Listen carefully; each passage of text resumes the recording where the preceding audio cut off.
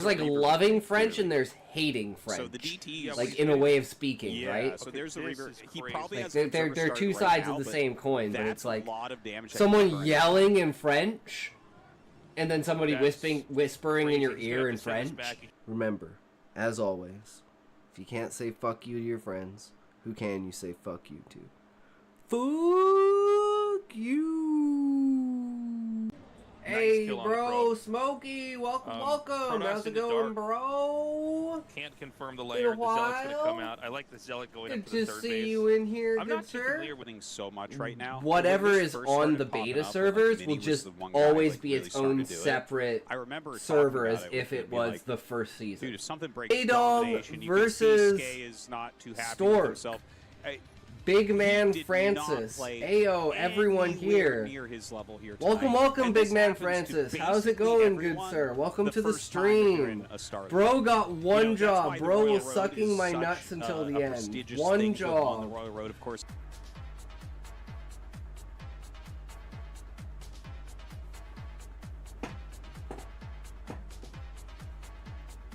Our interview with today's second place finisher.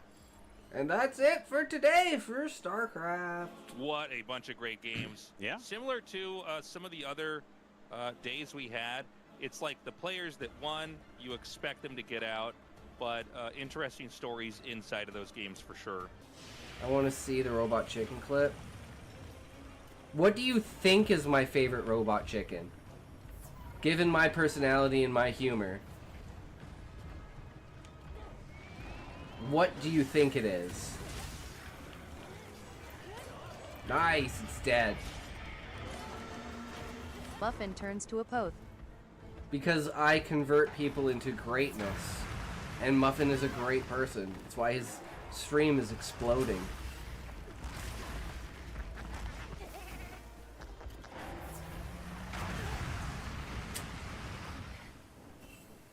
Looks like meat's back on the menu, boys. True! Ooh, if this Zabas guy dies, yeah, Zabas fainted.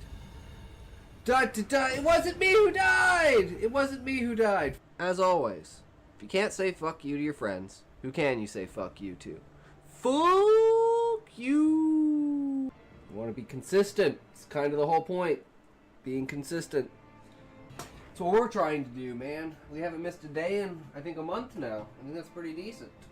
Like I said, I enjoy it. It's, at this point, it's second nature. Like I said, like the first 6 months was just getting comfortable. Just literally being comfortable in my skin. Getting used to it. And then everything after that was like, okay, let's fucking, what are the points? What are the beats we need to hit? Consistency, minimum time requirement, consistently non-consistent content. Rolling back around to a few things for series and options and world building and everything, but overall trying to keep the steady flow of content different. Even with the same like Reddit stories and AI stories and writing and stuff like that, even with Monster Hunter, it's like a month and a half, everything's going to pretty much be in a different spot than it is now. That's the hope. Well, I never thought about this as a sexist thing, but male octopi being sexist against female octopi because female octopi are the only ones who can be voted in as a political leader, essentially.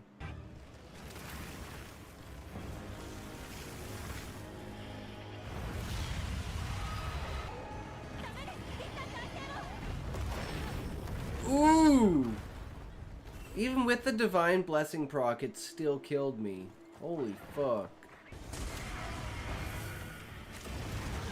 Oh, that still hit me? I should've rolled. Oh my god. Holy fuck. Why is it still coming for me? What the fuck? Did you see that shit? Fuck. But remember, you can't say fuck you to your friends. Who can you say fuck you to? Fuck you. This is so How's funny, it going, like, bro? It's a real I'll take a tournament. toke for you, good sir. Yes. Yeah. You tried PoE yet? No, but that reminds me. I need to update it. Canada Well, I don't know. basically Oh, knowing that he can I'm an force the idiot. hatchery thing, right? And I'm like, just what's moving going on? from That was through all the PoE 1, blind not spots PoE instead of 2. counter rush. It was almost like the Scourge was piggybacking, sitting on top of the Corsair or something. Don't mind me, bro. M spear thrower. Zealots coming here. He could have killed that for sure. Yeah, he definitely could have hit hit in with the at same least control one. group for a little bit. Yeah. You're not allowed to say that. Underneath it, so definitely a little. Even if he can win an air fight, he's got answers on the ground as well. Oh my God. That can happen sometimes. He loses a lot of Corsairs right there. Some nice, like the vessel count is really what oftentimes ends up deciding it. You actually see a few more base trades when it's mech against Zerg. Everything must die! Case, I think the Zerg does a little bit better than against like a more bio tank. He made one factory. Okay, I see what this is. He's going to float the factory out and have... Oh, he's going to... Oh, my God. Okay, yeah. So Yeah, I see. So, uh-oh. Oh, God. Uh-oh. Dude, his Ling is going to... Oh, no! Oh, That's no! crazy. That gives him... He should be able to block this. Hell yeah. We could have Hero versus Sulky in the finals, man. A ZVZ finals that unseat Sulky. The only thing that can beat Zerg is another Zerg. And the manager... Early because I don't have to wait till the afternoon. Oh, that's true. It's Saturday for you. That's right. Yeah, it doesn't actually have another Defiler dies to Storm. Even though it feels like it's the biggest map in the pool. Annoying. Yeah. Right? There's some areas in the map that you can like stick random units and stuff like that you can't see. Little meta UI glitching on some maps. As always, guys, remember, if you can't say fuck you to your friends, who can you say fuck you to? Fuck you. The Moogles, which are mischievous pixies, creatures, legends say lead people to their great wealth or death. Kate Sith, protectors, Cactuars, keepers of knowledge. Using ancient technology from the octopi. What? When did you start smoking? 1989-ish. So you have been lying. It all makes sense. The filled ashtrays, the burning pine-scented hairspray. Yes, I'll see it. And these are the same people that were aligned with the dragons that basically help facilitate allowing Beastmen to ride onto the dragons because they had inside information about the moon coming out of the sky. It was like God telling Noah to build the ark, and the dragons were the ark, and Noah would have been the octopi that were telling the normal people, which would be the cattle, which was the beastmen, to get the fuck on the ark. It's like when they do find the hidden world and they find out about the Cactuar, it's kind of like the people in the party that have experienced the dream with Kusai essentially would know like the reasons for why they're doing what they're doing. But they need to convince the entire Adventurers Guild to turn on the Monarch. And, like, it may not be that hard because he kicked him out of the tree, but, like, saying, okay, we're gonna turn on him and being like, yeah, we don't like the Monarch, and being like, we're gonna go assault the tree and try and kill this fucker, are two completely different things. So, maybe using the Cactuar as a means to influence the rest of the Adventurers Guild into coming onto Fafnir's side and going against the Monarch. Maybe that's a good route to take.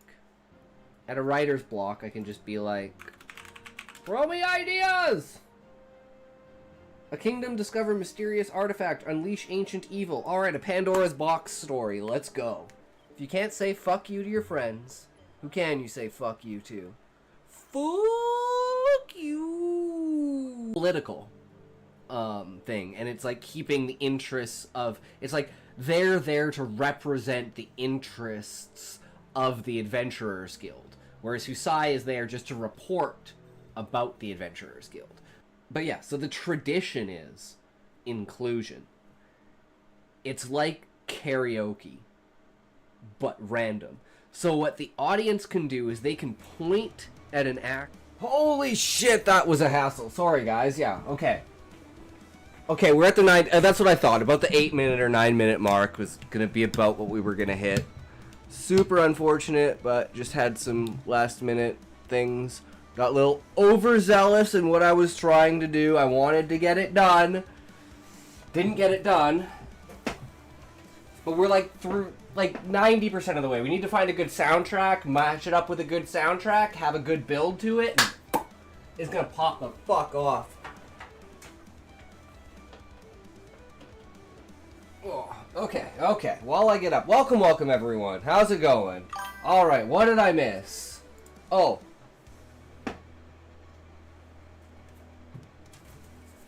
Yeah, titties. It's my, Asuna... Oh, I did... Sorry, my bad. There's always something I fucking forget. Oh my god, it's broken, guys. Guys, it's broken. Look. Look. Every time that I do this, and it says, you're using an extension without logging in. So, if I go to Botrix, watch this, guys. I'll log in.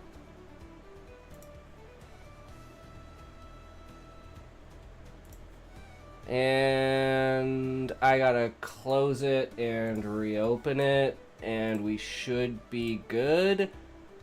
No, I might have to close every single one of my browsers. Fuck! That's so annoying. Hold on 1 second.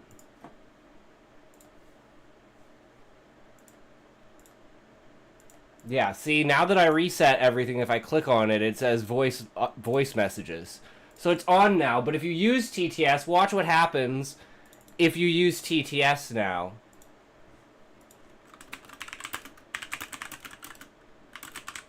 Yes, it is. Fuck me, I am a shot. It's super important. Wow, it's Boobs. actually not fucked, guys. I called it out, and it's actually not fucked. You know how she always has, like, the hand over her mouth, and she's always talking like this? Whenever I'm logged out, it always fucking does that. Why did yours not go off, Trash? That's kind of lame. That's kind of not fair. Okay, now I gotta reopen everything and resize everything. Oh god. Hold on, just give me a sec here. I'm just gonna pull up the music first, because that's usually the most important one. I don't know what happened. It fucking broke again. Did it log me out? It turned it off. Why did it turn? Okay, now it's on. Now it's on, guys. I'm fucking such a scammer. Getting you guys to pay your points. It should be on now. Boobs. There. Now it's on. Okay. Diogaiat Rizzler Sigma. I don't know why it was on. I'm glad it's not fucked up. I'm glad her voice isn't fucked. But now we gotta figure out where the hell we were. So we need watch later Hemingway. Tits. True. Hold on. I had to close all the frickin' chats and everything. TTS is almost as twitchy as Twitch itself.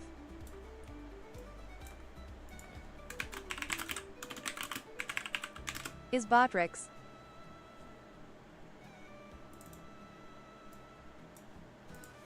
Okay, hold on. Let me get, I gotta bring up Kick. I gotta bring up YouTube. Okay,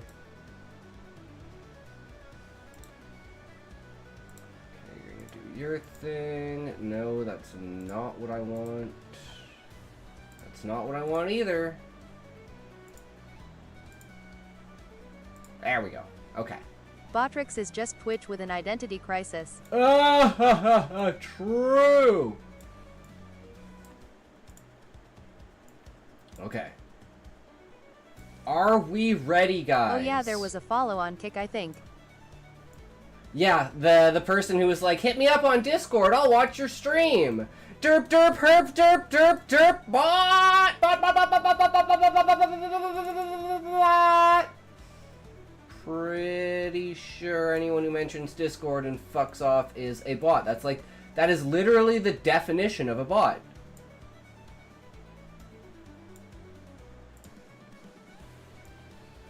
Okay, I think everything's good now. I'm missing a window. I'm missing Grok because we got a good question for Grok today. We got a good question for Grok. Okay, so I guess we'll pause this for now. I mean, they should at least buy you a drink before they ghost you. Very, very true, book. Grook. So this one we already posted. The Fitnessgram Pacer test is Never a judge a multi-stage book. aerobic capacity Whoops. test that progressively gets more difficult as it continues. I don't know how fucked the sound is, but you know, My phone's pretty fucked. This is recording this on my phone. Really? Is that true? Trash. That makes sense. That makes a lot of sense. So we made a bunch of TikToks. So here's the first one.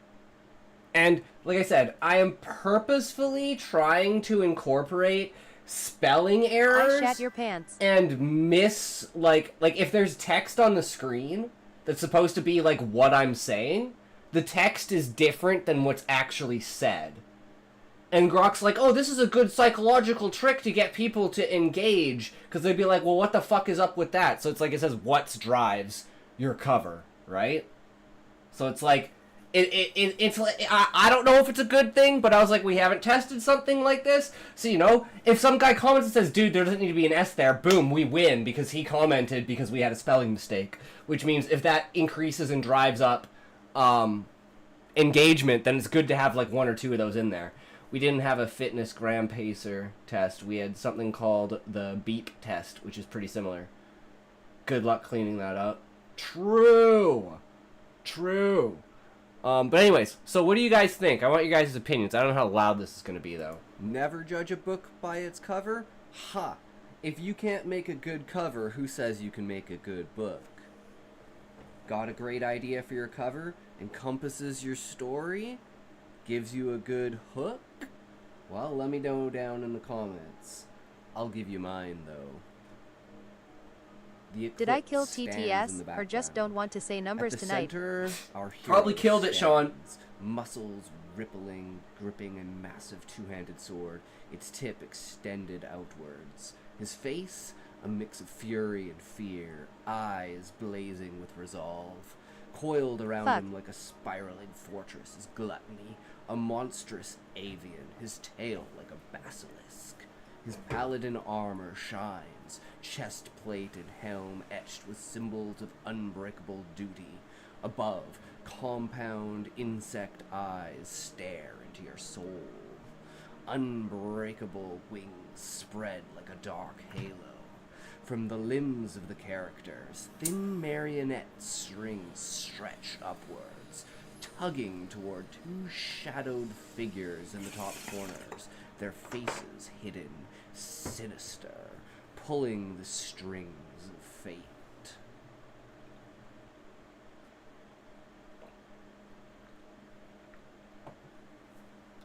Agreed, Levi, and there goes my TV again. These ones are pretty specific to book talk, which is ones that I've basically been seeing and using, which are, you know, basically like cover reveals, you know, something like this. Wait, where is it? Wait, why are they not in here? Where's L versus R? Shit, where's L versus R? Or F versus L, that's what it was. York your peanuts on stream for 300 followers, Chibidoki dance. I'm so confused. Did I throw it in here? Finished final. Oh, this might be it. Final, real, final. Okay, I think this is the real one, guys. Okay, so I did this one coming home from work because this was fucking awesome. So this one's real. I think this one will hit fucking hard. My protagonist's past? Ugh, of course it has the fucking thing in the way. My protagonist's past? My protagonist's future. My antagonist's past. My antagonist's future. That was a bit more, you know. Okay, well, we gotta pop that out there and put that back into in progress versus completed. You don't get it? Look at the sky. Protagonist. It's like slightly cloudy, you know, he's had a little bit of troubles in his life. Oh, shit. That's, I don't get it. I think where you live just looks kind of dull. It's the skyline. You don't get it. It's like past. Nice kind of sky and massive fucking rainstorm, but it has like the like halo of light in the middle. It's not obvious enough. Wait. How the fuck is that not obvious enough? It's a clear sky. It's a fucking thunderstorm. It's like a somewhat, you know, thunderstormy sky. It's a somewhat clear sky. It's supposed to say that, like, the past of... Am I just way too, like, I don't get it. Can I just not lower myself down to a level of people being dumb? Because this is like me being like, oh, this is something everyone... It's a clear sky. It's a dark sky. Boom. Everyone can understand that. Fuck me. So then...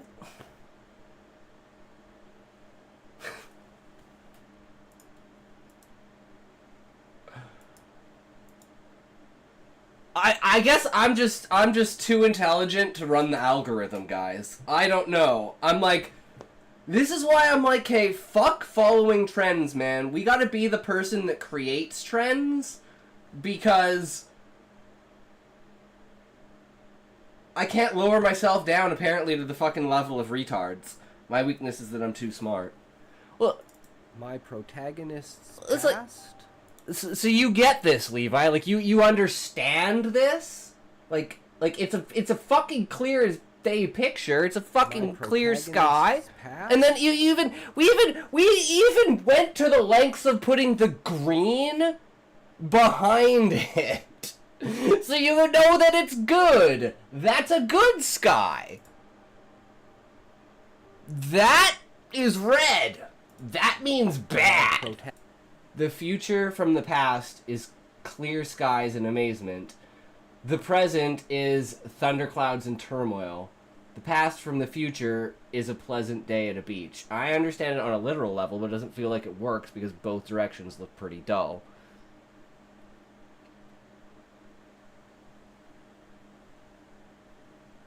But what do you mean by dull, Levi? It's a sky. This is like if I was explaining a book I really loved to you, but you never read it, and I was speaking French.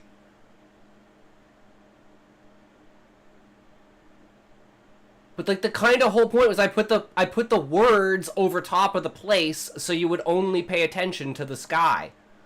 'Cause you don't give a shit about the ground, you only care about the sky. And if you look at like the transition between the sky and the ground, like...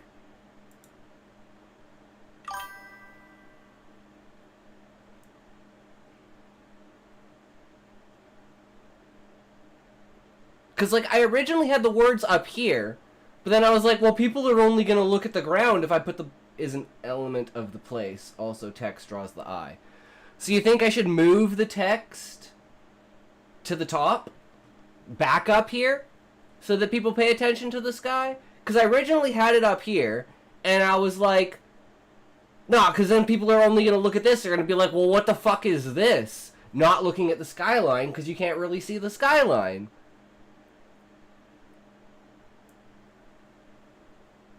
Well,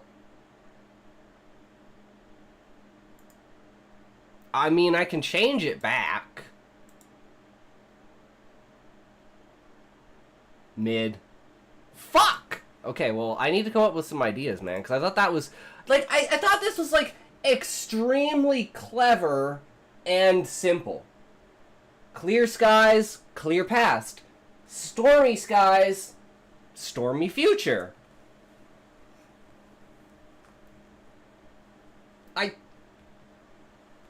But the problem is, Levi, Book is the one who's the audience for it. And if Book doesn't get it, then I'm not doing it right.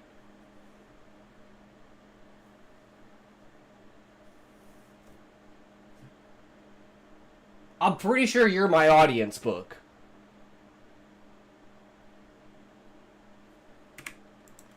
But hindsight is always perfect. Well, this is why I'm showing it, right? I'm like, what do you guys think of this? You guys are like, that's shit. And I'm like, fuck. Okay, back to the drawing board. You know, I felt like it worked. I don't think I'd like it just as a matter of appeal. Quick random question. What should I get for my birthday? Well, Sean, I don't know, man. I don't know. I'm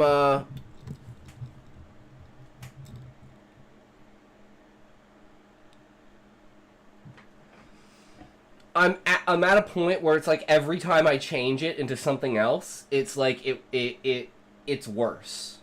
So it's like maybe I should just leave it in its first form.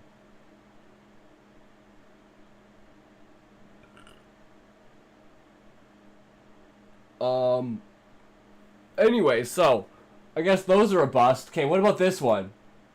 Hey TikTok, ready for some epic fantasy drama? Let's dive into the civil war brewing in the crystalline tree. It's Viceroy versus people, and the stakes are high. Buckle up. Crystalline trees split in two. The fanatics want the Adventurers Guild out. They feel unsafe with these wild warriors roaming their streets. Well, the Beastmen sympathizers, they're begging the Viceroy to ignore the majority who force his hand. Meanwhile, the Adventurers Guild leader is subdued. Here's where it gets messy, though. Fanatics are losing it over the Beastmen, blaming them for the chaos. The people trusted the guild, not the monarchy. But now, the guild's faltering. So they're turning back to the Viceroy. Outside the tree, the adventurers who know of Husai's condition flock to his side. Beacons in the dark, resurrecting his will to fight, reminding him why he seeks the truth of the world. By Zaid's death, the tables have turned. The guild has shown the people that the monarch is the true face of evil, and the acts that he pretends to not know of are shaping the world that we know, and we can be no longer complacent with this. We are now raising our weapons against the tree, and we're seeking a new ally, the Beastmen. Who's right? The Viceroy? The Adventurers? Or is this just the start of something bigger? Drop your thoughts below and follow for part 2. See, I'm mostly responding to the pretty pictures. So I need more pretty pictures is what you're saying, book?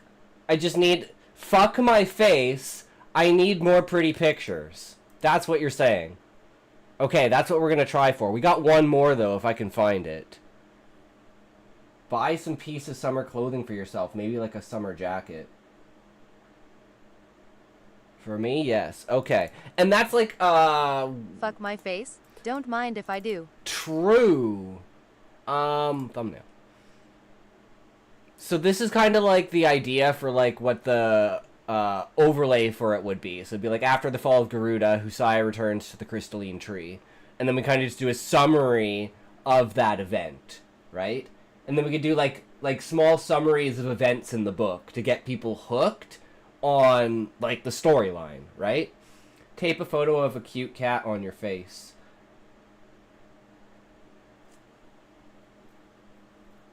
That is his summer jacket. His winter clothes would prevent him being on camera because he'd be swallowed by fabric.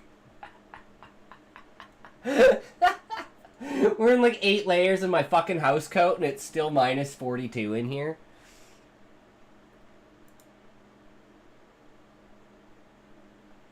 My thing with the font, Levi, is like the experimenting with trying to get people to, like, you have to be like kind of like, you know, and it kind of forces you into that curiosity state of like, I have to pay attention for like 3 seconds in order to read what this says, but it's not really that important to the thing. So feedback is good, so maybe I'll change the font.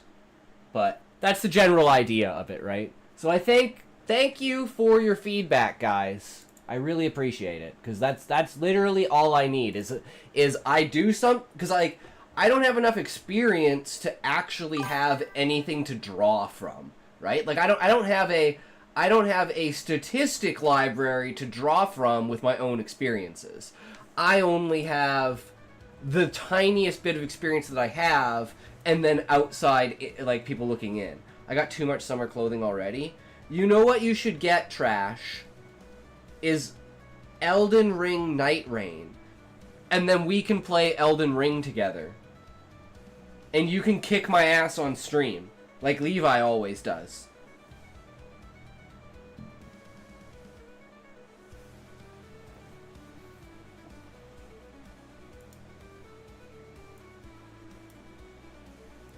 Okay. Oh wait, I have one more. I don't remember where I put it. Hold on. Where is L? Maybe this one will be better. Oh,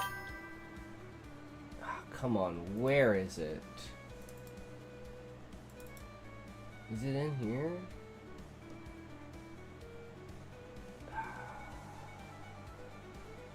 These don't have the overlay on them.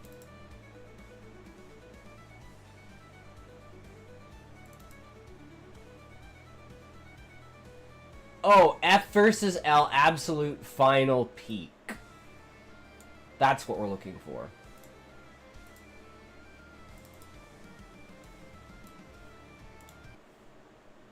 Okay, let's see if this one. Eggy Mayo! How's it going, Eggy? Welcome back, bro. It's been a couple of days.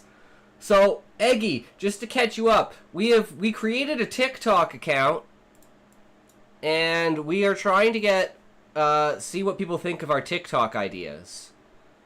To see if we can get anywhere with TikTok. I mean, we have 17 followers and 10 likes so far with our 3 posts. So, you know, I mean, we've had the account for like almost a week now. I think today was a week or tomorrow's a week. But anyways, so we've been making random TikToks. True question, Trash, is what type of gift you want. So this is everyone else, Eggy, has trashed all over our TikToks. So this one's real quick, Eggy. I want to see if you get this one. My protagonist. Hold on. Just wait for this shit to get out of the way. Okay. Tell me if you understand this, Eggy. My protagonist's past. My protagonist's future. My antagonist's past. My antagonist's future. Does that make sense, Eggy? By the way, personal Jurnica here. Incorrect romanization. It should be Konichiwa. Konichiwa.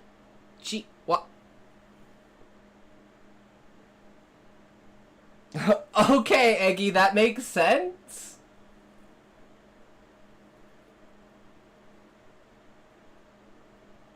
Explain it. I don't know how to get Eggy, you try to explain it. I don't know how to get it simpler than I explained it. I'll type out how I explained it.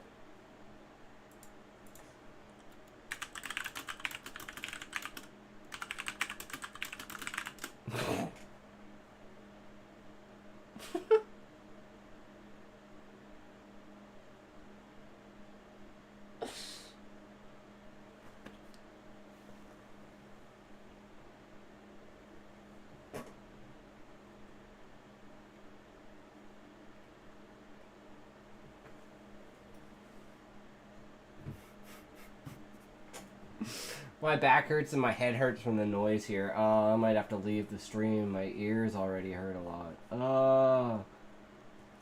Shit, Trash. Well, I mean, go lie down and puts a thing over your head and you'll be like a cold cloth. It's an easy visual metaphor. See, Eggy, thank you. These people are making me think that I'm crazy because I'm like, Wait, this is too intelligent for people? People can't get clear sky equals good? See, I don't want to be book buyer, that's the problem! I need to stoop myself down and retard myself like Harrison Bergeron. Okay, and then here's the final one. Not every battle is a challenge. With a soaring cry mustered from all of their being, they leapt to battle.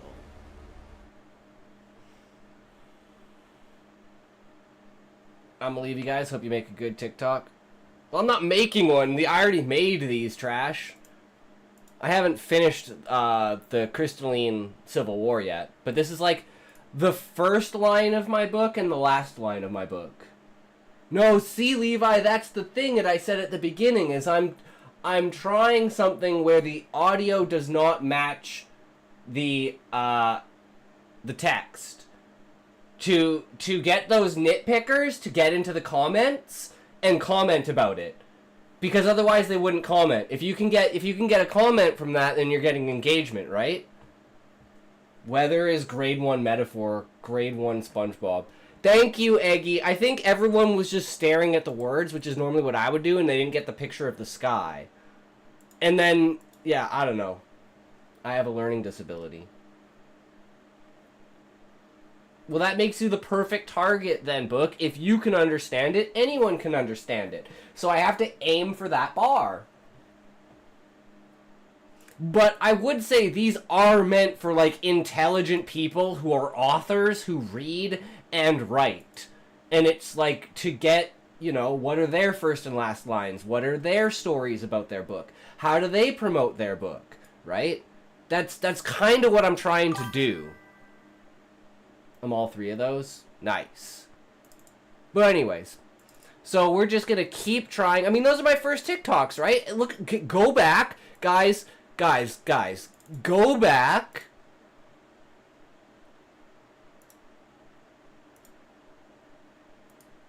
And look at my first stream.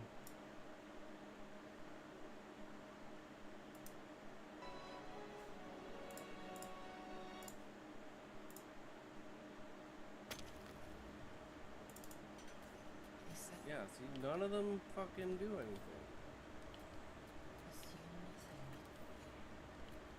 It's all just used. There's no place your fucking shit there.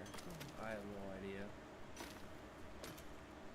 I gave up on Baldur's Gate 3, man. I couldn't fucking do it. I was just lost. I didn't know what the fuck to do.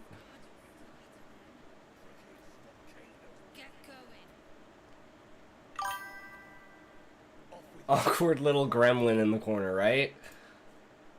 I don't see it anywhere. Still me trying to do the same fucking thing like 3 hours later. Like, fuck, those days were great. Just doing absolutely nothing. Just literally getting used to being on camera. I'm fucking terrified. I'm like, I don't know about this. That's what I said. Like, the first 6 months of streaming, we're just getting comfortable with being in front of the camera, having the camera on, and just having the knowledge of being live, right? And now I'm like, I mean, guys, again, breaking the fourth wall, I'm completely AI. But you don't know where the transition period was, where I stopped streaming because I was making enough money that I could just quit everything and be a fucking loser the rest of my life. And then just have the stream, like, do AI shit for, like, the next 20 or 30 years. While I'm in, like, the Bahamas, sipping on a fucking, you know, thing, looking at it on my phone, being like, is it still running? Ah, he's still going. Yeah, okay. Sweet. You know, doing my thing. But you will never know the transitional period between real and AI.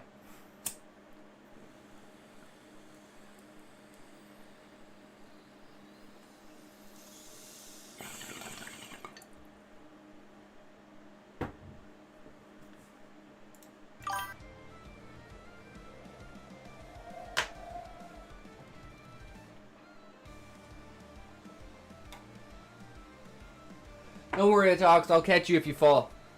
I'll hold you to those words, Eggy. If I ever pop off and then fall off, I will make you eat those words. And you know how? I'm going to immortalize them.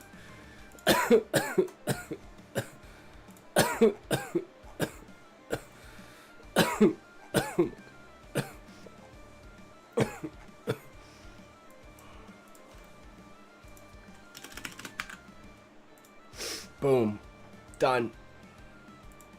It is a forever thing now, Eggy.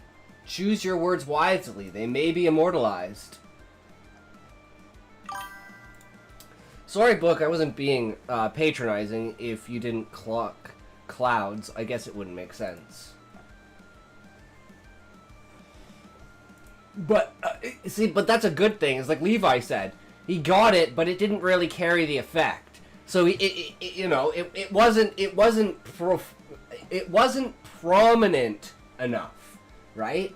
We needed, like, lightning strikes and, like, pitch darkness. Like, we need to go all the way. No more of this subtle shit.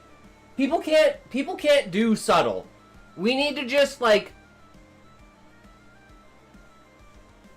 go in, right? No beating around the bush anymore. We just go in on it. Now, let's see if I can remember what the hell I was supposed to do today.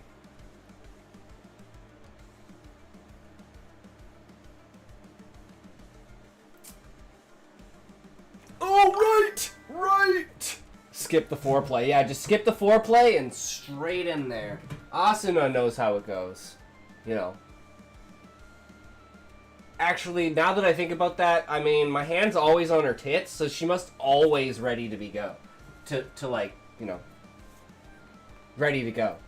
So, it's because I'm always in the moment of foreplay. There is no anything else. It's only foreplay and then initiation.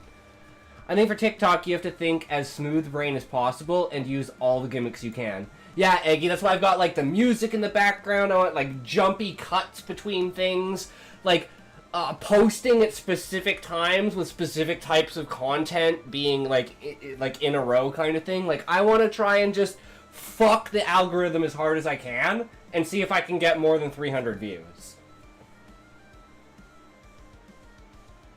But we all know it's all... Because, like, that's the thing. It's like... And I'm also, like, at the end of the day, I'm like...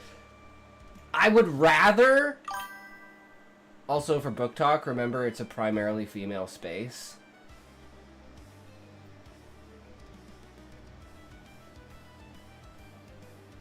Yeah, that's very true. Damn it, and I just need to start posting my smut on there then.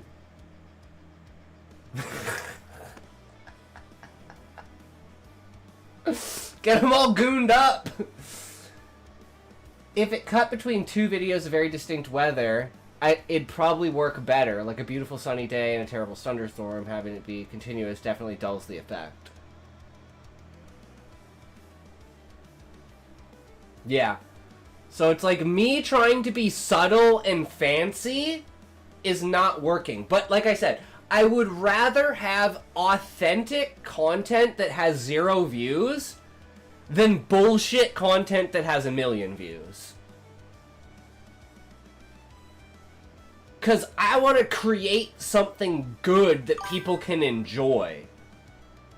Not a bunch of bullshit slop that follows the algorithm. But I will say that this is the slop for TikTok to like market like me, right? Market the stream, market my short stories, market my book.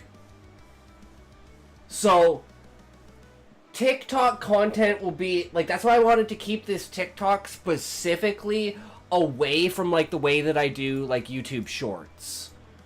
With, like, clips and, like, on the Clips channel. Like, for clips and stuff like that. And then all the stream highlights. Like, I didn't want to just spam it with stream highlights. I wanted to actually make, like, good, thoughtful, intentional, respondable content that people could interact with. that is what the goal was. But we'll see if that is differently oriented. Book club seems to be primarily women, but oftentimes they welcome the differently oriented men too. So basically what I think is still do the horizontal tango, but skip the fancy foreplay. So stay true to yourself, but also cut out some of the frills. Yeah, so I'll use TikTok specifically for throwing out slop content and shit like that. And then every once in a while, I'm gonna throw in a stream highlight. Like I'm gonna do I have like an order of like things to release. So it's like do something with my React notes, which is the crystalline tree. Then something like wholesome quotes. Just randomly grab some random quotes off the internet. Stream highlight reel. And then something to do with writing and editing. And then something with a reveal to my book. And then something that asks the opinion of a specific type of thing, right? And then just like post one of those every day. But it's like, I don't have enough time to do that fucking shit. The word slop always makes me laugh. Yeah. Yeah, Eggy. Okay. Welcome, Chris. How's it going? Well, bi is one and gay is another. Both considered different to standard, so a talk should be fine there. Oh yeah, Sean, because I'm gonna show up fully cross-dressed. In a dress, in high heels. Like, jumping up and down and giggling and squiggling like a little girl. And then I'll pull up my smut.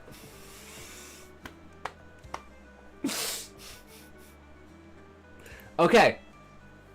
So, I want to know if anyone knows the answer to this question before we deep dive into this. So, just to have it in chat, I'm gonna get Ivy to say it.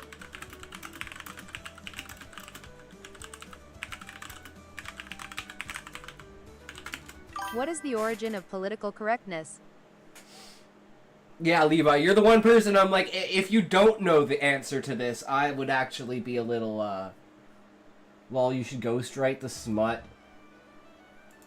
I left out of cat version. Sean, actually, you know what? If you want me to, I could do that. I could absolutely do that for you. 100%. I think it deserves some good smut, but keep like a PG version and then like an 18 plus version, right? I both can and can't write smut. See, I've Civil Rights Act, the broader non-discrimination law. I mean, it depends on what about political correctness you're talking about.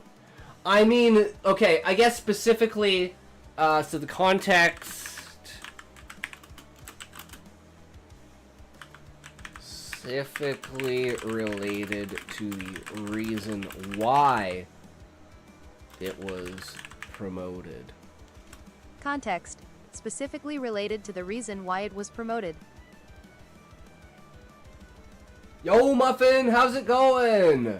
Now I'm craving a chocolate chip banana muffin. Damn, Book, that sounds really, really good. That sounds really good.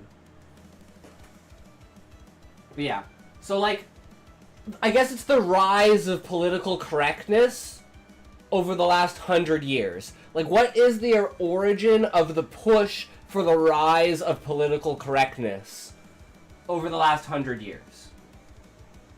I guess that's a better way to phrase it.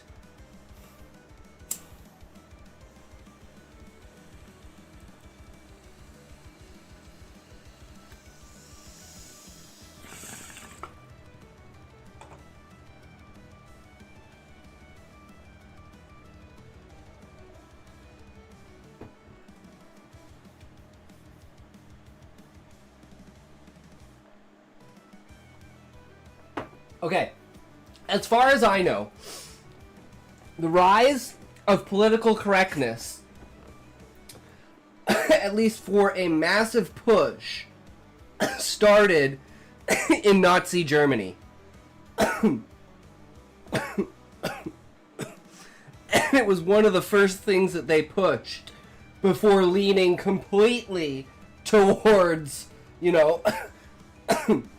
But they did it incrementally, step by step. So that it wasn't like all of it. That's why people were like, nothing's gonna happen. Nothing ever happens. And then it fucking happened. It's because it just kept creeping closer and closer and closer, and everyone said it wouldn't happen. I watched your channel intro short on YouTube. It's kind of funny, not gonna lie. Oh, thank you, Muffin. I hoped it would give some people a little bit of insight into, like, the 3 things that I like to do, which is add humor to things, question your perspective through your moral compass, and go as far and, like, over and beyond as much as possible with hyperbole. Yeah, I know, man. We got good numbers going.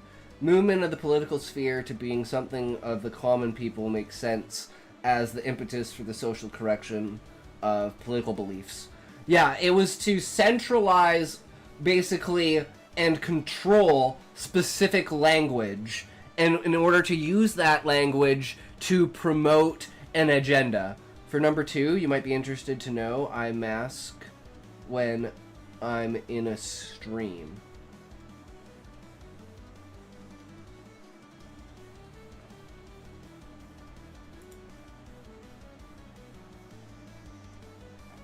I'm confused what number 1 was. For number 2?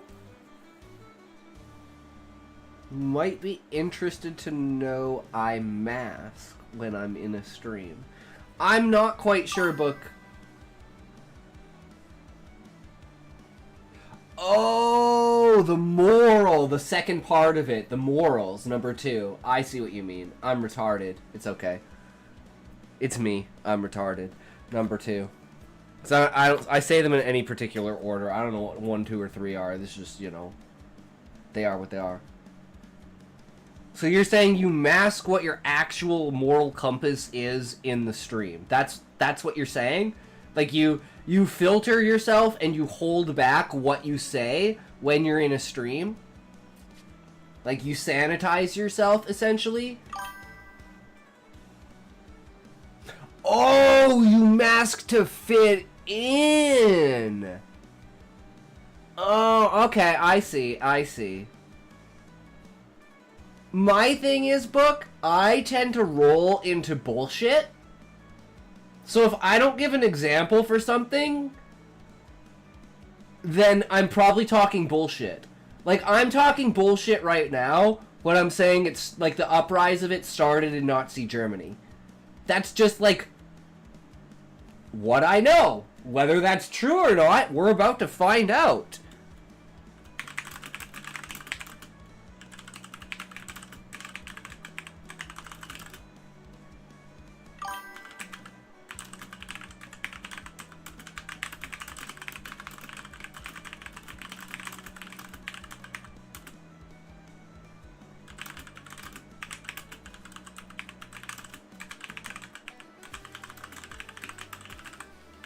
Boom.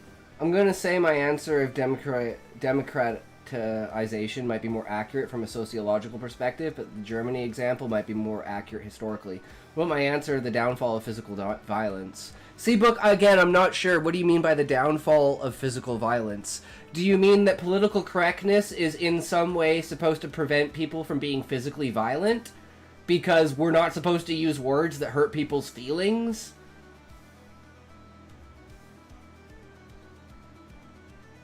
Like, they're different explanations because I'm more concerned with things systematically. Yeah. So, the rise of political correctness in social structures over the last century is a complex phenomenon, roots in various cultural, political, and intellectual movements, primarily in Western societies. Its main push can be traced to the United States. Oh, well, there you go. See, I'm wrong.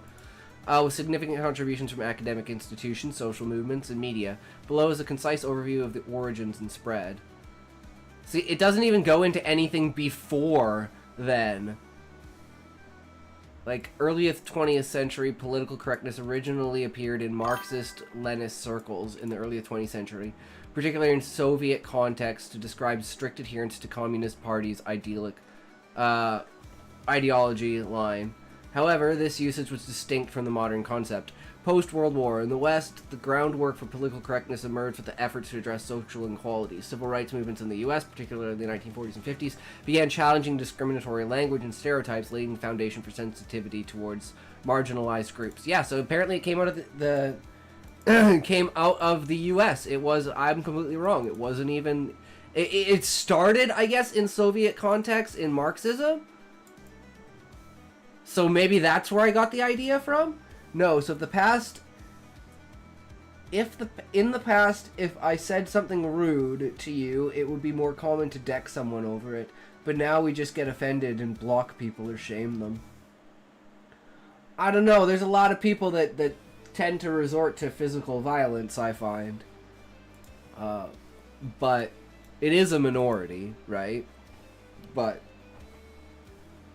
those kinds, like, in my opinion, those kinds of people are just unstable either way, and they just can't be active members of society. That's just kind of what it shows to me, right?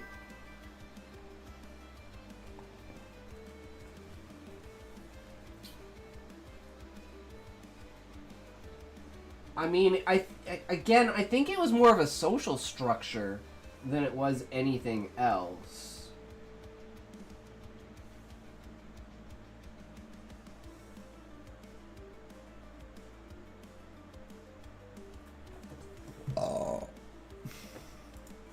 Social movement's primary push for modern political correctness began in the U.S. during the 1960s. Civil rights movement, feminist movement, anti-war protests. Okay, yeah, so basically I'm wrong.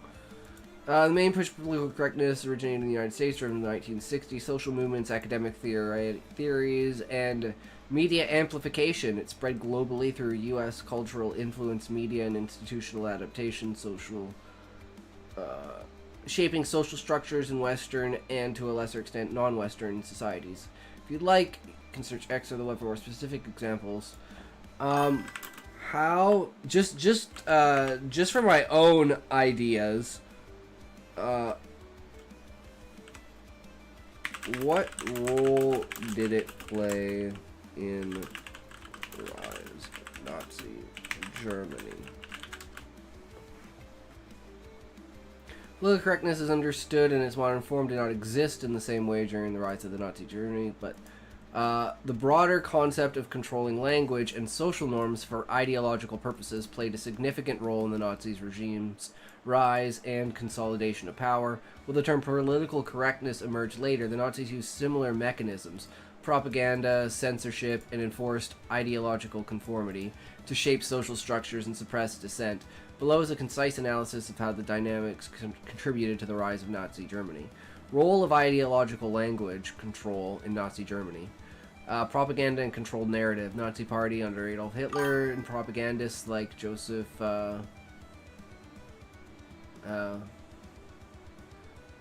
Goebbels mastered use of language to manipulate public perception. They crafted a narrative that glorified Aryan, identified scapegoated Jews, communists, and other groups. So yeah, it was basically just tyranny disguised as, whatever. Well, not political correctness in the modern sense, the Nazis' use of controlled language, propaganda, and ideological conformity played a crucial role in their rise by unifying supporters, silencing opposition, and normalizing extremist ideas. This was achieved through state-driven propaganda and censorship, contrasting with the decentralized, socially driven nature of modern political correctness. If you'd like, I can search. Okay. How do you think it plays a role in the current shape of the internet? Concept of political correctness is the broader practice of shaping language and behavior to align with social norms around inclusivity and sensitivity significantly influences the current shape of the internet. It affects online discourse, platform policies, content creation, user interactions in complex and multifaceted ways. Below is a concise analysis of its role grounded in observable trends and dynamics. Content moderation and platform policies. Censorship and deplatforming. Social media platforms like X, YouTube, and others enforce guidelines that often reflect politically correct norms, such as prohibiting hate speech, misinformation, or content deemed offensive to marginalized groups. These policies stem from pressures to create safe online spaces driven by both user advocacy and advertiser demands. Social dynamics, cancel culture, content creation and cultural influence, meme culture, global spread and localization, challenge to open discourse. Can we get to something writing related? I have one more question to ask Book, and then we'll move to the React. Political correctness shapes the internet by influencing platform policies, user behavior, and content creation. It promotes Book Buyer promotes inclusivity, but also fuels censorship, polarization, and self-censorship, creating a tension between open discourse and social accountability. Its U.S.-centric origins continue to globalize internet culture, though resistance persists in counterculture spaces.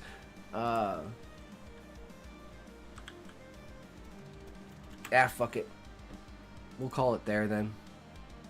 Fine, guys. Here we go. The Hemingway techniques. Alright.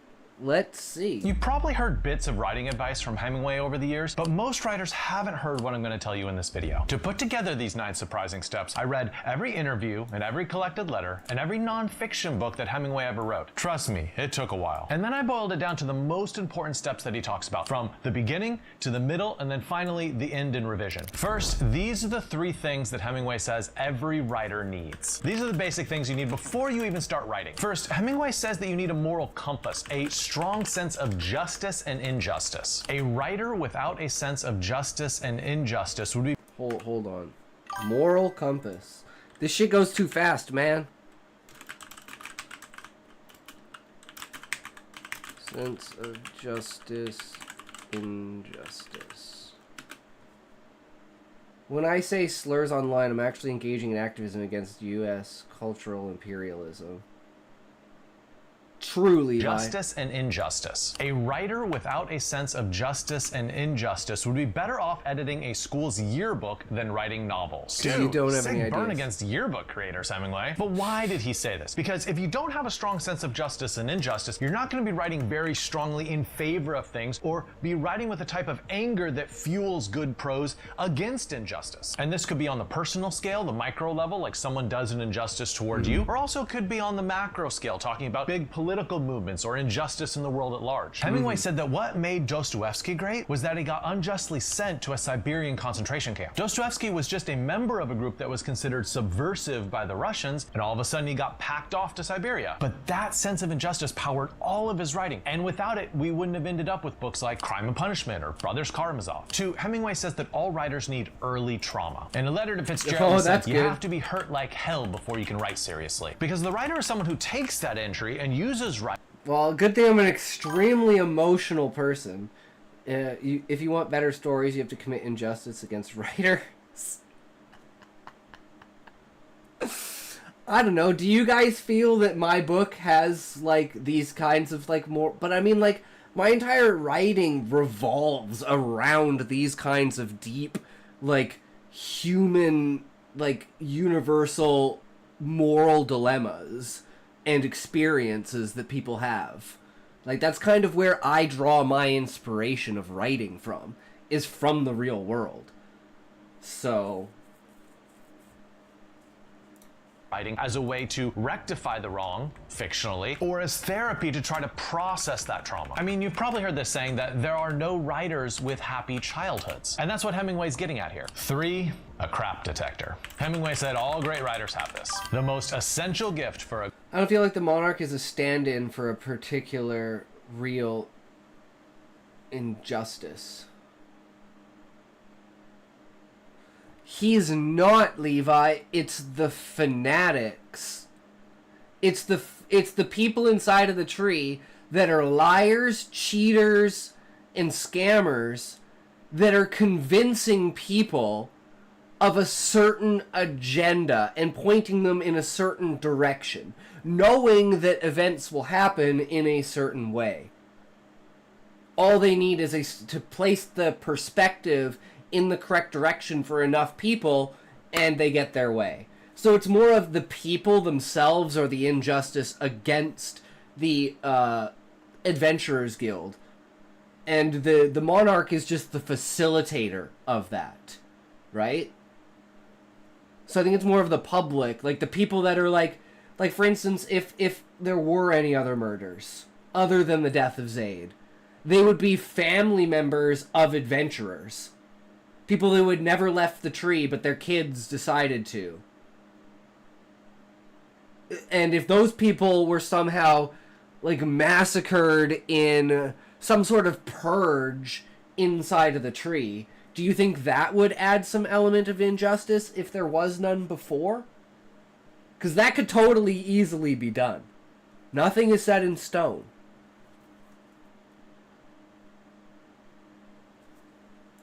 A good writer is a built-in, shock-proof crap detector. That's the PG version of the quote. What that detector does is it lets you know when what you're writing isn't up to snuff. It also tells you what is working in your manuscript and that's literally why I wrote chapter 1 and I was like, yeah, no, this is shit. Fuck this. Back to the drawing board, boys.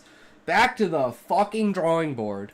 What isn't working so you can revise better. That detector gives you objectivity so you know what's true on the page and what's false building on the page. that and probably with the these most important thing that the detector does is it allows you to know where to revise and what you need to delete. If you are always in love with your own writing, it's probably a good sign that you haven't built up this detector. Hemingway's second step in writing a book is to pick your subject. And he's gone ahead and identified the 3 main topics that writers should write about. The first I need a better internal map of the story to tell if something particular would help for the overall story.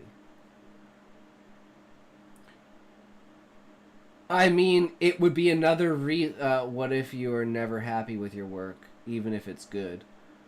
That's a good thing, book buyer, as long as you know, like, the point at which it's like, how do you say this? Like, it's like a hard cap, right? Like, you'll start down here, and let's say this takes from getting from here to here takes like 90%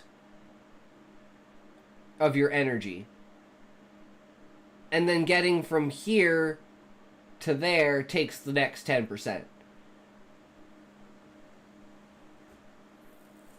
So it's like, at some point in time, you're going to plateau on how much you can actually improve, and knowing where that plateau is and how you like move that plateau with like increasing your writing skills, then that's the thing, Sean, is you need to find your own personal plateau point in your writing when you notice that, yeah, I could fix a word out of every, let's say, 9 words, and then you can fix a word out of every 27 words.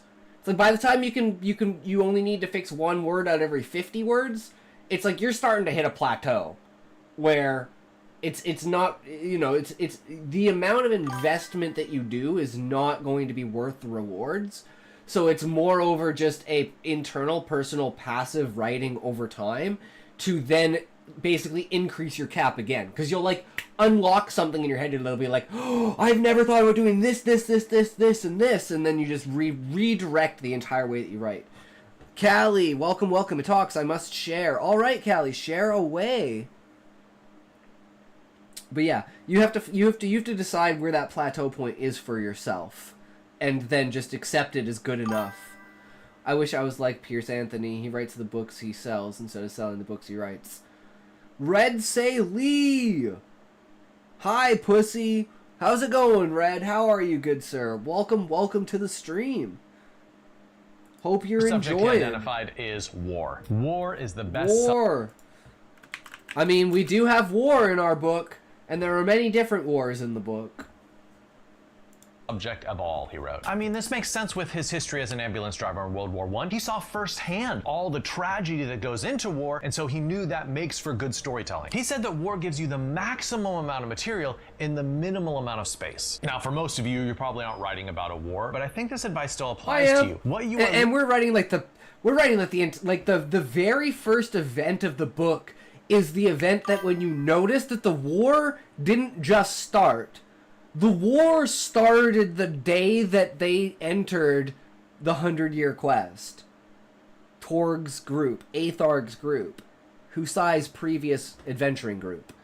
And I was wondering, was just sorting out OBS, and then I hear, "Hi, pussy," and I instantly came back. True, Muffin. True. Looking for in your fiction is life and death stakes. A war in your book means something that will kill your character, either literally or figuratively, if they don't accomplish what they're going for. Hemingway's second subject is love. Love is also a good subject, as you might said to have discovered. Remember, Fitzgerald the power of friendship! This is a man who knows about love stories. But Hemingway also knew about love. This is a man with 4 wives, and he... And it's like a universal love. It's the love that Gaia has for her children.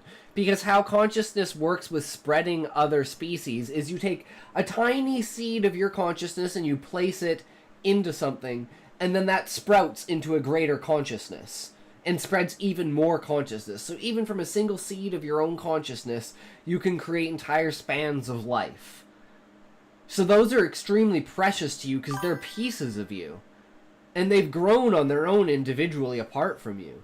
So the love that Gaia shares is universal through consciousness, like the love of a mother to a child. It's innate to nature. It is what instinct is in my book. It's the influence from Gaia is instinct, and it can only be on that level because otherwise it would, if characters didn't believe it was of their own creation, then it would basically break them. Madly fell in love with... 4 Wives is actually pretty good. Sign you don't know very much about love. Well, all I know is there's a lot of different kinds of love. Each one. Hemingway also frequently talked about how lovemaking informed his storytelling. Oh, you cat. Like the relationship between Husai and Hildebrandt. Like how they go from basically like she's nonchalant / almost kind of negative about him because she critiques him in her thoughts essentially. But that's because she has a completely different view of who he is because she doesn't know who he is. They've literally just met. But as they go through everything and she sees him like expressing himself and then finally asks her the questions, she breaks down and is like, oh my god, I've never looked at something from this perspective before. I'm still trying to sort out this mic shit.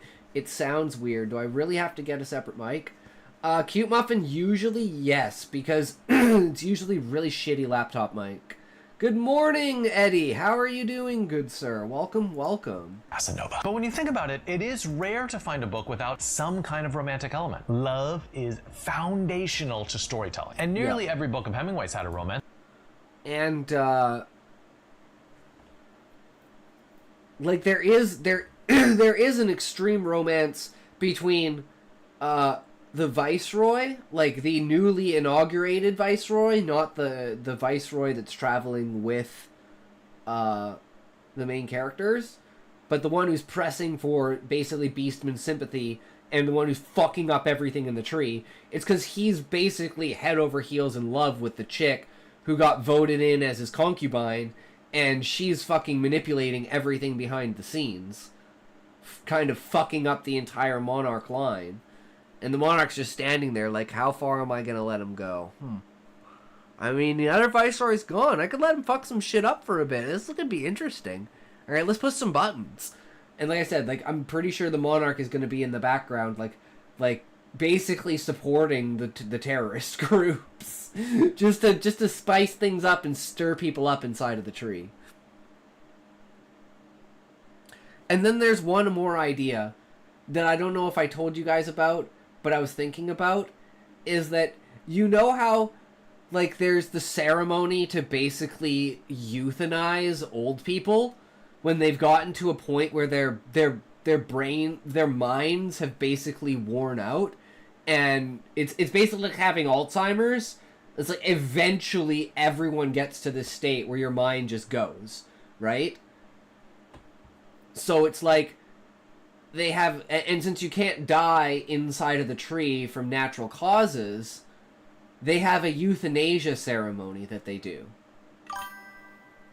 And I'm wondering if this should be like some conspiracy theory level background shit where the monarch isn't actually like in Midsommar. Not quite sure, Levi, what that's referring to. Don't quite get the reference. Remember, I'm retarded.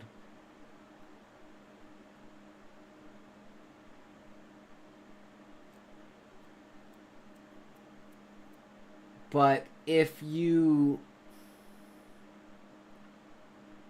How do you say this? Ceremony where they kill the oldies. Okay, yeah. Basically, they're senile, they're done, their brains are gone, their eyes have lost their light, they're basically husks. And people think that they killed them. Where'd Callie go? I thought he had big news. Same here, but he might have posted it in the Discord. I don't have the Discord open, because I'm retarded.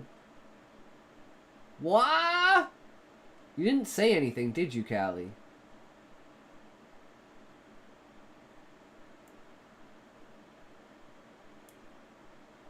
I don't see anything here. Okay, that's what I thought. Yeah, you probably posted something in Discord.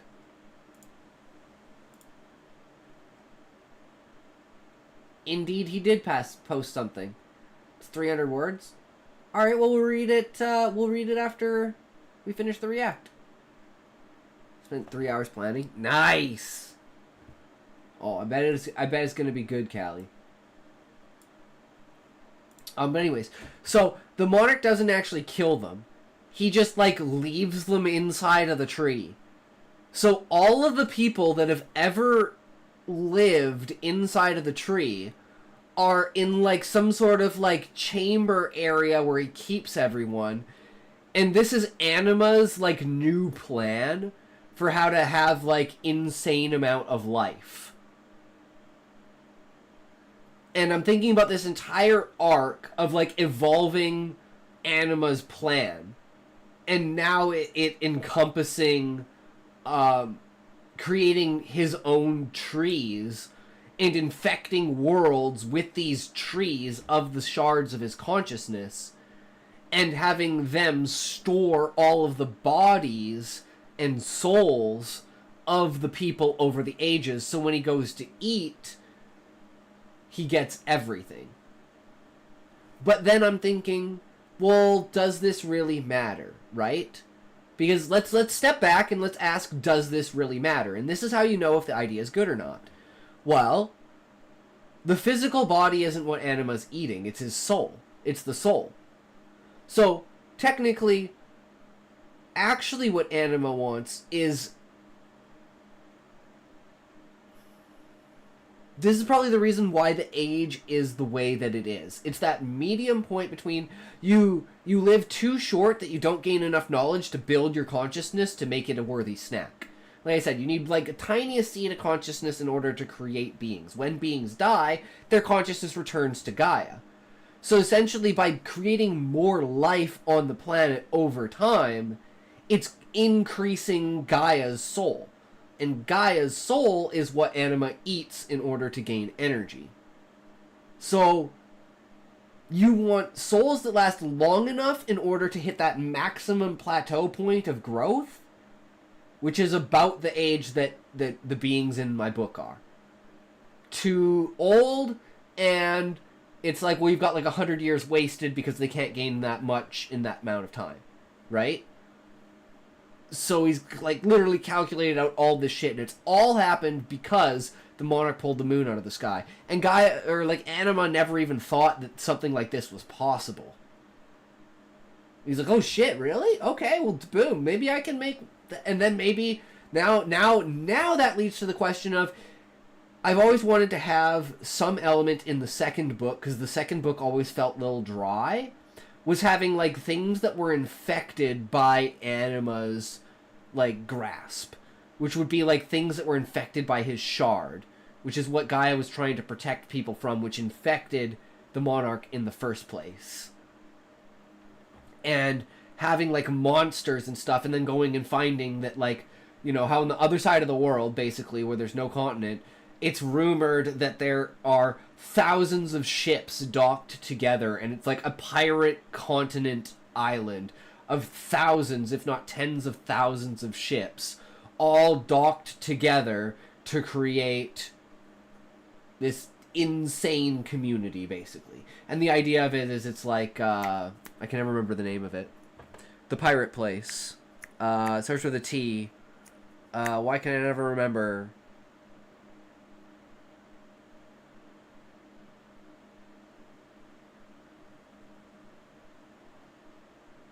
No, I mean like you know, it was like the pirate like hangout, like dock place back in the day. I swear it starts with a T. Tunguska? Is that what it is? Tunguska? Tortuga! Yes, Sean, Tortuga. That's what it is. It's kind of like the idea of Tortuga for pirates and people that have been, you know, had their license taken away, or they're hiding away, or, you know, basically for, like, people that are on the underside of the law. And coming out of the ocean on the other side is a tree that's opposite the crystalline tree, and it's the shards of Anima. Sparrow. True, Sean. True. But yeah, so I'm just still debating the idea of having that in the second book to make the second book, like, more potent. Think about To Have and Have Not, think about Farewell to Arms. True, Smokey, agreed, Really good everything sir. but Old Man in the Sea. For your book, you should think about romantic love, absolutely, yes, but you should also think about other types of love. Romances, like friendship love, sibling love. I've been reading Michel Houellebecq, and most of his books are concerned with the love two brothers have for one another. Filial love, right? Love for parents. And don't forget love for pets either. You can have an extremely strong love for your pet. Right, Roxy? Roxy? She's sleeping. The third major subject that Hemingway identified was money. Other major subjects are the money, from which we get riches and poors. In Hemingway's books, he's usually writing about people without money, people living hardscrabble lives, people just scraping by, like characters in To Have and To Have Not. But an abundance of money can provide just as interesting a subject. Think of the massive wealth inside that limo in Don DeLillo's Cosmopolis, or the novel trilogy Crazy Rich Asians. Think of the... Smokey, yes, I did.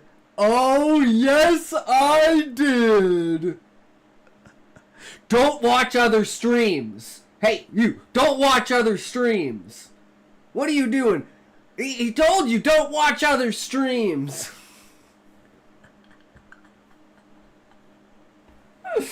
Oh, man. So good. So fucking good. I was on another stream and I loved it, yeah. I'm so excited for this season, man. It's gonna be so good. I was on another stream and somehow mentioned how I'd love an X-rated Swiss Family Robinson type movie. An actual movie, but realistic in terms of damage to clothes and adult-natured activities, as well as blood and gore when realistic. Well, there you go, Sean. There's nothing wrong with that. Just take it and combine it with Game of Thrones. Boom, Game of Throneify it. Easy.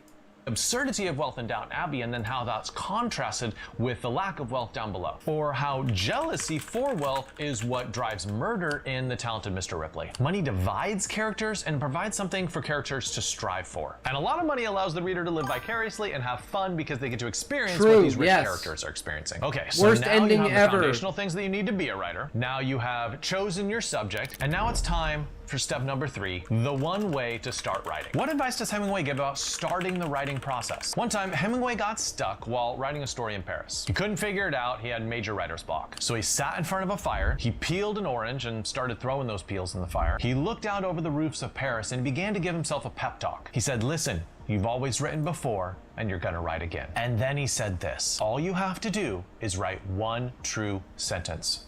Write the truest sentence that you know. So he took this impossibly big task of writing a novel and boiled it down to this very manageable step of writing a single sentence. One sentence, only one sentence. Anybody can write one sentence, right? But the question is, what is a true sentence? One, it's something without art. I'm gonna say, like, I don't know, I came up with it really quickly, but for the intro, like, what do you guys think of or what was it? Not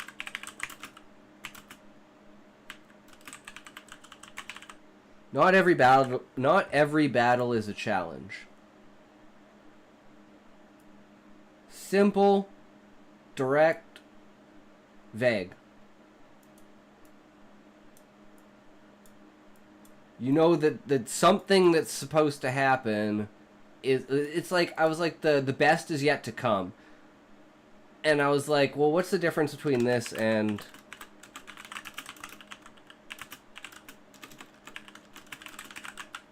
I think this one's just too direct. Even though it completely contrasts the entirety of it.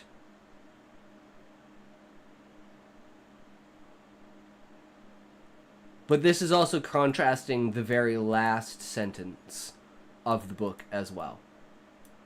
But I don't know.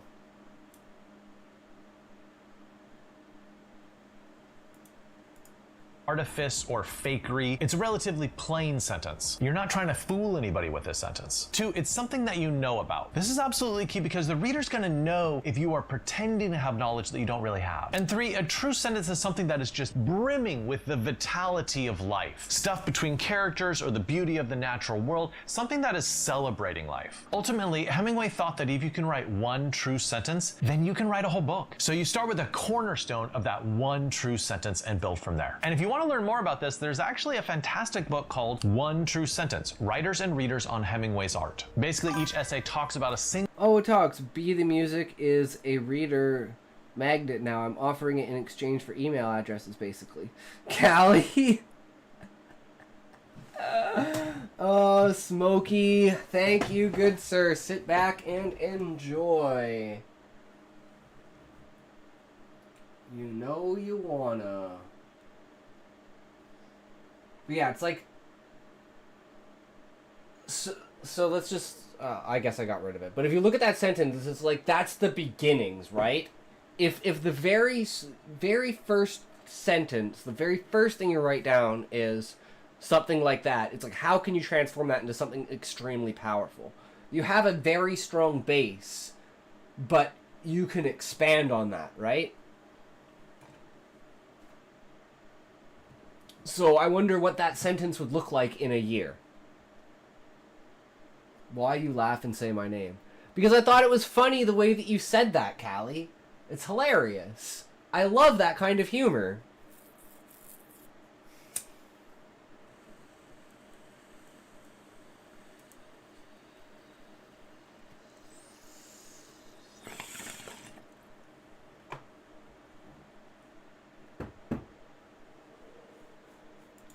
Single sentence of Hemingway, breaking it down and explaining why it's incredible. Hemingway's 4th step in writing a book is the essential way to write characters. You really can't write a book about characters, and so it's not surprising that Hemingway ended up giving a lot of advice on how to create a good character. I've taken all that advice and tried to boil it down to the ones he repeated multiple times, and what I think is the most important advice that he gave. But I'm not funny. True, Callie. That's what makes it funny. 1. No perfect characters. In a letter to John Dos Passos, he says, don't let yourself slip and get any perfect characters in. He actually says that this is the only mistake that can ruin a great piece of literature. Characters always need faults so that the reader feels like they're believable. He said that when characters don't have any faults, they stop being people and they start to be something more like a symbol. And plus, perfect characters are kind of boring and also unrelatable. We put them up on this pedestal and we think, oh wow, they're so great, but it's very difficult for us to see ourselves in their struggle.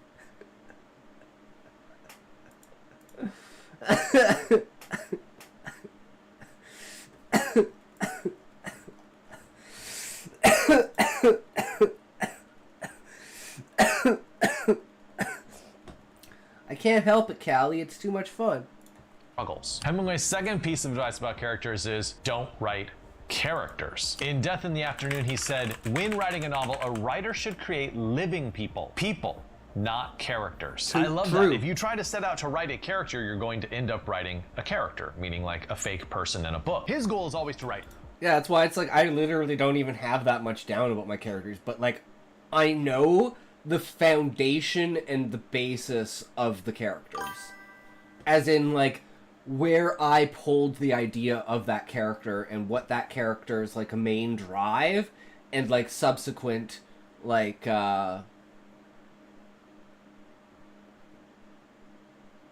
sub personalities that fall under that cat or like sub structures that fall underneath the category of whatever it is, you know?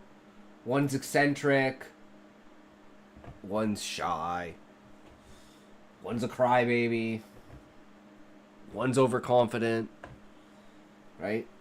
And it's like, it's very, very, very, very basic, but it's like that part of me, the part of me that's majorly connected to each of those plays a huge role. My mom. Your mom and me, Callie, she loves that 18-inch. Makes me raw. But she's a good mommy-dommy, don't worry. People. She treats you were me not well. trying to create a fake person, you were trying to create a real one. His real trick was how he made them come alive, and he identified 3 things. He said that you have to have knowledge of a person, you have to write about that person with your head, thinking very critically about their motivations and their psychology, and 3, you have to write with your heart. What do you feel for this person? And Hemingway's third step to writing about characters, I mean people, is to base them on real people. Now, of all the advice that Hemingway gave on writing characters, this is actually the topic that he talked about most. He almost always based his characters on people that he knew. That's how he made them come alive. Sometimes he used their real names, but most of the time he gave them a fake name and then just based it on their personality. There's this huge advantage to using real people as inspiration for your characters, is that you have to do less work to make them feel like they're coming alive. You have such a depth of knowledge that it's very easy to transfer that to your character. But I will say this strategy got Hemingway in trouble. One of the characters in The Sun Also Rises was based upon a real person, and this person confronted Hemingway and said, "Why did you make me cry so much in that book?" And Hemingway's response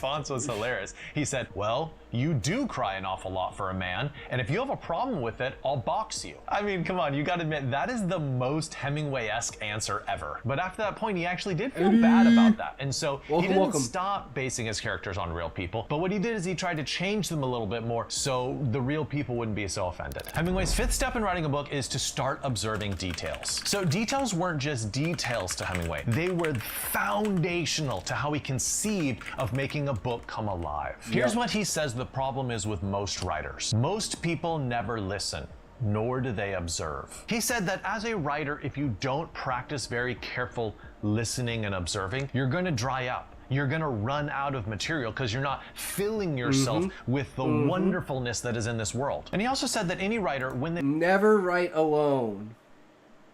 Always write together. Think tanks exist for a reason. Don't be afraid to share your ideas. There's no such thing as stealing an idea. they walk out of a room, they should remember the details of that room and what made them feel something in that room and the details of the characters in that room. In Death in the Afternoon, which is about bullfighting in Spain, he talks about a matador getting up after being gored by a bull. And I love the details here. He focuses on the dirtiness of his face, the dirtiness of his breeches, and the dirtiness of his underwear. But then the end of the sentence is noticing the unbearable cleanliness of the white thigh bone where the bull had gored him. I love the contrast between cleanliness and dirtiness, and the detail of noticing the color of the bone. Another great detail of Hemingway's is he has this scene in A Farewell to Arms where soldiers are being bombed while eating. And so this man gets up and runs with a whole hunk of cheese. And when he sits down again, thankfully alive, the bombs did not kill him, he notices that the cheese is covered with brick dust. The bombs pulverized his brick, and it covered his cheese with this reddish dust. If you don't think that you're good at details yet, Hemingway suggests this exercise to help you get better. He says, when you're in town, stand outside the theater and see how the people differ in the way they get out of taxis or motor cars. Notice the small things. Notice how their bodies move and unfold. Notice their pace. Notice their little gestures. If you're a careful observer in that, it will train you to be a more careful observer in other parts of your life. Hemingway's sixth step to write a book is simplicity. The danger with this writing advice, and really the danger of all writing advice, is you take it all and you dump all this stuff into the book, and then it's just this huge mess. There's a dozen storylines and 100 characters, and the reader honestly can't make sense of any of it. And that's why this step is absolutely crucial. Hemingway was a master at simplicity. He took super complex ideas and characters and boiled it down to the neatest, sparest of language. This is the prose that I've been working for all my life,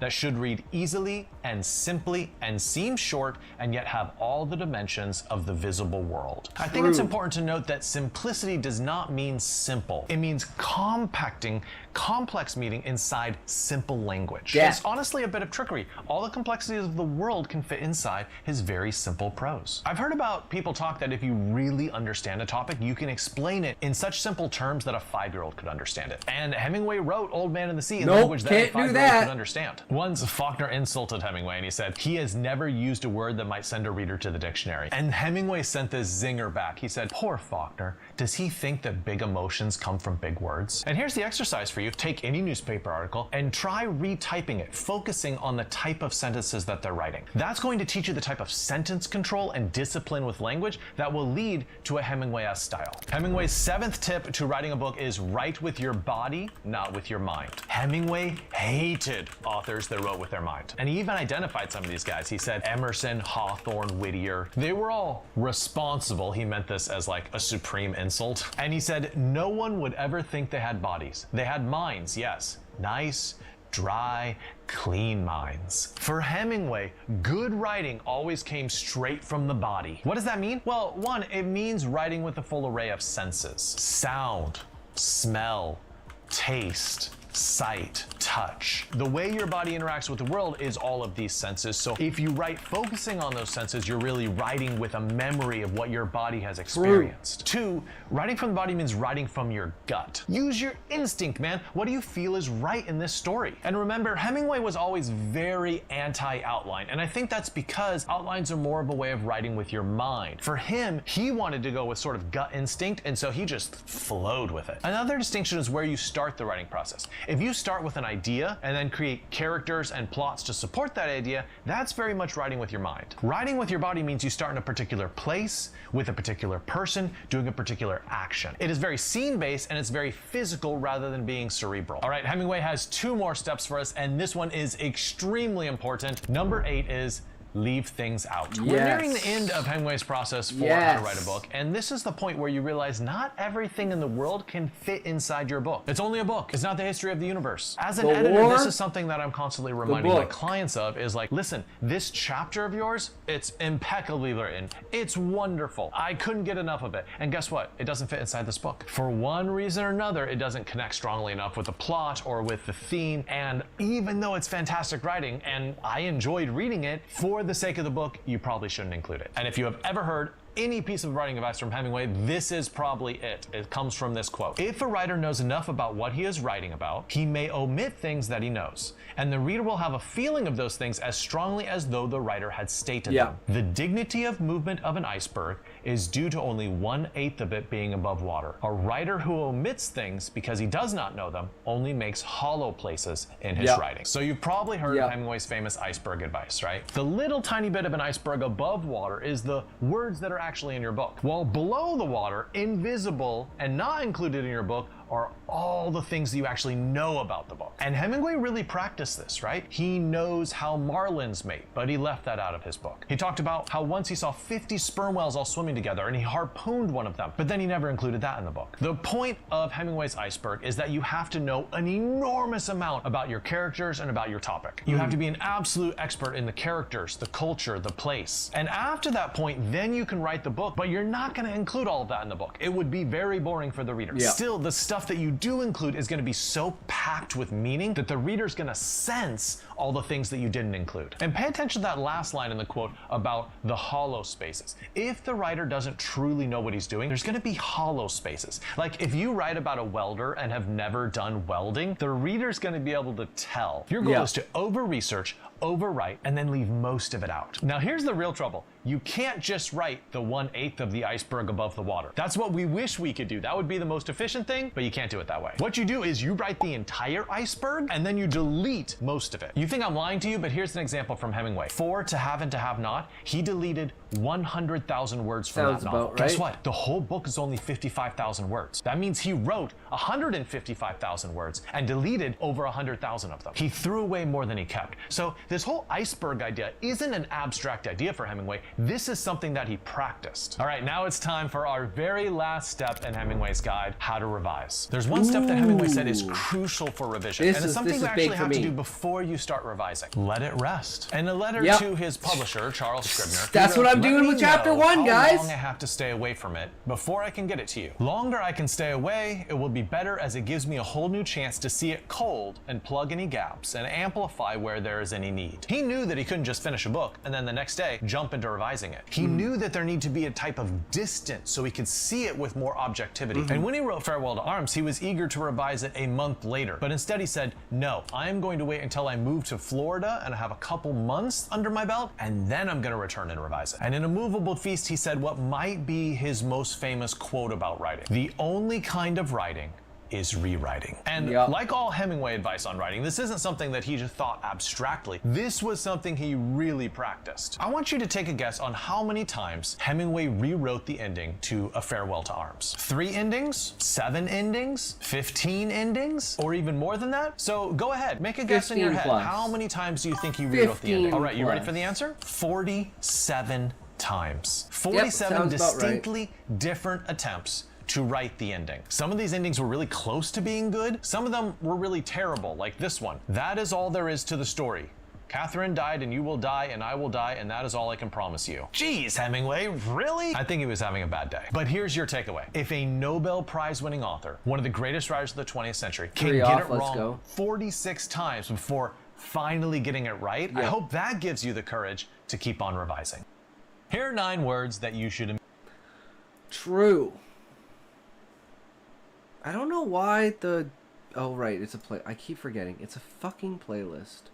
So you can't turn the thing off. The auto finish. Or whatever it is. But yeah, so we do like basically a lot of these things. So I'd say again on this, I think we passed. Especially when it comes to like the depth. And the leaving it and coming back with like that's what I've just always done. Every time it gets tighter and better and bigger and more everything ties more together. I don't know, man. Hemingway says no outlines. But I haven't outlined my actual novel at all, Levi. I only outline short stories, and the reason I do outlines for short stories is because I have a particular thing that I'm trying to test with my writing. Also, I wonder if you write with your body, with your brain.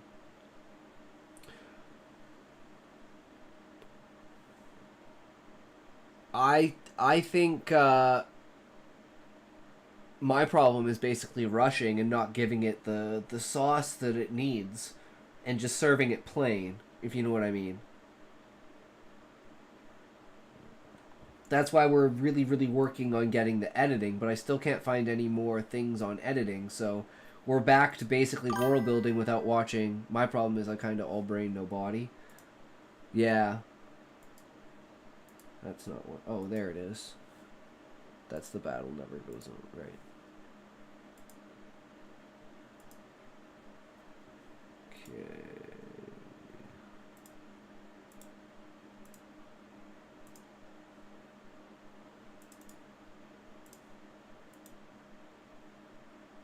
What am I to you? You're my love, Callie. My love, my life, my only, my every. Just like everyone else. Just like Sean, just like Levi, just like Eggy, just like Book, just like Muffin, just like Trash, just like Smokey. I mean, just like even Valium Boy, man. Even Valium Boy. Toe Connoisseur.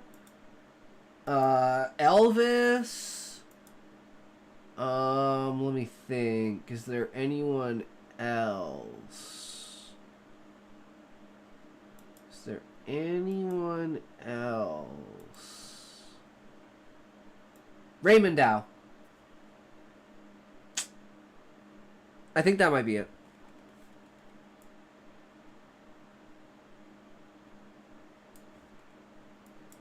Not 100% sure. You are my twilight, my gloomy twilight. You make me depressed when skies are bright. True, Sean. Love it. To think I write the same way Hemingway did. No outline, just start and flow the story. Yeah, Sean, but like, if you notice, like, that's what I'm doing with my novel. I just don't do that with short stories. Like, I literally just come up with random shit at random times. I don't even know how the second book is going to be structured, because I'm like, it feels weak in my mind, because it doesn't have that extra oomph that I think adding a total contrast to the tree and, like, showing the perversion of the tree, maybe, and then, you know, that'll give it something more to do in book 2.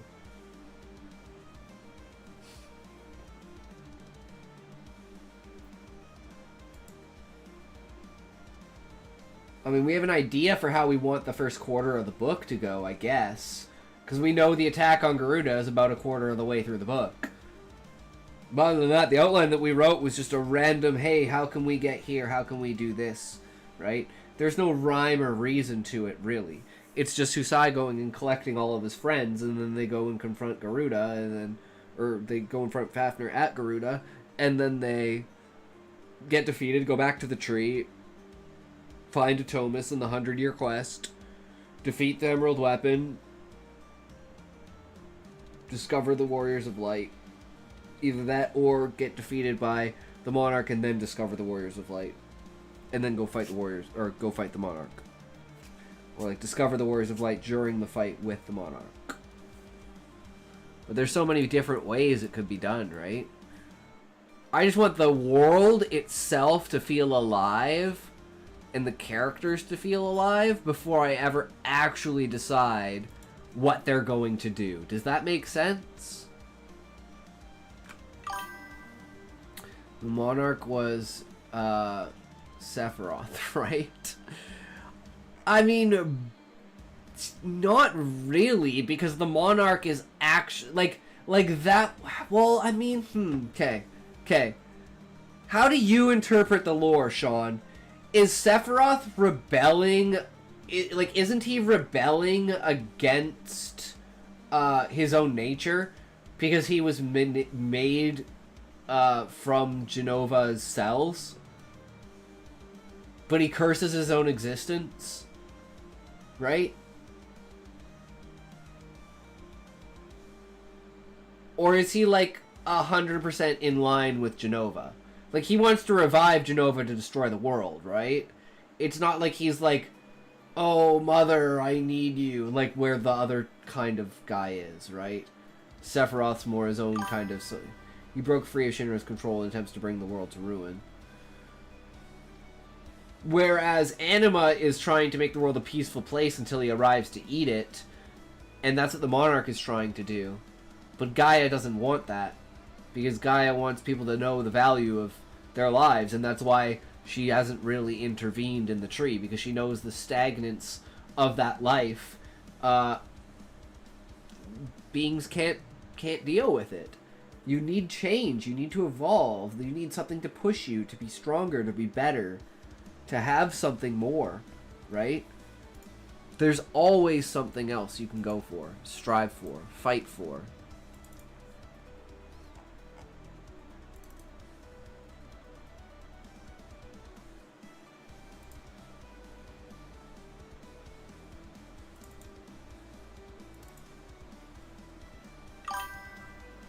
Cloud was cast away by Shinra as a failure and steps up to save the world, or die multiple times over trying.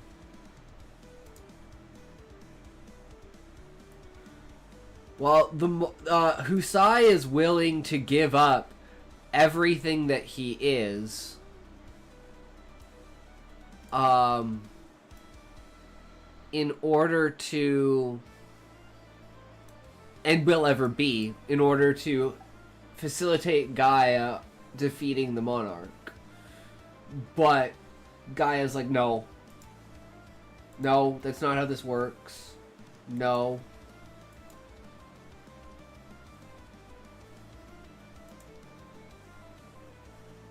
You don't get to just do that and erase yourself.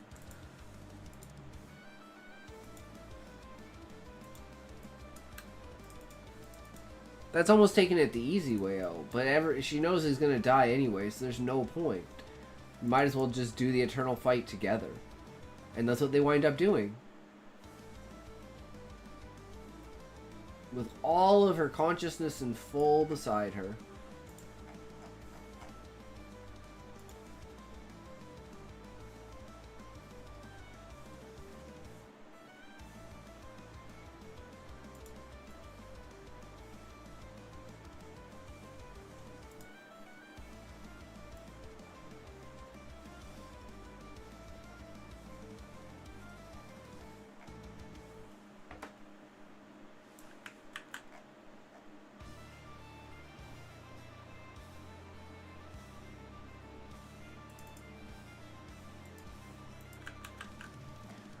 Alright.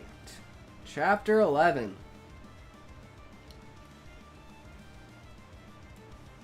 So, Callie, is this your new book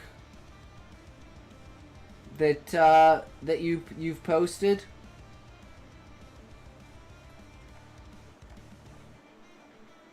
Or is this just the premise? I know it's 300 words, but is it a full story in and of itself, or is it connected to any of your other stories? Book 4. Okay, cool. Cool. Okay.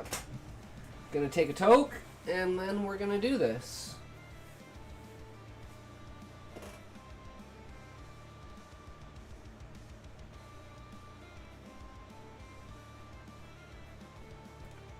A new beginning.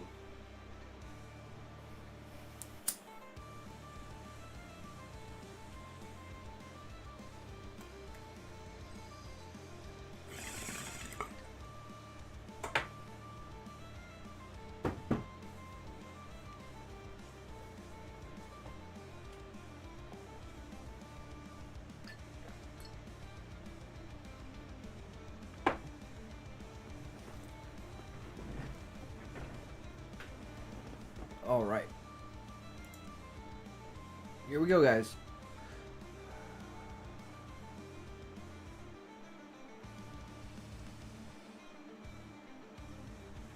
The Resistance members and I moved through the jungle at a moderate speed. Even at its safest, the jungle was never truly safe. Therefore, we used caution as we moved. Jenna stayed close to my side, and the others kept some distance out of reverence, or perhaps fear. We encountered a couple ibex near the boundary of the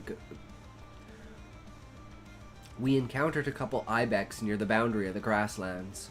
They had been too focused on their fight for dominance to pay attention to our appearance. One of the group behind us let loose 2 arrows in quick succession, instantly felling the 2 beasts. Their necks were slit and allowed to bleed as we continued our trek through the jungle. There was some fear that the blood trail would draw in predators, but I countered that culling such beasts would only help us in the long run. So we'd let things be, but be even more vigilant as we traveled. It was nearly dark by the time we started across the drawbridge. Lysra met me at the gate and flung herself into my arms, embracing me tightly as she planted her lips on mine. She was a bit too eager with her tongue and nearly caused me to vomit, having even a lover's tongue going down one's throat so far tended to make one gag. The sight of their queen fiercely kissing and hugging a lizard woman was a shock, to say the least, but Jenna just smiled indulgently. "My queen, why are there lizard folk here?" asked one of the new men, incredulous. I looked daggers at the man. "There aren't lizard folk here. There are lizard women here." As they had been confined and treated like property, the same as any human had been. Further, Lysra is my wife. She is bonded to me in a way that would literally cause her death if she were kept from me for too long. Should that happen through any direct or indirect means, through any action or inaction in anyone's part, that person will face my wrath. Make no mistake, she is second only to me at this point in time, and we will rescue all lizard women and their eggs, even if, as we rescue our own. An attack on her is high treason, which will result in death for anyone related to the perpetrators. I just had a game and played like a 1950. Damn, Muffin! Hell yeah, keep pumping those numbers, brother. I want to see a 2200 by the end of August. My words silenced the man. His eyes bulged. "My queen," one of the women in the group spoke next. "I feel it only fair that we were surprised to see your wife. I'm sure Dale meant no offense." She bowed, slightly panicked at this turn of events. "I don't believe I caught your name yet." Being surprised, I can accept, but acting betrayed, that I cannot accept. You are not the problem. Dale, there. He acts as though merely containing the blood makes them unworthy of survival. There can be no mistake here. Lizard women are captives of their own people. We will save them all. So saying, I turned and strode away with Lysra and General as Marta took charge of the arranging rooms for the newcomers. The kitchen workers took the ibex to the butchers to be butchered for dinner, and the castle in general was bustling with activity. Needing to release some of my tension, I went to the ruined city and started to toss blocks around. By the time dinner rolled around, I had cleared a space suitable for construction and arranged enough stone blocks to construct a new two-story house once mortar and lumber were sourced. I knew there would be more prejudiced people eventually, and having space outside the castle walls for those who needed it would be wise. We ate dinner with everyone, and I could see the tension between a few of the resistance fighter groups for the lizard women in the hall. I kept an eye on Dale, reminding him of my promise that anyone related to a person who threatened my wife would die with him. His complexion paled every time he caught my eye. Segregation seemed wrong to me, but it was looking more and more like I would have to segregate the prejudiced human for the rest. I would not allow any I had taken into mine to be mistreated by those who I had just arrived, and hadn't truly accepted me as their queen, but only gave mouth service. Lysra and I retired to our chambers, but I had Jenna take up a guard station near us to ensure nobody tried anything stupid with our lizard women members, and Marta took guard in the nursery for the eggs. In the morning, 3 men had been caught, 2 in the lizard woman's chamber quarters and 1 near the nursery. Despite people begging for mercy on their behalf, I had no patience for it. I made myself quite clear yesterday. There was no room for confusion. The only mercy they will be given is that because they hadn't managed to directly threaten my wife, their families will live. But they will not. I took their lives with my sword in a single swift slice. I am queen. My will is literally law. What happened here was attempted genocide of my people. I would do the same if anyone had tried to kill any of you. Why should I behave any differently for the lizard women I have claimed as mine, or their eggs? That will hatch into more of my people. I should not have had to do this. My words alone should have kept them out of trouble. But here they were, attempting to kill my people. Damn, Sean. He's going off. I love it. So you guys don't understand. I'm teaching you a lesson. Maybe now you will. Because you ain't getting nowhere in the fucking... No bullshit around here. Ku Klux Klan _member is now following. You're not allowed to have that name! How do you have that name? Hatred was just telling me you're not allowed to... and thinks he'd be a perfect match for us. I'm not that interested. Are you smoking? Who? You. Why? We have the FA and the FO. True, Sean. 9-ish. So you have been Alright, I'm just gonna call you lying. member. Since the filled Welcome, ashtrays, member. burning pine-scented hairspray. If you want to do your length, we can see what your member is, member. Good, mine's single digits. I'm still a sissy little bitch boy. It's okay. Woo! We're caged, so it's all good.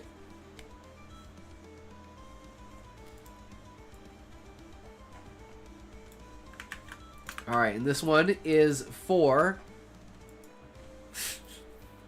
God damn, how do you get away with having that name, bro? Redonkulous. Are you member of our clan? No, join us today. We have lots of knee gears.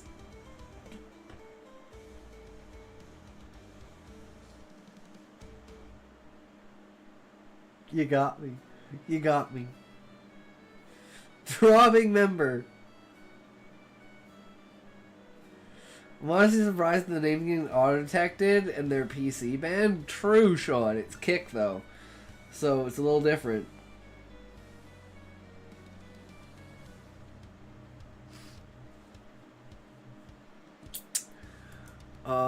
Do you like writing, member? Are you a writer? I mean, every Friday is campfire in deep forest. Can I actually stop reading what you're writing? Because I don't actually know if I'm going to say something that might get me in trouble. Lilies in agony. We are but koi fish. I would like to know what those above think of us. Are we lovers to them, my dear Yin? Have you seen what lies beyond the water? Beyond the film of sunlight waltzing on the surface? I have learned of a delicacy they call caught on candy puffs of cloud they catch in metal tin boxes like they catch us in nets. I count 1, 2, 3, 1, 2, 3 until the clouds gather and go thundery. I wonder if lightning tastes like desire, though you refuse to believe it. There is such bright magic above. You say I'd be a great liar, Yin, and this even persuades my mind that this is all a dream. It will be a weenie roast if we're not careful. True, Sean. We can't have that. Such a grand dream it is that I return each festival day. Held every generation, sorcerers fight for us with nets and spears and threads that go straight through our bodies. Would they not separate us if they knew what we were to each other? I have seen many come and go, so many more love only to betray. Are you afraid I would betray you if we left this pond? You say I would in the next life, just as I have in dreams you won't speak of. But there is only this life. We live to eat, sleep, and enjoy ourselves, but we never die. They call it the festival of the immortal fish. We are monsters to them. Are we monsters to them? Do they believe as the arbiter does? Are we monsters? That we do all but spread putrid filth across his sacred pond? And what creatures could survive without breathing? I've spent many years leaping from the pond, letting the sun scorch out your lovely notes. The ones you write on my fins for me to read each morning. You write love on my scales like a shark etches hearts into human flesh with her teeth.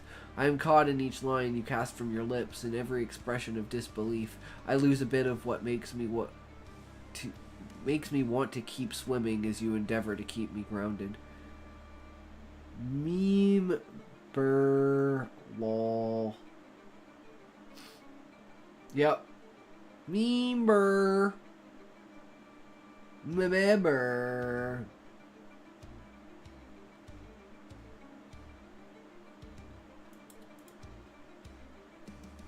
Very, very evocative, and I remember you were writing this like lyrics, right? Right, Callie? Like song lyrics? I don't know what genre I'd put this one in. I mean, it is kind of romance. For having meme bar as his handle, the memes are weak sauce. True. He needs some Dave Chappelle level shit. The blind black KKK member.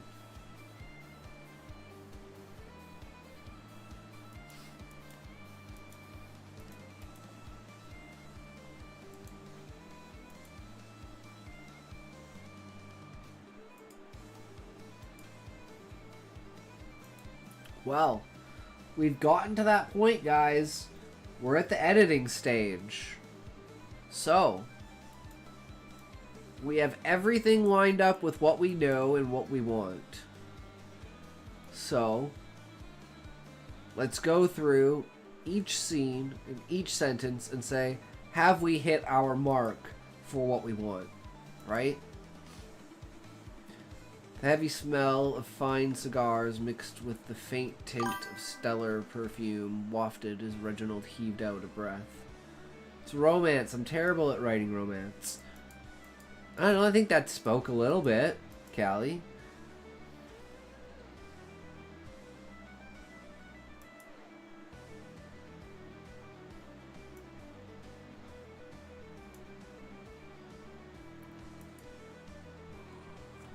Ooh.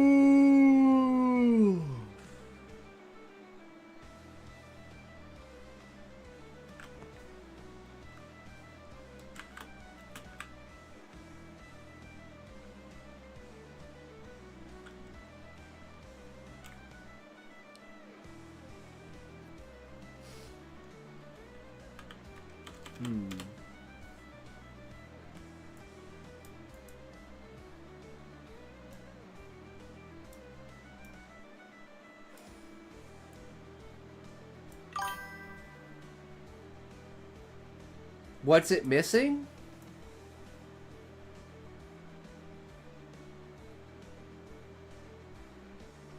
I will edit it immediately.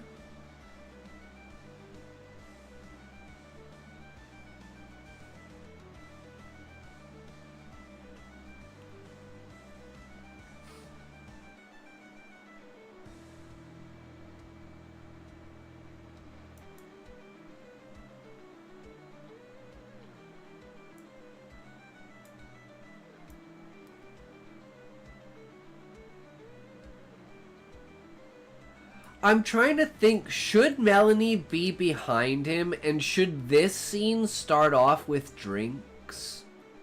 That's what I'm thinking right now. I feel like this sentence dives me directly into spoiling Melanie because of the perfume. And you're like, well, where did the perfume come from? Oh, it's a woman standing behind him, right? But I don't know about this sentence, because I like this sentence.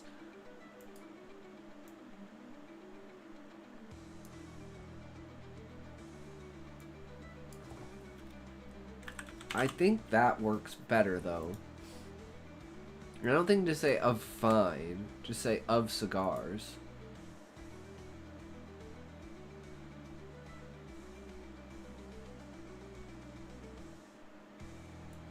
I like this, but I'm not sure about it.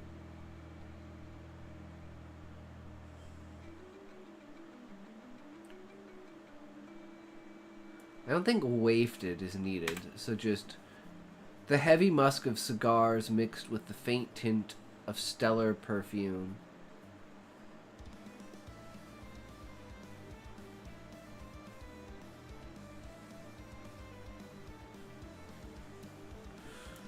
What about A? A heavy musk of cigars mix with the faint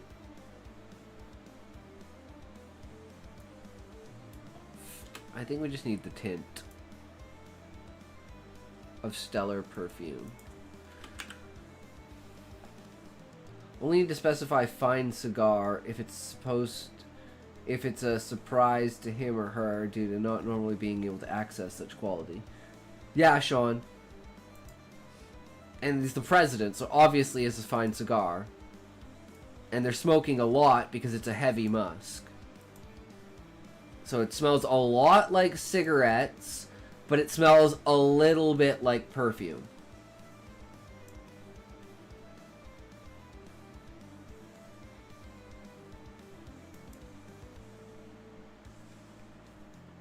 And this is, the heaved is supposed to be showy. But could I say puffed?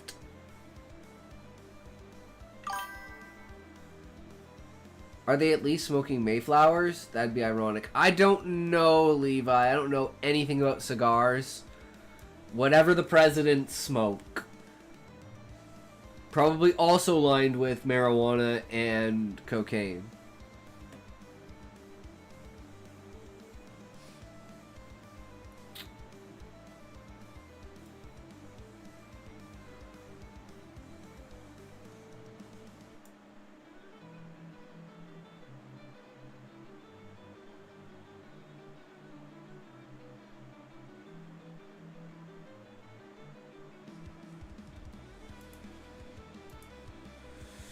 I think I need to set up the scene more than just this.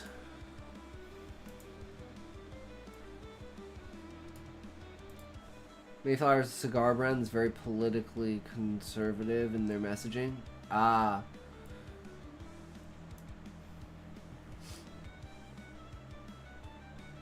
Because in my mind, I know where I'm coming from, right? So, like, I need to pick people's mind to get them to where I am. But it's like, with just this sentence, you don't really get anything out of it, right?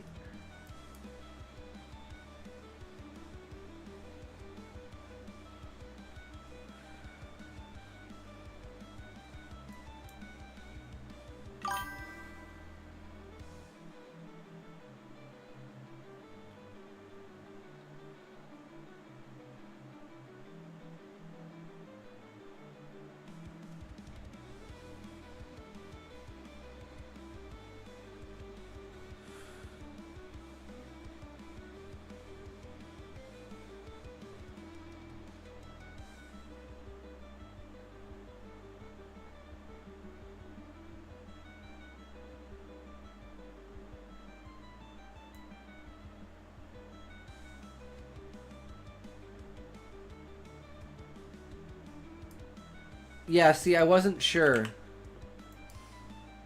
I don't know the grammatical structure of this. That's why I changed the to because I'm like, not the heavy musk, but a heavy musk? A heavy musk of cigars? And it's plural, so it should be mixes. But then I'm like, should this be apostrophe? Because it's not multiple, technically. It's singular, but implies multiple if it's smoked, because heavy musk. Actually, considering the tense of the paragraph, it should be mixed. That's what I originally had, but also it's not plural. A heavy musk of cigars mixed with the tint of perfume.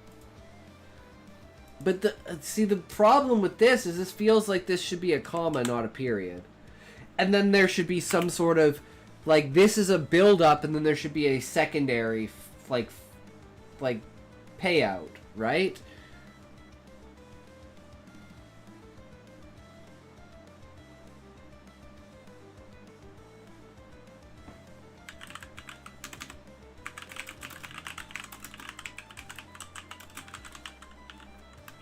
What about that?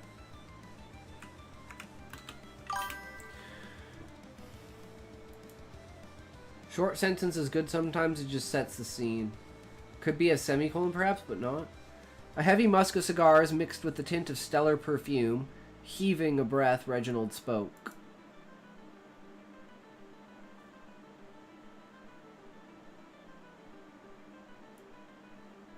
Now we take this,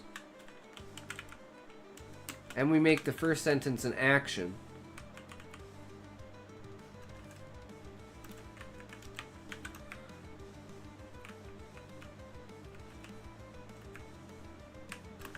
We split it up. So heaving a breath.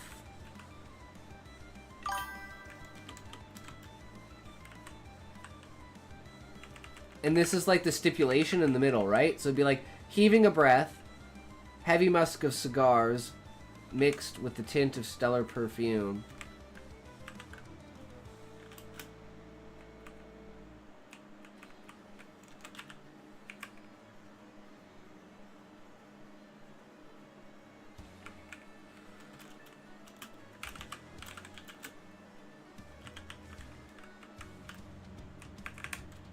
What about that?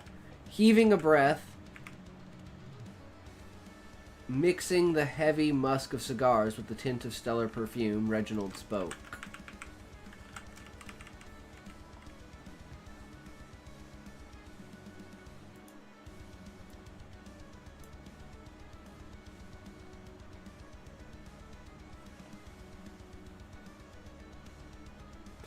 It's an action. That action has a consequence. That leads into this, and then we simply need something like... Because this is going to be in the back of your mind, right? So we need something that's like... I mean, it gives off the vibe that there are women here, right? It's like them and their wives. And then eventually we have him come over. I think there's a conflict with the sentence where it's as though you would say A mixed with B does Y because A mixed with B can act as the object of a sentence.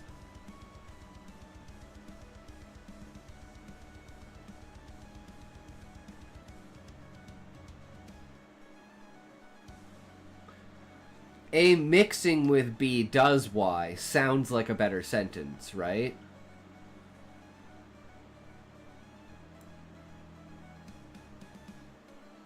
I'm not sure.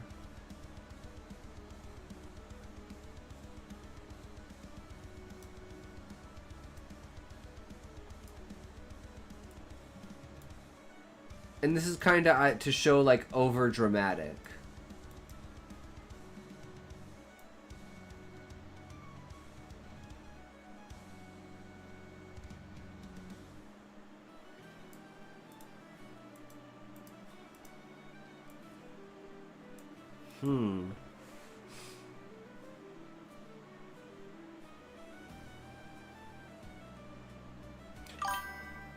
It's like the opposite of a garden path sentence. Like I said, I don't care about actual grammatical correctness. All I care about is, does the sentence hit? Right? It covers him breathing, it covers the cigar, it covers perfume, and it covers him.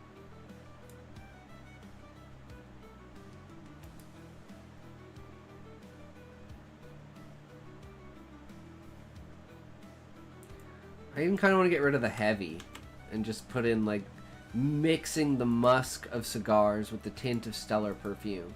So they're smoking cigars, time flies like an arrow, fruit flies like a banana.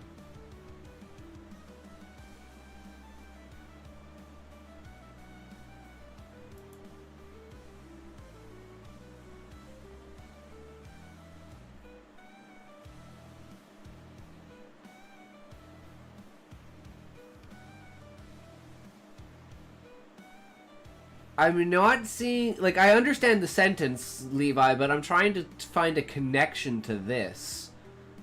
Like, are you suggesting, like, that's how I use the sentence structure?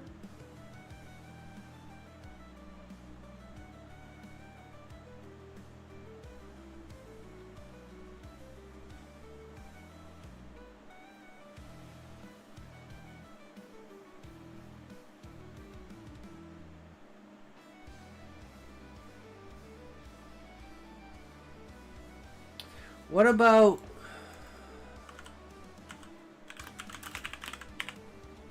Fuck. I lost the sentence. Shit.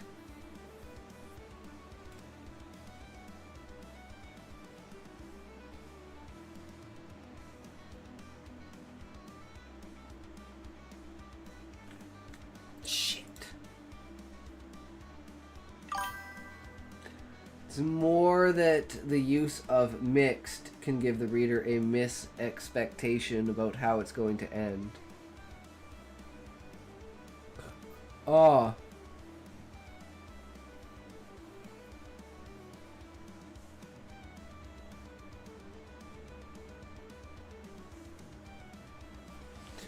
Shit.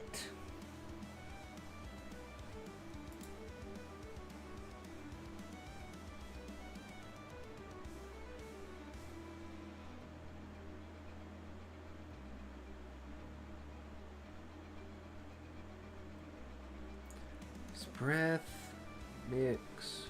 His breath.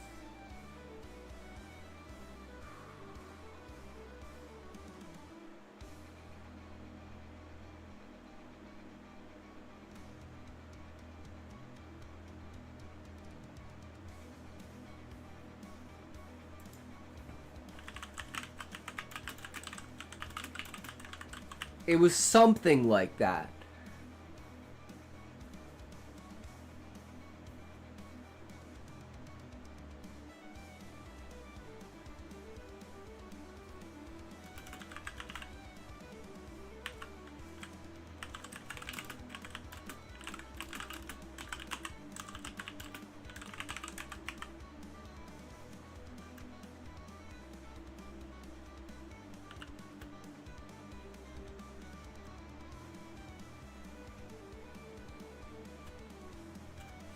Now my problem here is there's no cigar in here. So you could think this smoke was something because of the overwhelming.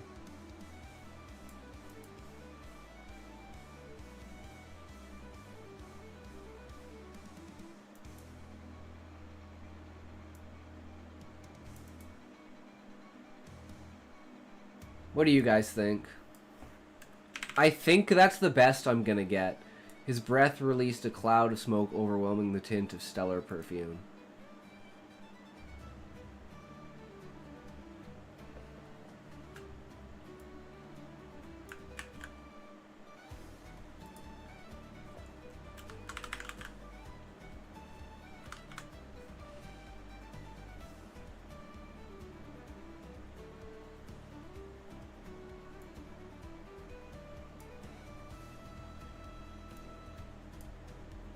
Okay, and then we can say, like, he spoke.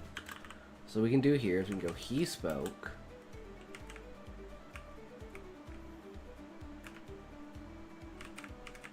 And then instead of this, it's gonna be, I'm just gonna put in here, Melanie responds, introduce, Melanie,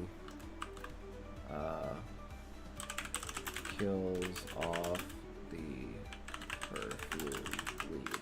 There. Now we know why there's perfume. It's because there's a woman. We know the smoke is overwhelming because it's probably the first puff of the cigar. So I'm trying to put as much subtext into this as possible, right? So in order for him to have released a cloud of smoke, he has to have lit something. The fact that it's now overwhelming a tint of another smell means it's recent. That smell is a perfume, which makes you assume that there's a woman. So I think this is actually just in and of itself, like, the structure of the sentence is powerful, but I don't know about the actual sentence itself.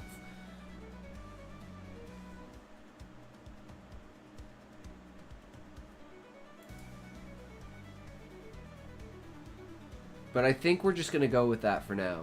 And then say, he spoke.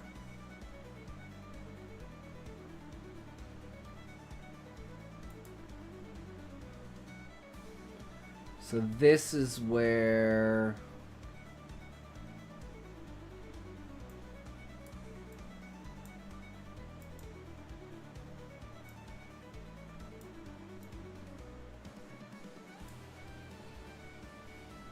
this.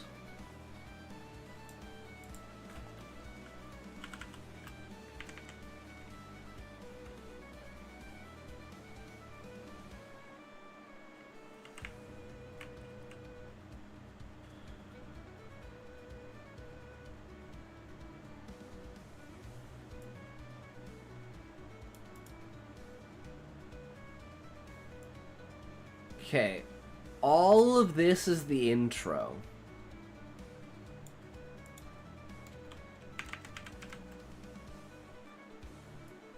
So we're taking all of this.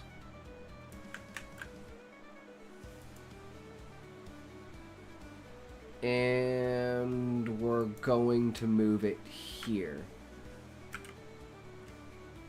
And then it also says, you know, it brings up the devil's husband. As in, like, one of the women here is the devil. Which, guys, who's the devil? You know it. I know it.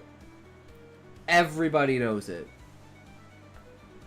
Look at these names. Where are the names? Oh wait, the names are up here.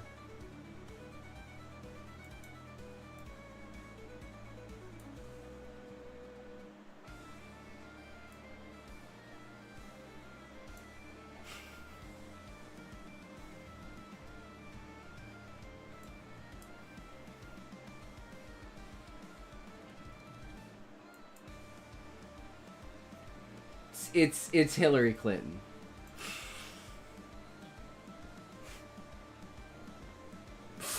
It is what it is.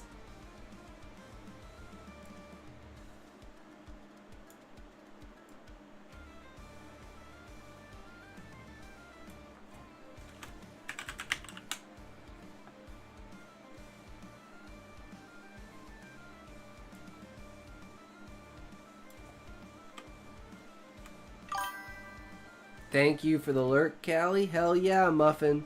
Everyone, go into Muffin's stream, guys. If you don't have Muffin's stream up, you better have Muffin's stream up. I'll tell you right now. I don't have Muffin's stream up, so let me pull up Muffin's stream. Lead by example.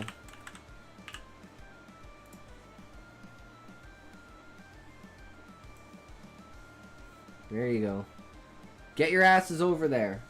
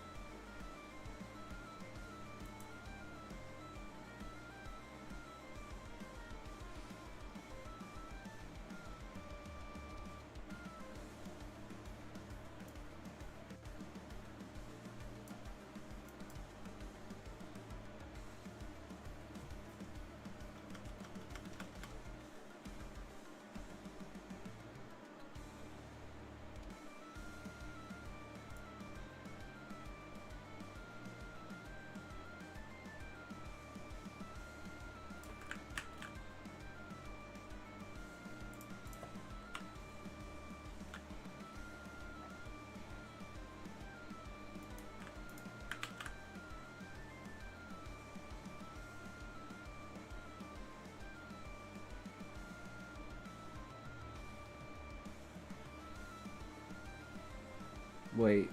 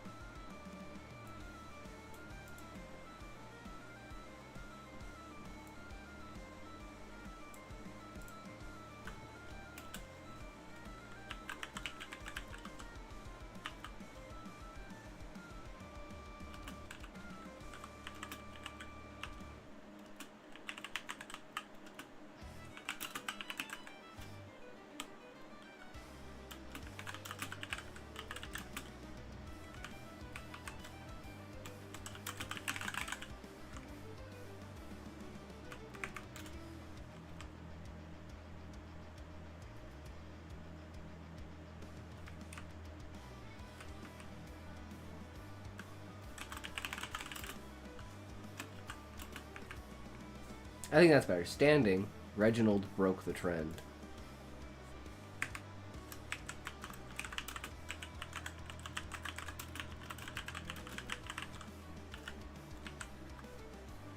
And this is supposed to be like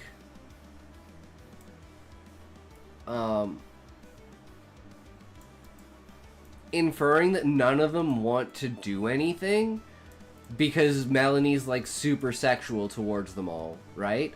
So they're all like, yeah, no, we're not going, we're not touching that with a 10-foot pole. And then Reginald's like, hey, guess I have to do it. She is my wife after all, right? And he's like, yeah, some gentlemen we have here.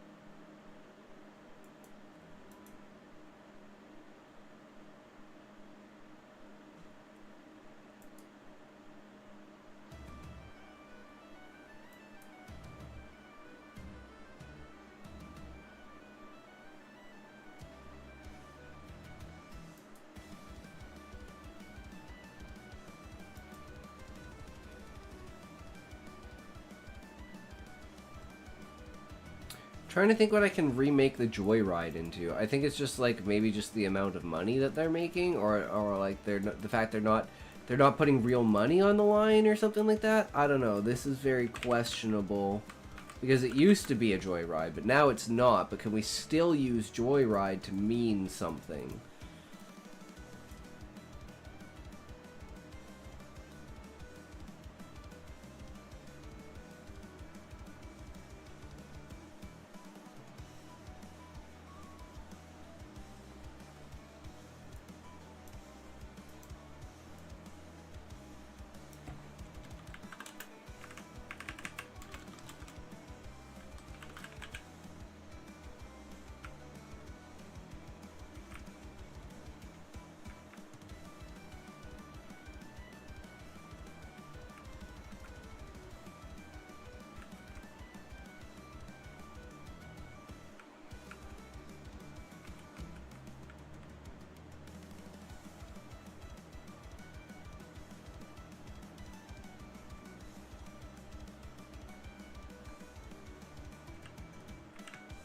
I think this should go before.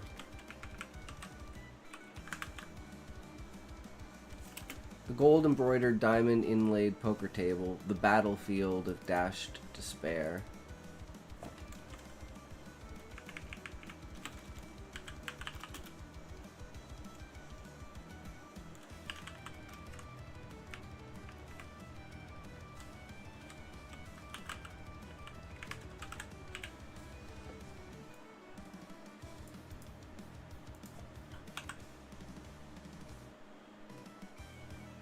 The gold embroidered diamond inlaid poker table, the battlefield of dashed despair, had the men sitting firm in their chairs.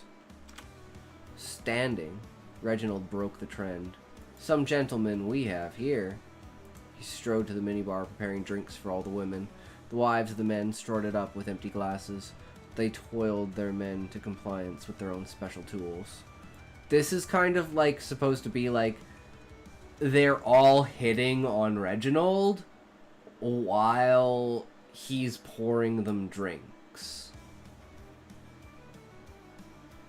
And they're all doing that special thing that they know their husband hates when they do that to like another dude, you know? And just trying to catch their attention.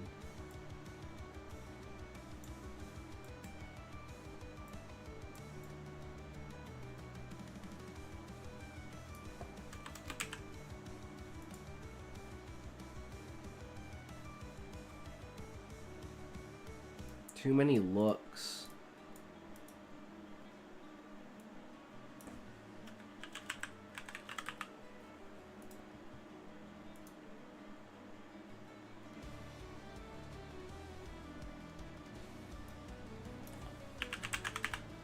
Turned towards Melanie, making a kissy face.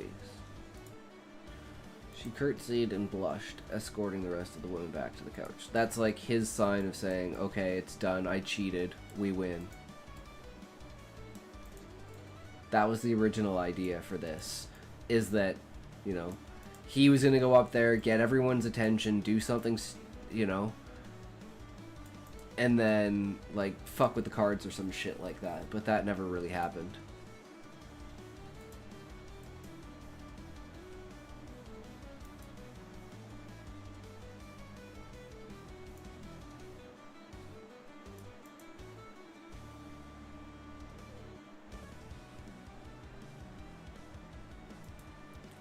Okay, I wanted to try something for the dialogue here. I don't know how well this is going to work, and I don't know if it's going to work. Because it didn't work earlier. But I'm just going to section out a bunch of shit here.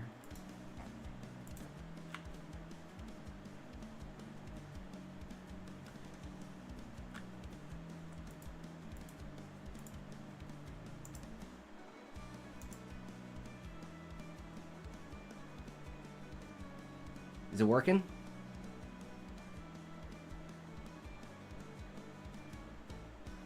Okay, we had this problem earlier where it just like kind of pauses at the point of scripting it actually onto the page. I don't know if it takes a while to warm up.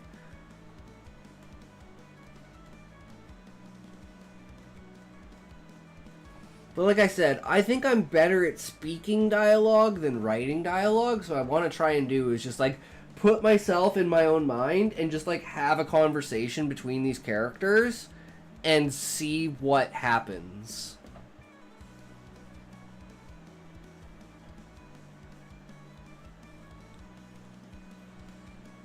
Because like I get a lot of lost in translation when I'm trying to type it down onto the page. But I think just having like this huge scene thing that I can go back through and be like, okay, this is good bits of dialogue, this is good bits of dialogue. I think that's just a better way for me to do it. But we'll see how it goes. If this frickin' thing works.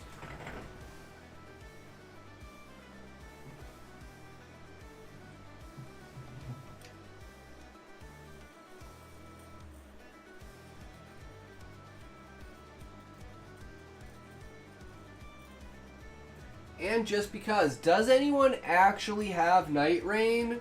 and want to play with me. Because it is kind of the one game where it's like, oh hey, yeah, we can actually play together. Right?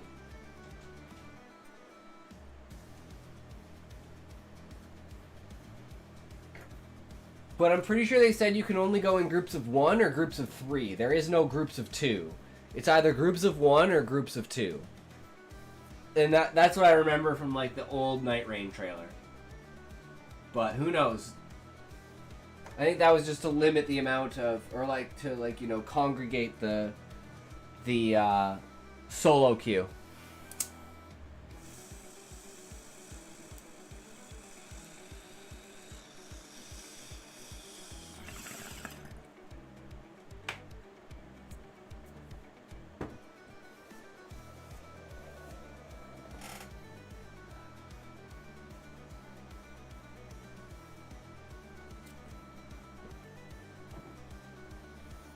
Alright, I'm gonna take a piss. I'll be right back.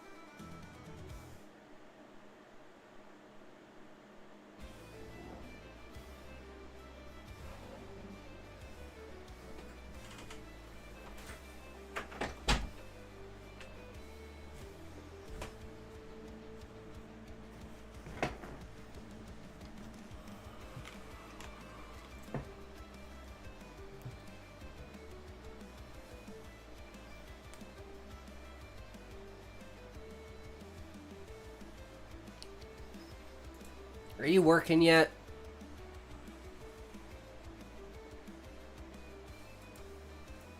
Work on it faster, bitch. Like, what the hell? Type it out. Type it out. Type it out. You got no idea what's going on.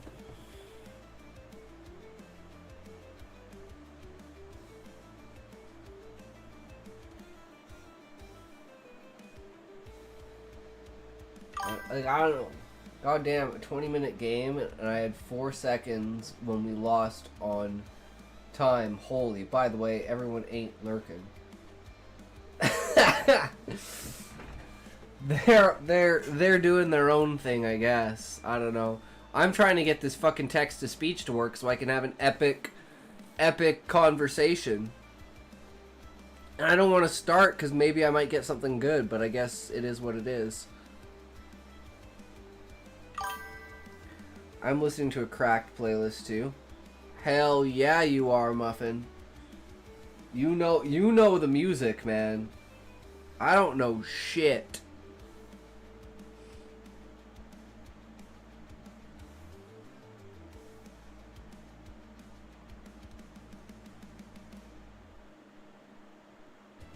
Well, this is kind of annoying. I don't know why it works sometimes, it doesn't work other times. I don't know how I fixed it last time.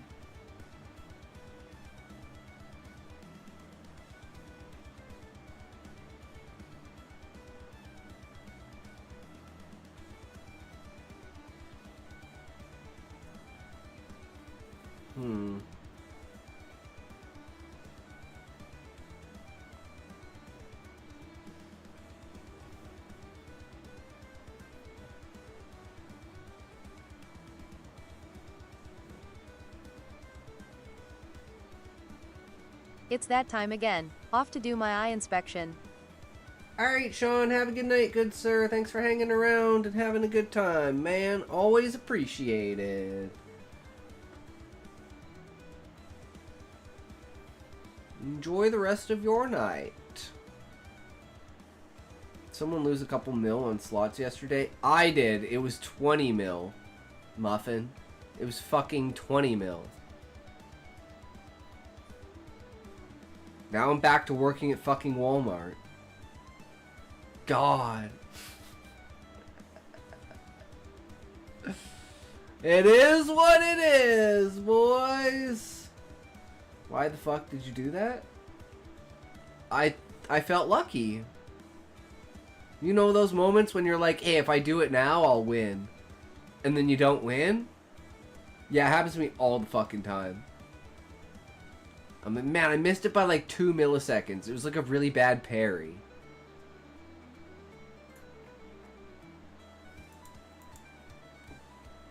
I'm gonna turn it off and turn it back on. What do you mean by working on it? Type it out, bitch! What would you do? Walmart job or stream? Consider the fun factor, community, and earnings. I mean, if I could just stream and I could make enough money from, like, congregating all of my content and getting to... Like, that's what I'm trying to do, is, like, spend the meager amount of time that I have accumulating, the knowledge of creating good content through creating trash content. And eventually, we should level up to a point of creating good content. And in and above everything, we will have a library of content for people to scrutinize over. Right? So, it's I am using the Blue Yeti. I don't know what version it is, but it's like 5 years old. Yeah, it's just a Blue Yeti.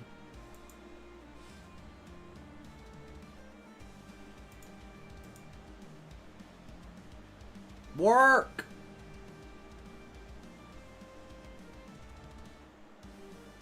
Type. Hey, it worked! I said work, and it worked. He said, let there be light. There was light.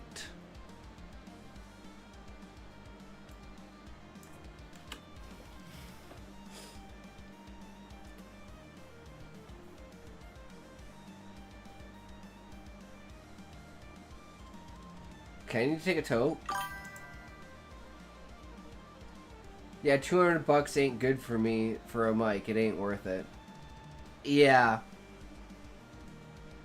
And I wouldn't recommend getting anything else. So I just use the mic that you have, Muffin. It doesn't matter if it's a good mic or a bad mic. Let's see, did that work? Okay, so we can turn it off and then turn it back on, and it does its own thing. Okay, we have a 1-button turn on and a 1-button turn off, boys. We got this. And it makes every part of the stream sound tiny.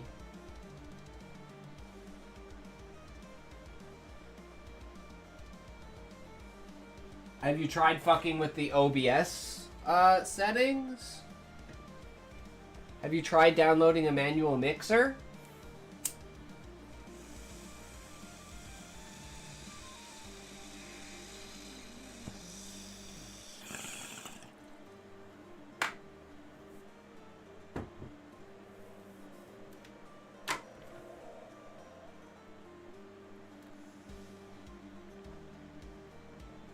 Sounds like if you took the audio and put it in a soda can.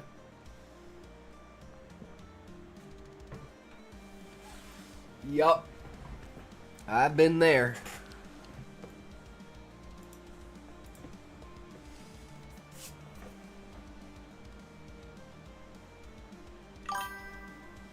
Listen to my stream. I don't know if your music is saved for YouTube, Muffin.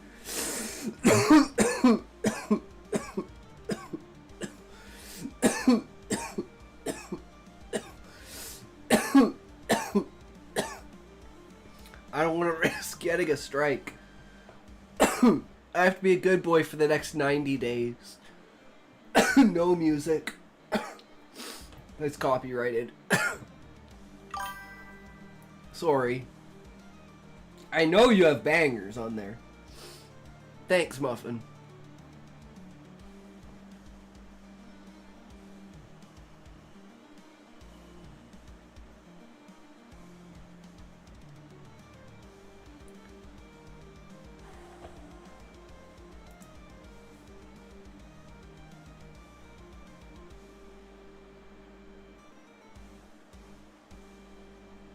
Oh, I don't have music on. I'm just listening to your stream.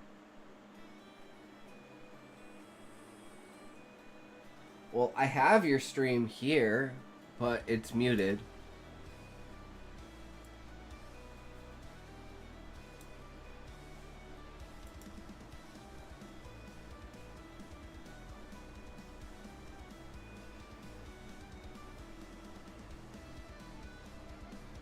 Okay, are we ready? Are we ready for...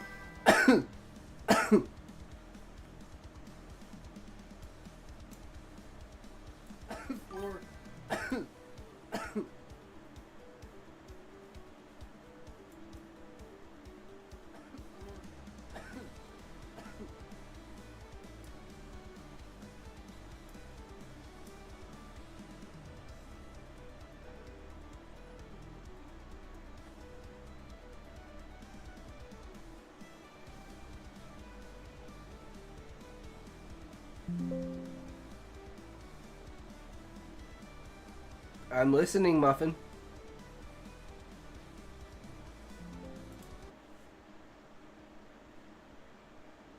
I'm listening, Muffin. Is your mic not working? I'm listening, Muffin.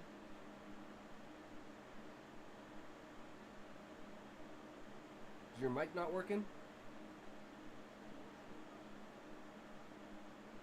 Well, I thought you wanted me to listen, so I figured I could hear your mic, but I can't hear your mic. Well, I thought you wanted me to listen, so I figured I could hear your mic, but I can't hear your mic. Well, I thought you wanted me to listen, so I figured I could hear your mic, but I can't hear your mic. It sounds weird. I'm not talking about the mic. I'm talking about the mic making the stream sound weird. Oh, I don't know. Don't know, Muffin.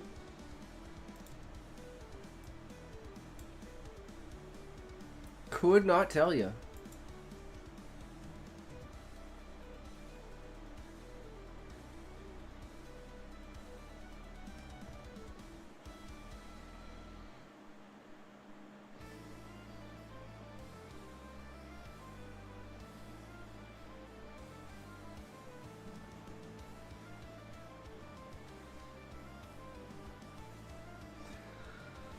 Now I'm reconsidering, should we have banter? Struggle is real. I think we should just go for it and see what happens. I think that's the best way. Should I just play music really quiet and actually use my mic? It might be a little noticeable. Yeah, Muffin, that's what I do. Experiment. Just keep doing different things until something clicks. That's what I did. We've pretty much hit this mode right now, which I'd say is like level 3. I don't know, like 3 billion. So we got a lot to go, but we're here. That's what matters.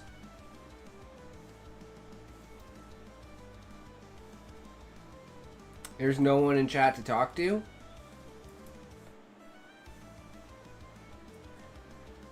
The thing I learned in the first 6 months of streaming, Muffin, is always act as if there's someone lurking in the background. So always try to be talking and engaging and giving that person a reason to reach forward and type on their keyboard. Just always try to be like visualizing, like what can I do at any, like just sit back for like 15 seconds and say, what can I do right now? Yeah, literally, that's what you do. Talk to yourself like a schizo. Like literally, if you want, go look at go back and look at my VODs, and like see how like over the months, I talk more and more and more and more. But at the beginning, I like barely fucking talk at all. And then we're at this point where it's like I'm just like whether there's people in here or not. Yeah, so you just find something to yap about. So what I'm trying to do right now is I'm trying to figure out what is something that they should be bantering about in the poker game other than Melanie? Because all I can come up with is them just talking sexist shit about Melanie. But I want to keep that shit super subtle, so I don't want to do that. So I'm like, what could be the topic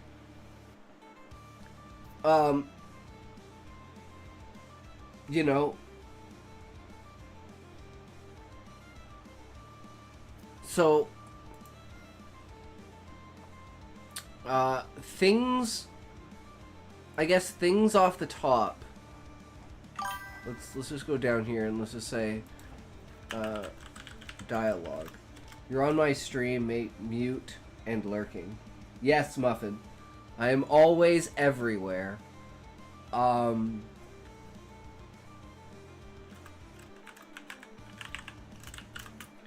Banter.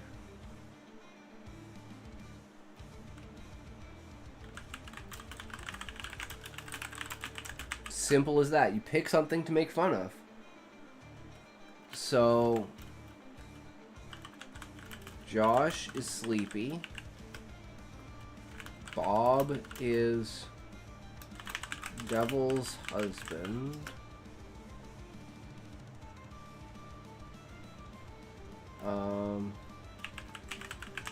Richard is Dick.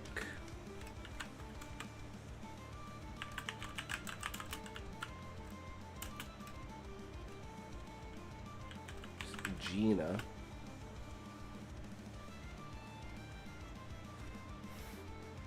And boom, there we figured it out, guys. That's how easy it is. And then the banter is just going to be them making fun of Reginald's name because it has Gina in it. And they're going to make fun of him for getting up and pouring the wine for all of the women and basically being like the butler. And now all of them have something that can be made fun of. So let's see how the dialogue goes.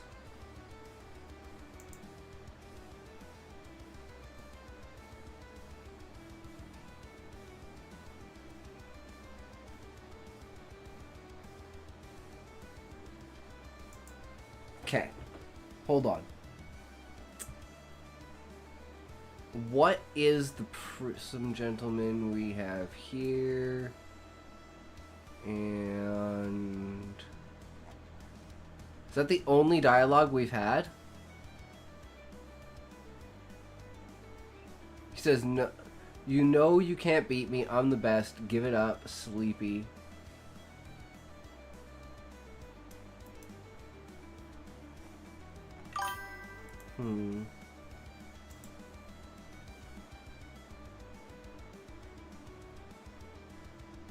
You say that like you hold something against it, Gina.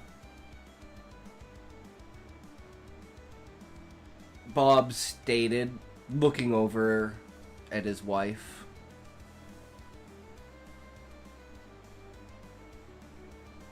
He leans in on the table.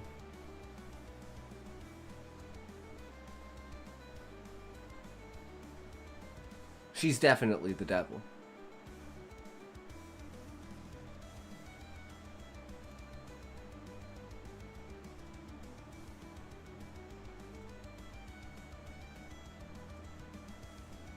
But better the devil you know.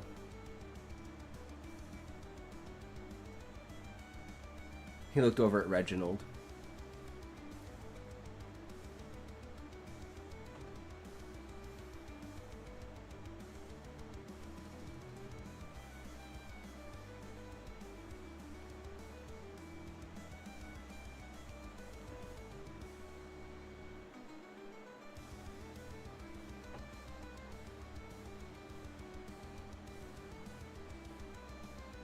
The only sleepy I'm known for, Josh paused,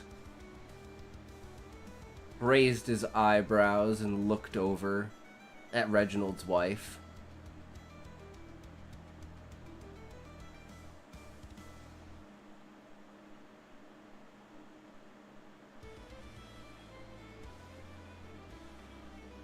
Yeah, sleepy with that all day and night.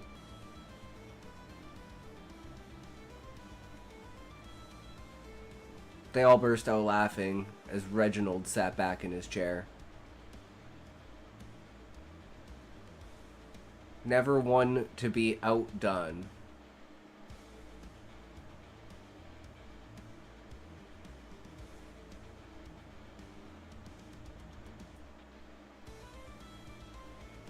At least I wasn't publicly humiliated over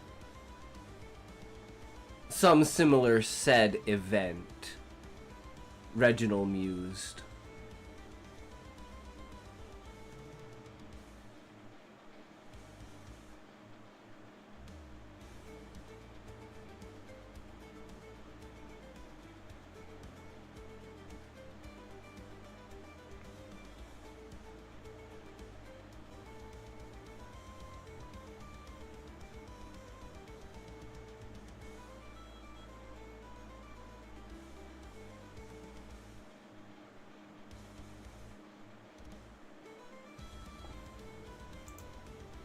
I'm just thinking way too many sexual jokes. I'm trying to keep this like very subtle with it, but it's like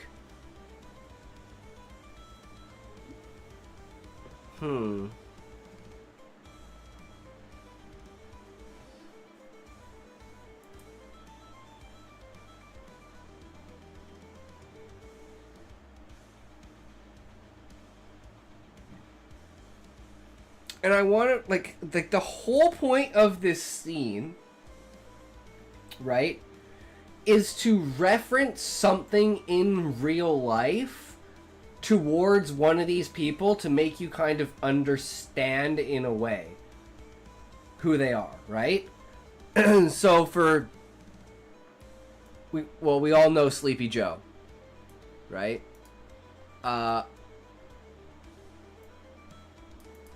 We all know Hillary's a bitch. Right?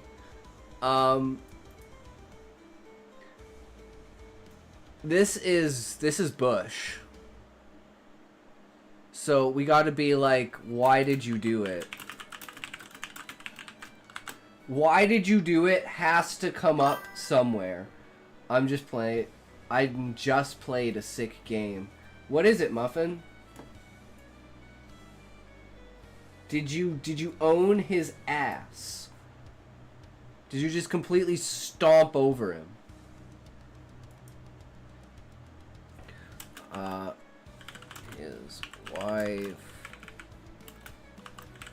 His wife.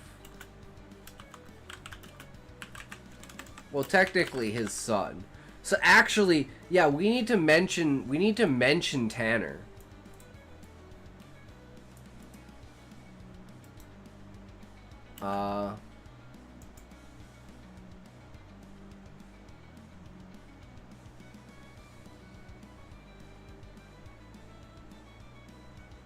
At least I raised a productive member of society.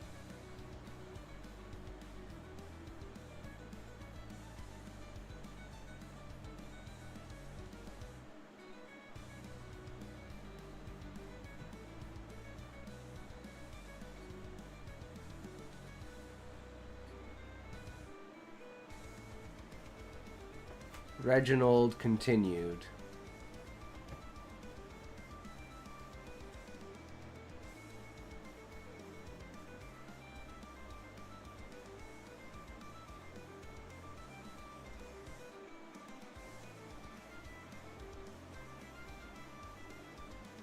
What was it you said that you would never do?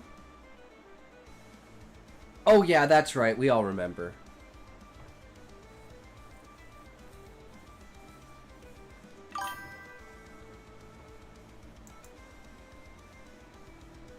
Can you put push out in the song? J806, how's it going, bro? What do you mean by can you put push out in the song? Not quite sure what that means, Meng.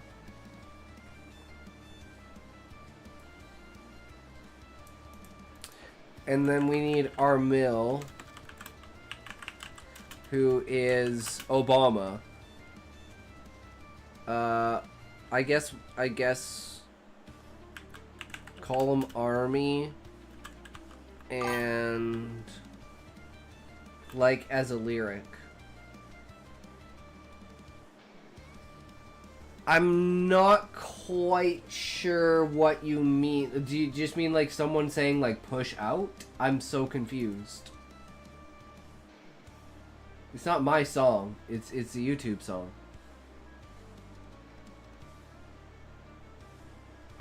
So I don't know exactly what you're talking about, but I mean, hey, if I can, I'll try. You know.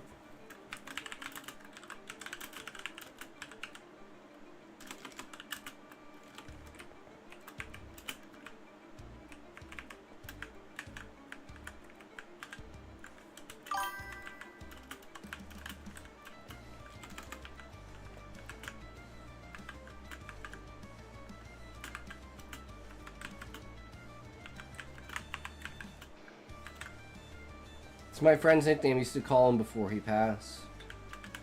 Oh, that sucks.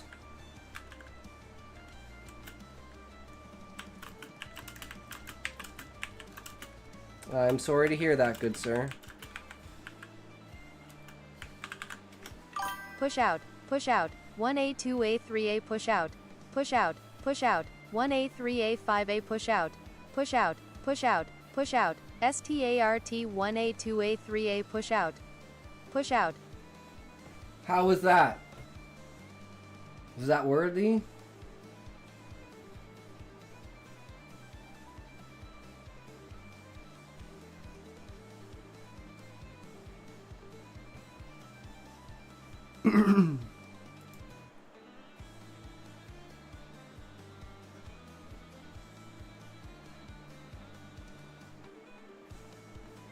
Right, our mill,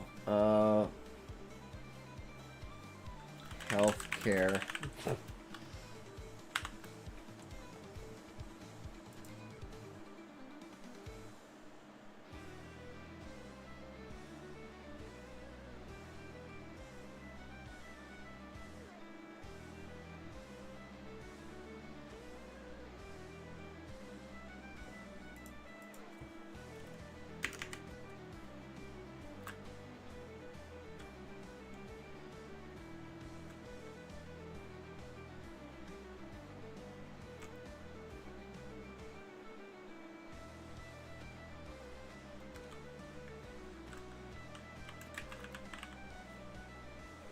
Trying to come up with a pun like Obamacare.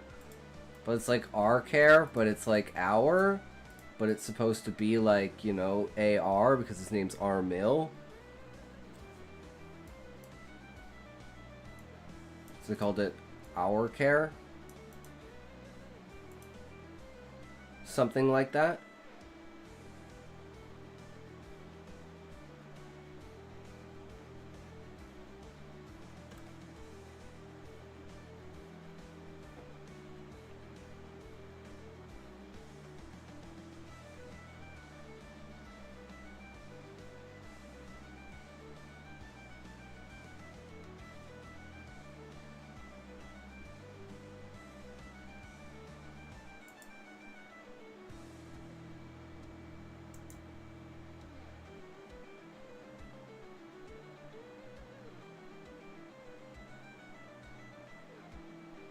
Well, at least he's better at building bridges than Army over there.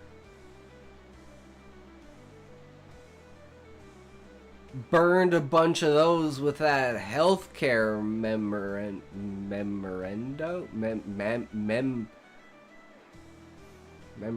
There you go. That's the one.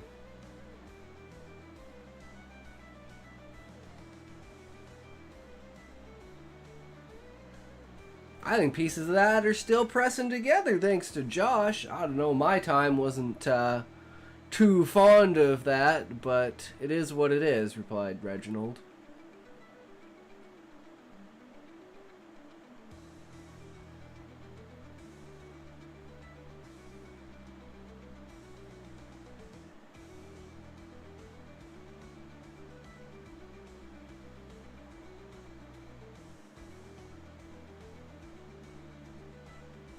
Josh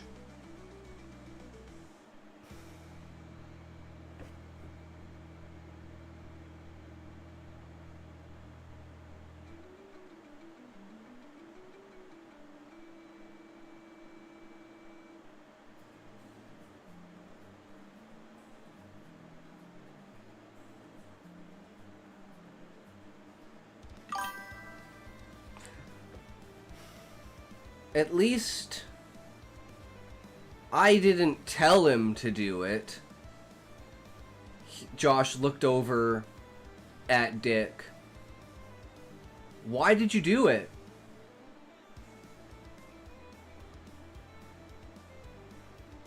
Dick's face went red, and he just sat there, waiting for it. Everyone burst out laughing, howling, pounding their hands on the table, shaking the poker chips. Yo, yo, Eggy, welcome back, Ree! Yeah, I'm all in here. Let's go. Slots! Oh! Woo, woo! Lost all 33,000! Damn, son. It is what it is.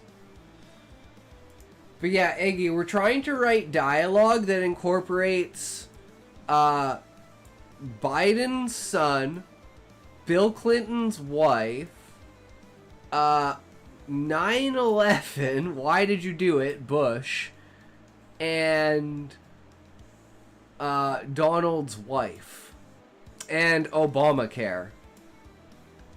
So we're trying to mention each one of these things in this section. For fuck's sakes, you're gonna get flagged for this?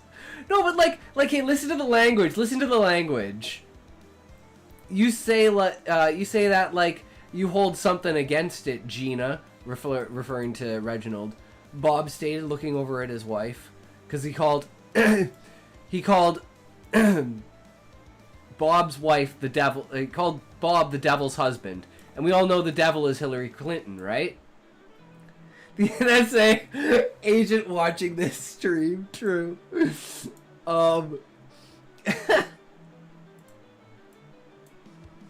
Whoops. I don't know what leans in on the table. Who's supposed to do that? She's definitely the devil. Oh, yeah. Bob leans in on the table. She's definitely the devil. But better the devil you know. He looked over at Reginald.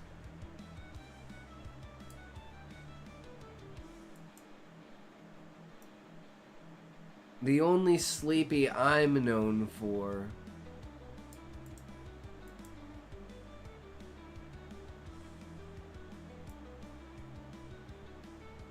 So this is another person talking. Only sleepy I'm known for, because he called him Sleepy. For Josh paused, raised his eyebrows, and looked over at Reginald's wife. Yeah, sleepy with that all day and night. Like, it's just kind of, like, basically inferring the sexuality, right? They all burst out laughing as Reginald sat back in his chair. Never one to be outdone. At least I wasn't publicly humiliated over some similar said event, Reginald mused. And if you get that one, this is referring to Bill Clinton getting a blowjob from an assistant. But see how, like, subtle it is? It's there if you know that it's there. But if you can't connect the dots, it seems so innocent, right? At least I raised a productive member of society. That's Tanner, which is Josh's, Joe's son. That's Hunter Biden. That's Hunter Biden. And Reginald's referring to his, in this case, well, I actually don't know. Hold on. No, I don't. I'm not looking that up on this PC. Hold on. I have to know before I say anything. I have to know. And no one will ever know if no one will ever know.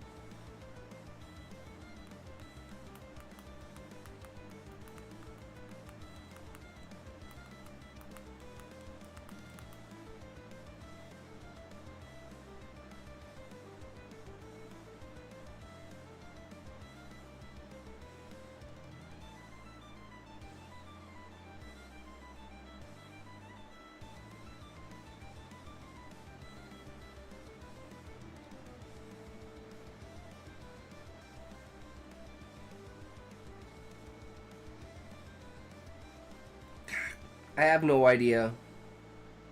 So I don't want to say it.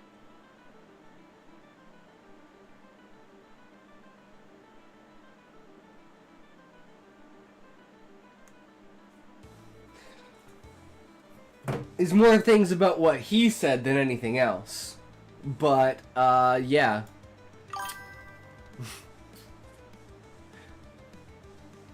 So he's referring to his kid in this case, right? As a productive member of society.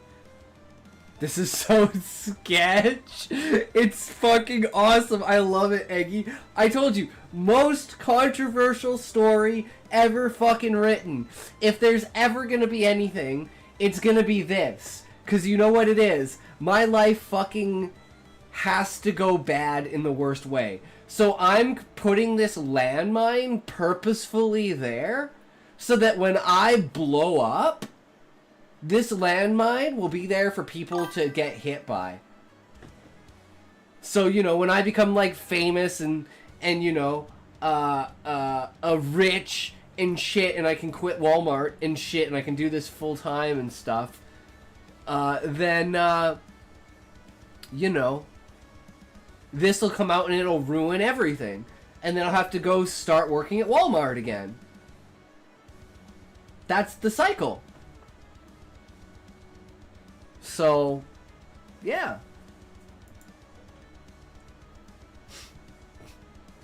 And if you can't, like, this is... Okay, guys, this is my Tropic Thunder. This story is my Tropic Thunder. As controversial as you can be, but still telling the truth. Right? In a way. It's definitely dog whistling, though. I love it. I'm Canadian. Fuck it. I don't care. I'm Canadian. I write what I want, bitch. What was it said that... Okay, and here's another one. Reginald continued towards Josh. What was it you said that you would never do? Oh, yeah. That's right. We all remember. Because he's referring to his kid, right? So what did Joe Biden do that was referring to his kid? To Hunter Biden. He pardoned him. And he said he was never gonna pardon him. So that's another point on the graph. That's right, we all remember. Well, at least he's better. I got banned from his stream. What'd you do, Eggy? Talking about feet? It's worse, K. I'm allowed to talk about this all I want, but you talking about feet is bad. I love it. Well, at least he's better than... Better at building...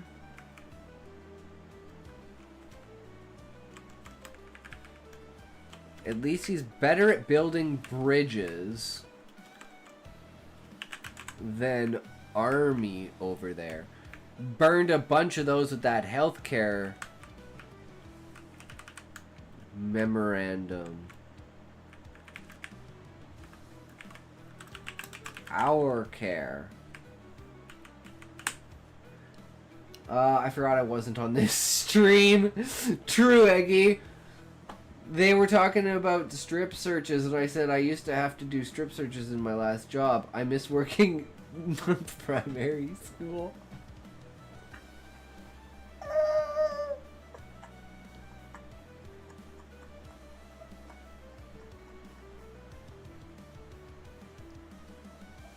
You can't say that, Eggy!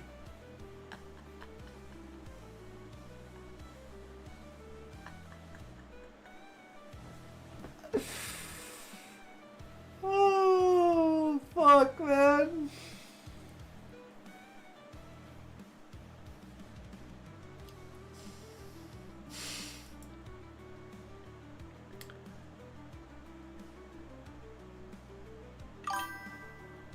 Yeah, I got banned. It is what it is, Eggy. What are you gonna do? Some people are sensitive. Extreme. Forget how sensitive 99% of people are. Yeah, people are pussies. They can fuck off. I need a safe space. Oh my god, the internet is so scary, guys. I need a safe space to stay off the internet. Oh my god, there's nowhere to go. I can't do it. It's so bad.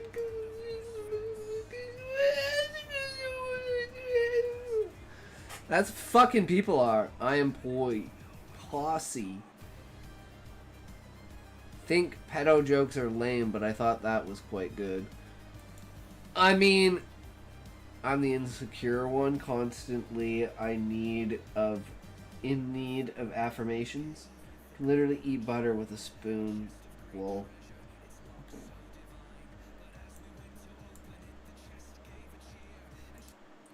Okay. Let's find something else.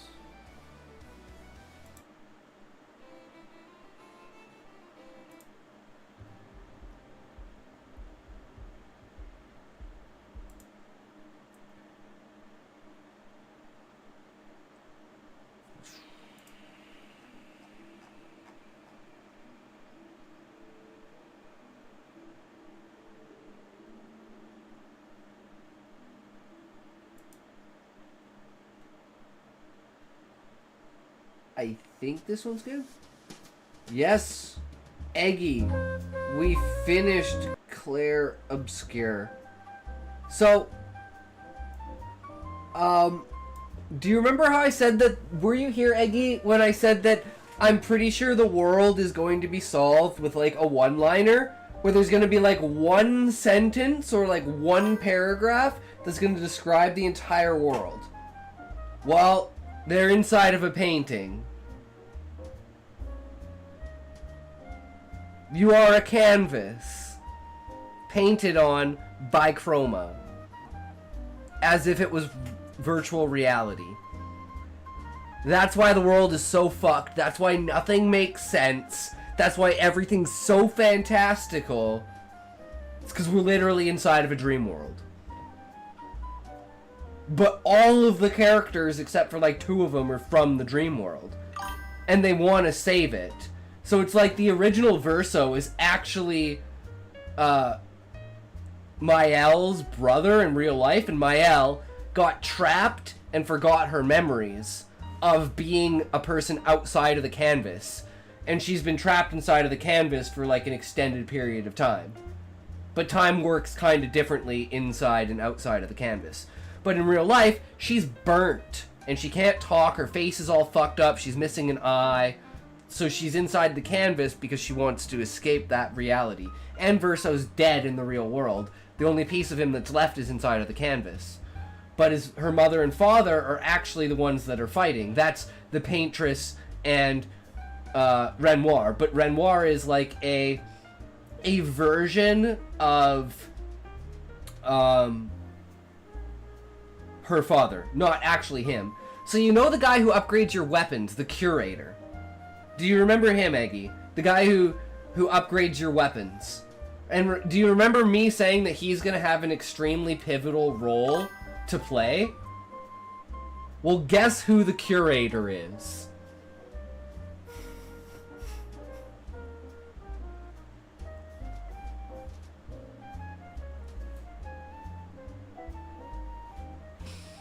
Her dad, the real Renoir, cursed in that figure by the Paintress. That's why those creatures look that way, because they're painted by the Paintress and him in order to erase the canvas. And they're fighting with each other, she's trying to protect it, whereas Renoir's trying to destroy it. Because he knows that they're trapped inside of it, and that's why he's right. Because they're clinging to the past of a Verso that's dead, and he wants them to move forward in life, and he figures the only way to do it is to destroy the canvas. But Mael, i.e. Alicia, won't let him do that. And I picked the saddest ending, which was to play as Mael, fight my father, and kick my father out of the canvas, and basically live in the canvas until I die. And the final cutscene is like Verso sitting there playing the piano in front of this massive opera hall, and it's like our face is like falling off. And we're sitting there with this like smile of like the contentment of we did what we could to preserve it. It's like, oh my fucking god, it was fucking cinema. Actually, I'm gonna pull up the final scene because it's just so fucking stellar. No, it wasn't yesterday. It was the day before yesterday. Right?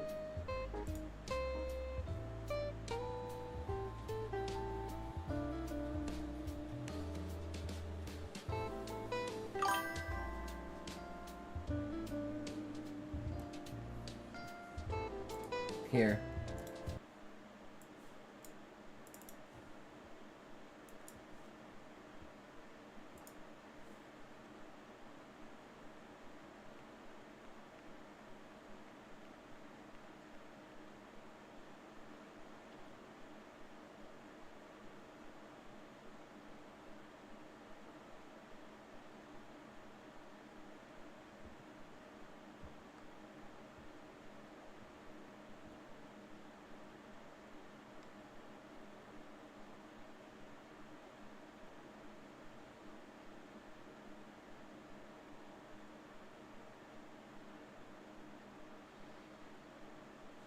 This is what makes it so good. The silence, the patience, the waiting, oh, the tension.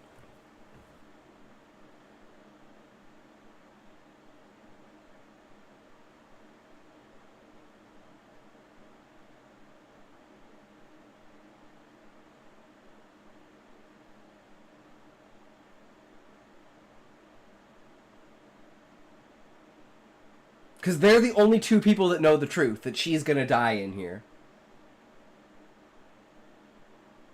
And everyone else can still be brought back to life.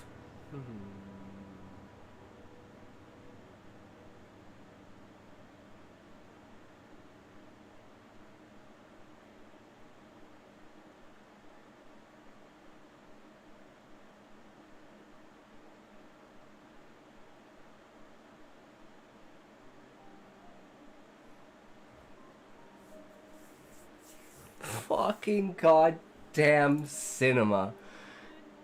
Goddamn cinema. So good. So fucking good.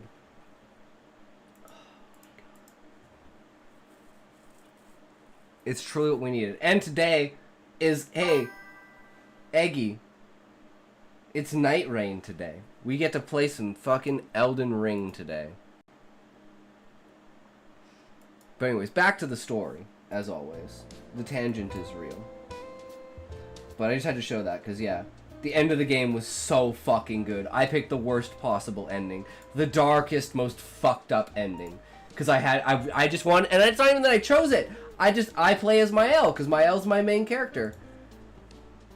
You know what's fucked, Eggy? Is there were only 2 moments when I almost cried. I literally probably didn't blink for 10 minutes straight.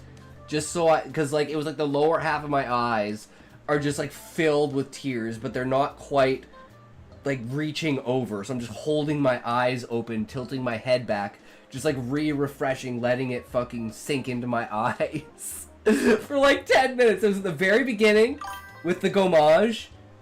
And it was at the very end when I had to kill, even thinking about it now is making me tear up. Like, it's having to kill my dad and send him away, knowing that he was doing this to try to save me. And now I'm forcing him to basically watch me die. And he's already lost a son. It's so fucking good. There are no good endings, man. True amazing stories do not have good endings.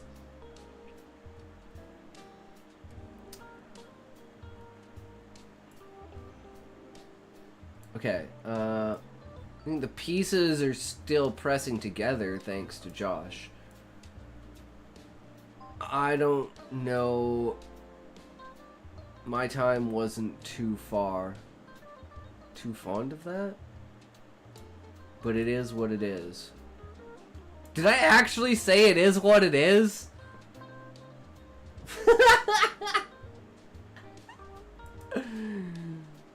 Replied Reginald. Josh, at least. I didn't tell him to do it. Josh looked over at Dick. Why did you do it? Okay, I said that way too much. Then there's this one. And then Josh, because they're all trying to like the whole point of the banter, it be like, it do, no cap, true. Eggy, it's like, each one of them is trying to pull the banter off of themselves onto someone else. Right?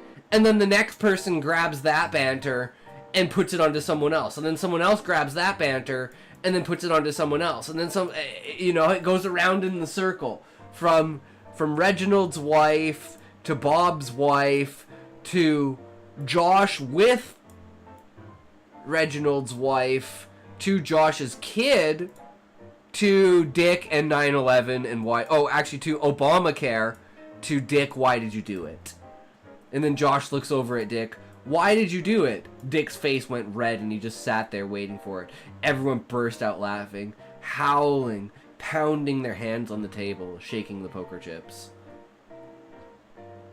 So he said the thing! He said the thing! Why did Bush do it? Why did Bush do it?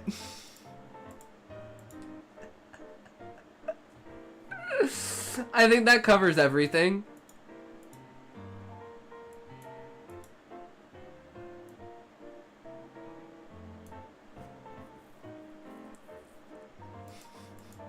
Just gonna let that one cook. Gonna let that one cook, guys. Let's move on.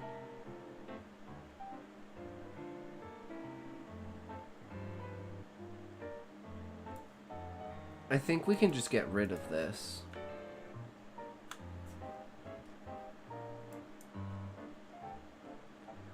Let's set for the chairs. Okay, yeah. This is old news.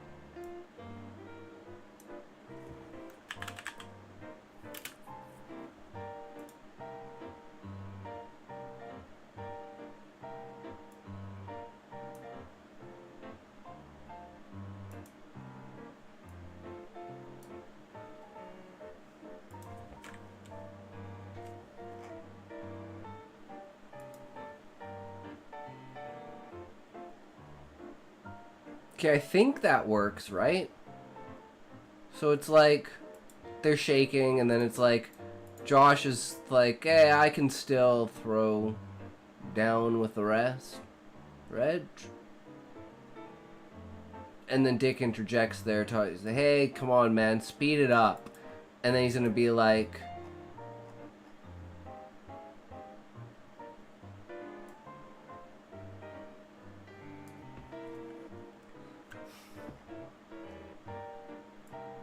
I think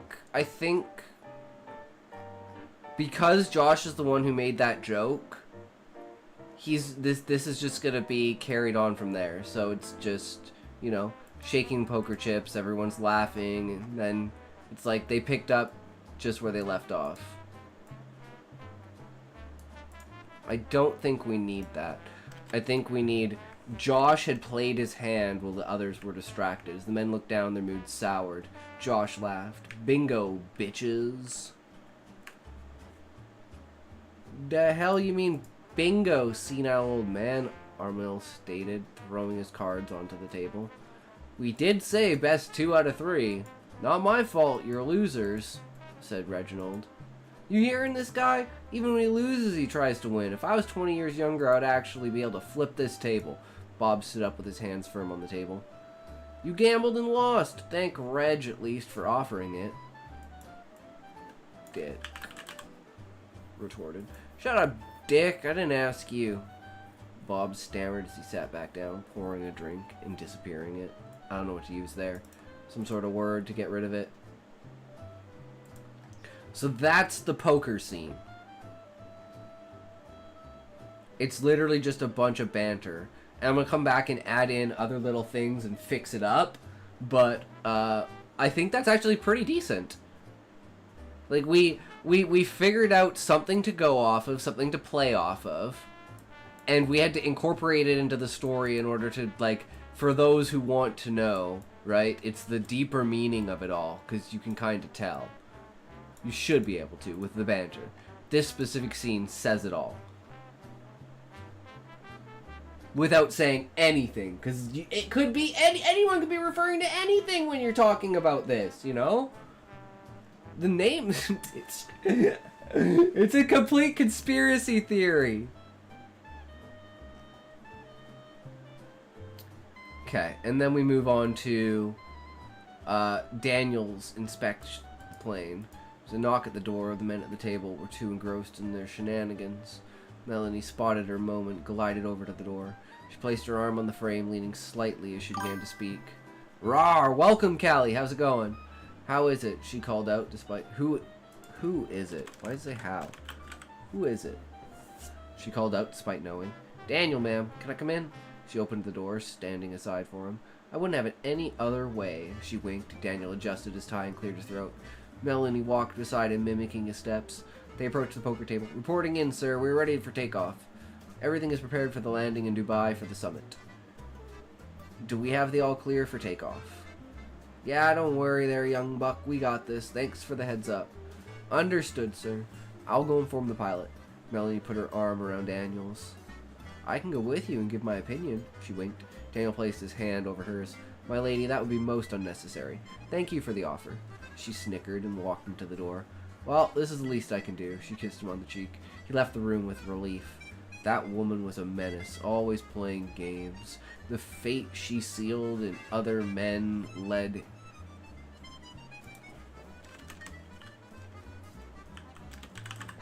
them. And again, this is a play on words with, like, leading them on. Because that's what she does. Lead them with a cold sweat. Lead them into a cold sweat, I think is a better way to say it. It's a very fucked up sentence, but that's kind of the whole point. This is my statement of poetry in the middle of everything. Just that one flashy piece that will catch your attention. Walk through the lavish corridors of the massive fuselage. Okay.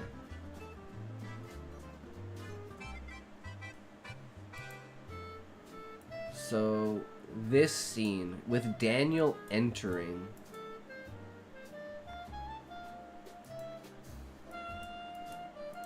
We don't know that there's a door.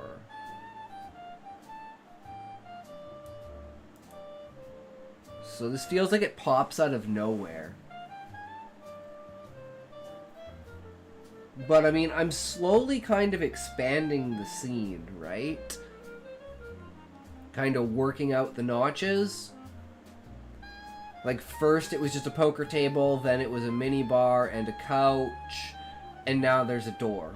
Well, obviously there's a door. There's always a door, right? And then the fact that he says takeoff again, that's very important for, like, very subtext, right? Oh shit, we're on a plane, right? Planes take off. That makes sense. And then the rumble that comes after it, right? But... Oh shit, I hit the wrong button. Uh-oh. Undo whatever it was.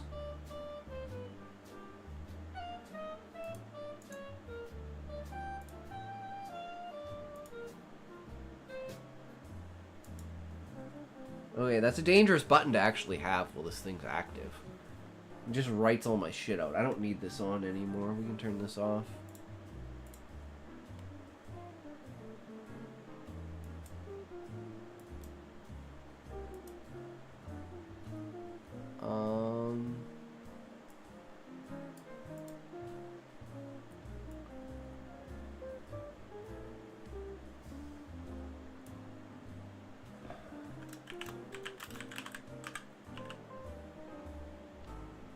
What are...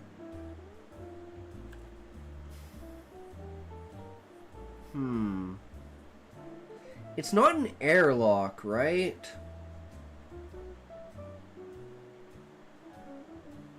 I want to describe what the door is.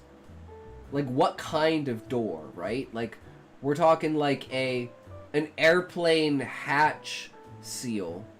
Oh, maybe a hatch.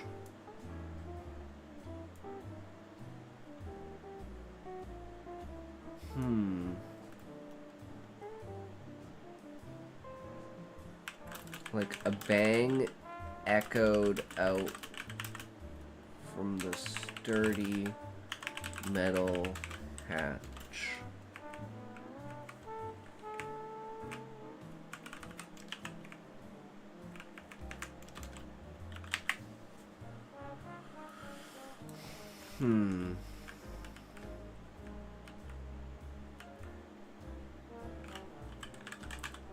A knock echoed from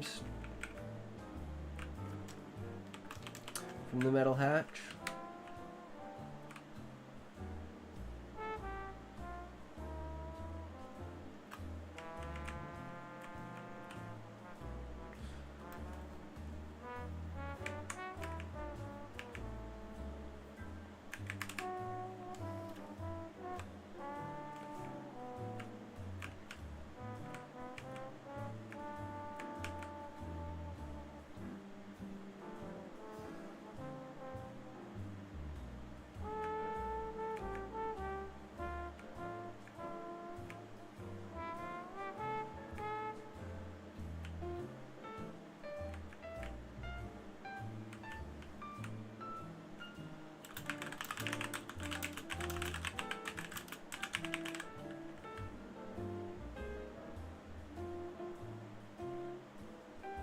Oh, whoops. That's in the wrong spot.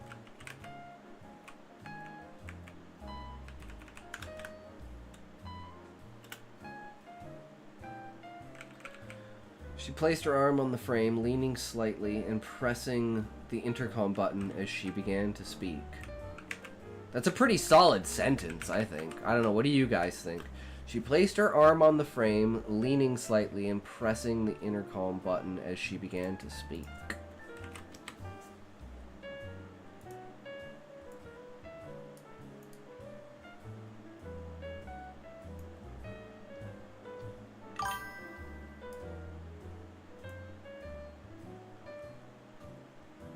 Because it's like, this could be its own sentence. This could be its own sentence.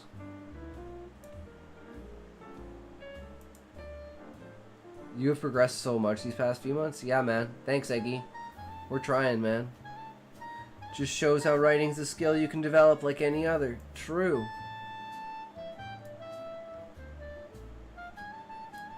We already know she's speaking, so we don't need...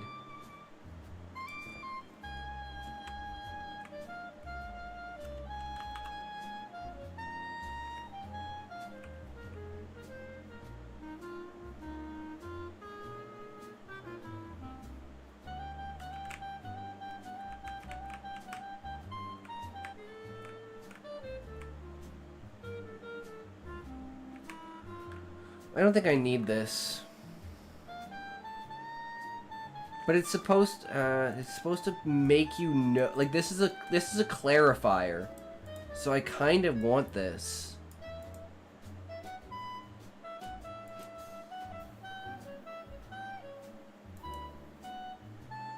So maybe,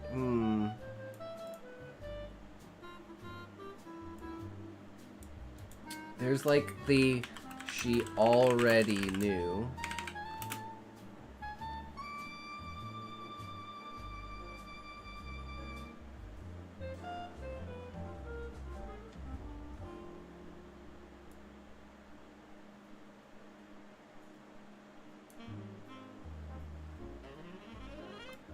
Oh, I know. I know exactly what it is. The voice came as no surprise. Boom. Solved.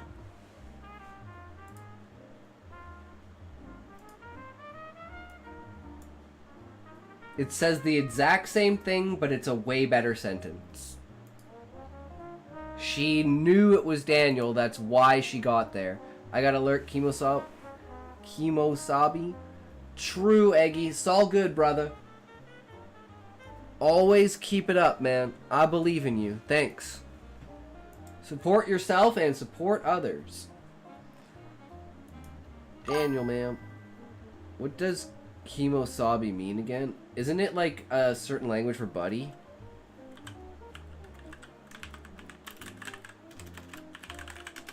Oh, it's Japanese. I wasn't sure. Trusty scout, faithful friend. It's derived, so it's not directly, but it's Gimo Zabi, which is Japanese for trusty scout or faithful friend. So they just changed it to Kimosabi because people are fucking stupid.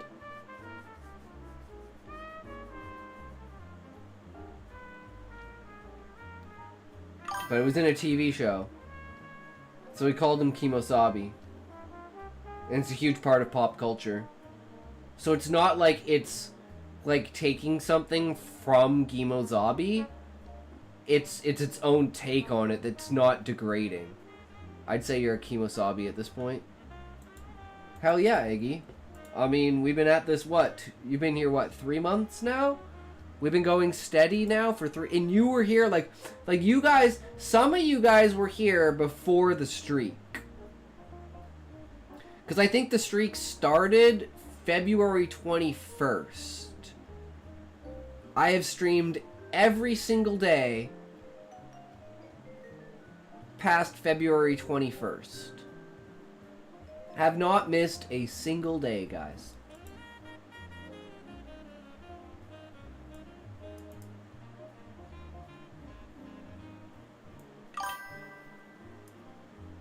I absolutely love it. I have gotten so much progress done. I've had so much fun. I've experienced so much. I don't know why I would ever stop. The only thing that could get better is if somehow like the YouTube popped off, right?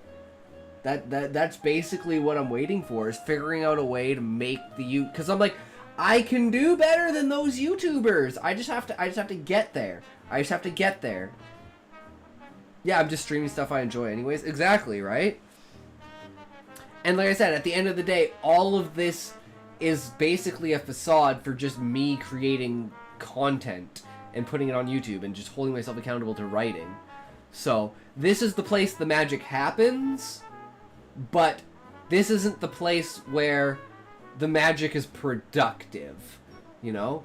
Like, it leaves here to go be something great somewhere else. It's not like grinding some game you got forced into by your audience. I mean, it happens, but as long as you're not a one-trick pony, you know, one game Andy, I think you're fine. And people do a lot of React content. You just got to find your niche for React content. And people think of streaming way too much in the way of like, either you're playing video games or you're just talking to the camera and talking to chat. People can't see like anywhere in between the spectrum there, or people that incorporate different pieces of that spectrum. I take every single piece of advice Asmongold gives. I curate that shit. The only thing I can't do is go back and watch my VODs. I mean, I go through them every day while I'm doing the stream highlight reels, but that's really the best I can do, because I just don't have the time. Even if I only streamed 3 hours every day, I wouldn't have the time to go back and watch that 3 hours. So it's like... I mean, I technically could, but I'd probably fucking fall asleep. And I wouldn't want to watch them before the next day's stream, because then I'd just be tired out by it, right? So I'm like, I just find small things. Karam Bembarek, welcome, welcome. How are you?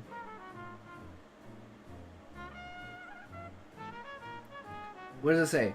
Sabotaged pro gambler bankroll, confiscated kick channel, Karam Beremberek 020 YouTube. Karam Bemberek, subscribe. Like, the sooner I can start streaming, trying to get back on my feet, people, no offense. Oh, can be better. How are you doing? Good. We are writing the most controversial story that could ever be written ever. So, Karim, I'm gonna read this, and you tell me who you think these people are.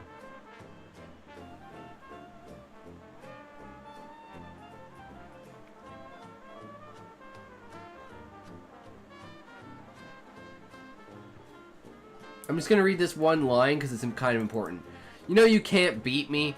I'm the best. Give it up, Sleepy. The devil's husband is waiting his try. You say that like you hold something against it, Gina, Bob stated, looking over at his wife. Gina refers to Reginald, and he's looking over at Reginald's wife. Because she's a slut. I mean, what? Bob leans in on the table. She's definitely the devil. But better the devil you know. He looked over at Reginald. The only Sleepy I'm known for, Josh paused, raised his eyebrows, and looked over at Reginald's wife. Yeah, Sleepy with that all day and night. They all burst out laughing as Reginald sat back in his chair. Never one to be outdone. At least I wasn't publicly humiliated over some similar said event, Reginald mused. At least I raised a productive member of society, Reginald continued. What was it you said that you would never do? Oh yeah, that's right, we all remember. Well, at least he's better at building bridges than Army over there. Burned a bunch of those with that healthcare memorandum. Our care. There you go, that's the one. I think the pieces are still being pressed together thanks to Josh. I don't know, my time wasn't too fond of that. But this is what it is. But it is what it is, replied Reginald. Josh, at least I didn't get them. At least I didn't tell him to do it. Josh looked over at Dick. Why did you do it? Dick's face went red. And he just sat there waiting for it. Everyone burst out laughing, howling, pounding their fists on the table, shaking the poker chips.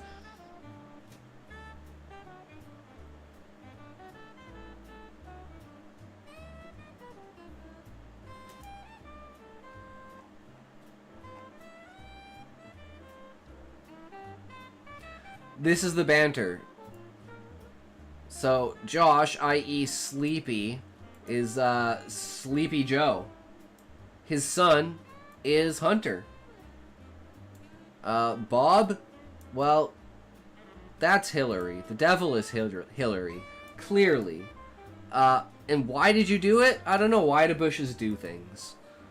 And we all know the big winner can't do anything without his wife. And the odd one out, everyone only cares about Obamacare.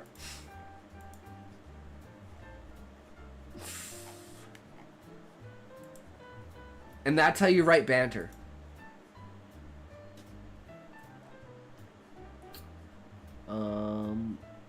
Right, and then we're still working on like the first little bit of this. Knock echoed from the metal hatch. The men at the table are too engrossed in their shenanigans. Melanie, spotting her moment, glided over. Okay, I'm gonna move this one. I feel like this should actually be up here. Spotted her moment, gliding over.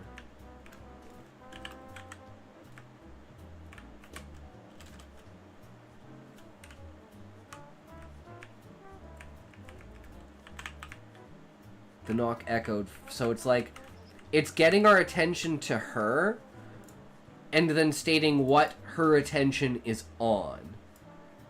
And then the fact that the other people are not paying attention. And then she gets into, like, her sexy mode.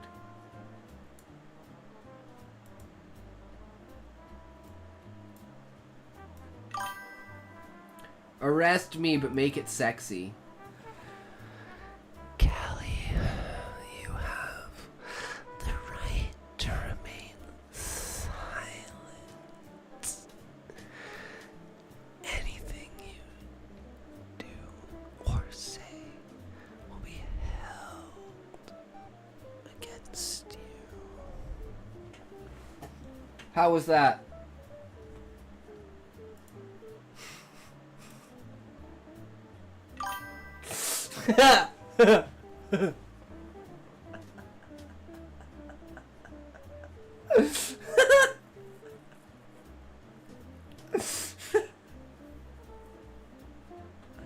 True. Oh man. Okay, here's more banter.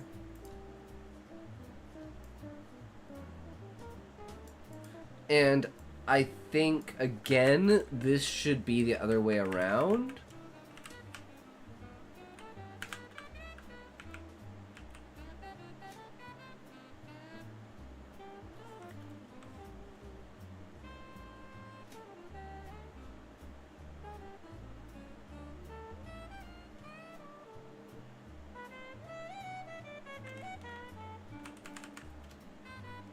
Okay, she opened the door, winking.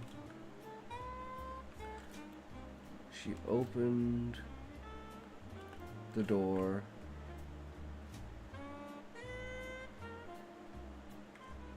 Right, it needs to be separate.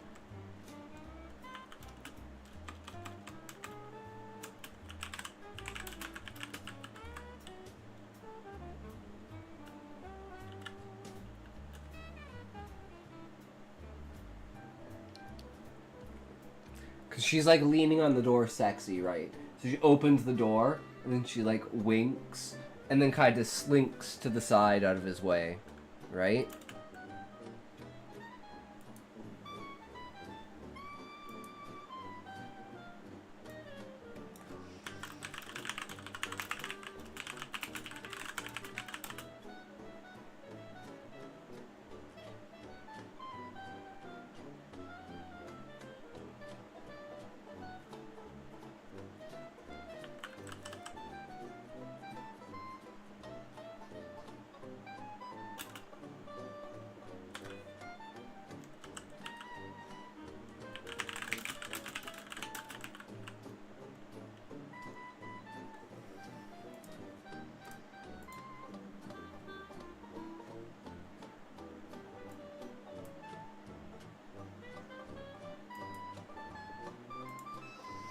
I wouldn't have it any other way. She opened the door, winking at him.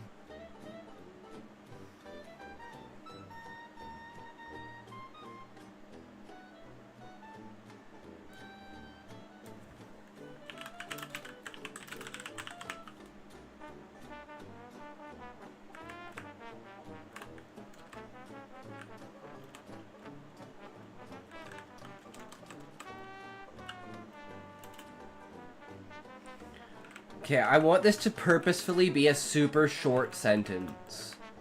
Just the hatch opened. And it's like the hatch opening, and then it's like the surprise of the next sentence of she pressed her body against the wall, slithering out of his way. And he's like, oh. Hey, how's it going? Yeah, no, they're not paying attention, but yeah, you know how it goes. We do what we want sometimes, right?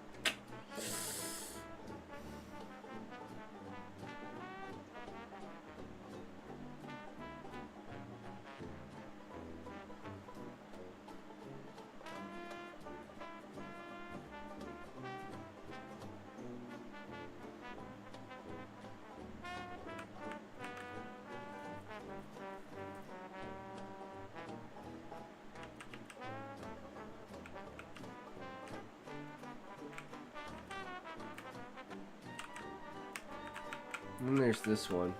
Melanie walked beside him, mimicking his steps. I don't know. And they approach the poker table. Do I need this? Can I combine this? This is what I need to do.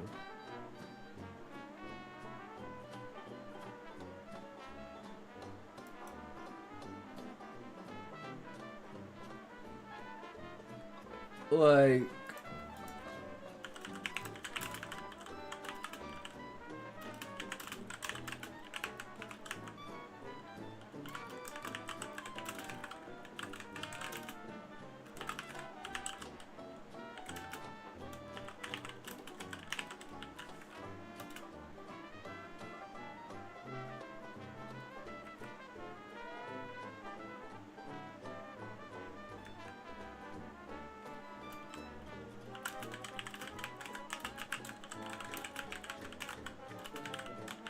Just very subtle, but still there. I think that's better.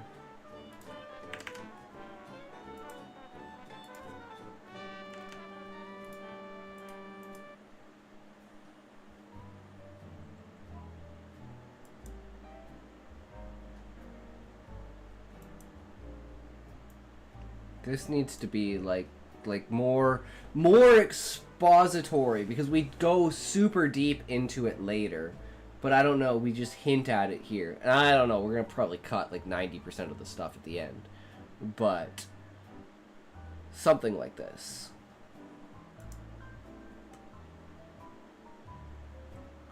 So I think this is where we cut it right now.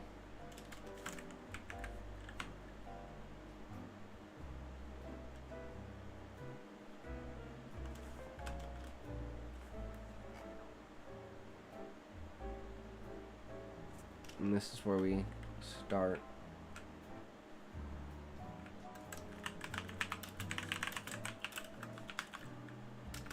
Just so I have a timestamp marker on that.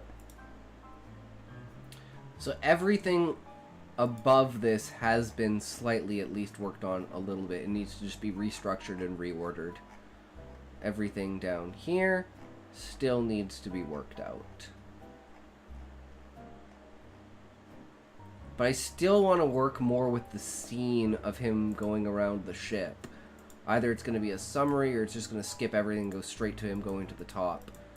But at some point in time, because he needs to report to the pilots as well as go inspect the ship after, or the airplane after it takes off.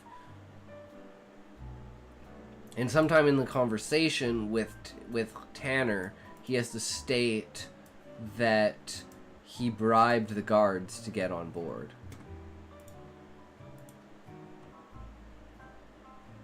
But I think it's about time, guys. We should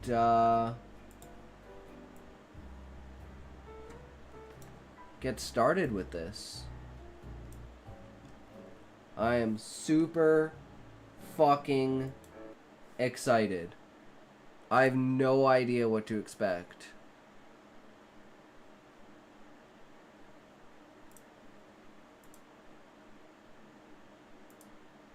Probably I should have opened it earlier for shader purposes.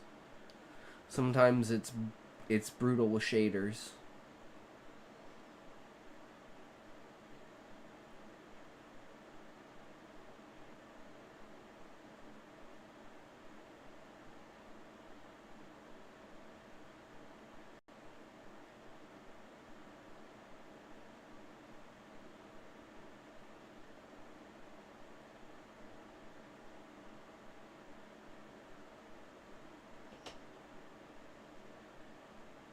I've never played Elden Ring with keyboard and mouse. I've only ever played with controller.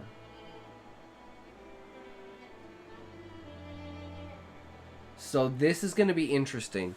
We'll see if at any point I want to switch over to playing controller, because I have actually, like, since Path of Exile, even playing Oblivion, even playing Expedition 33, we've been huge into using mouse and keyboard. It just is the way that it is. Oh, well, I pressed any button. And that any button was Alt-Tab. And that appeared to have crashed it.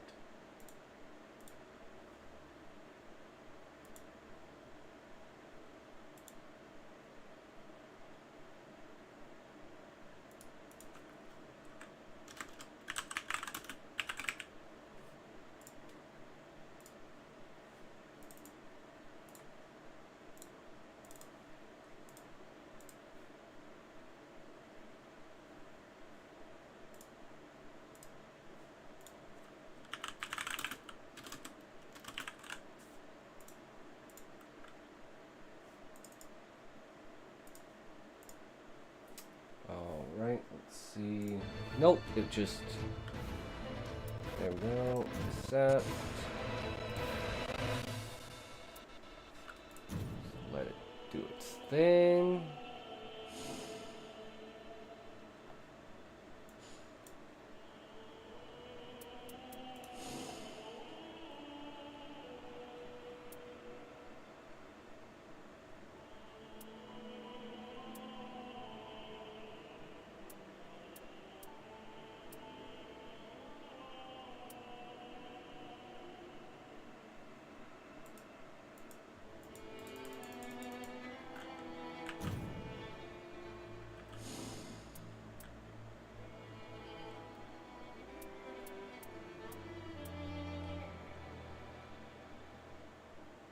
Why is it shift?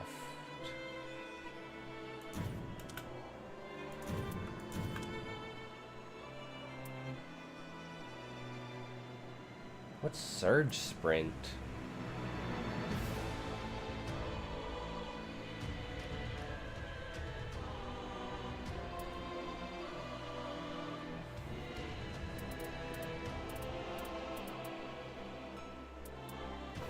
G is item.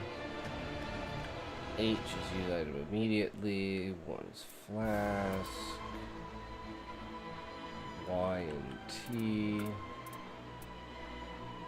Attack right-handed. Control left click. Strong attack. Guard is right. Control middle is two-handed armament cancel. I don't know what that is. Okay.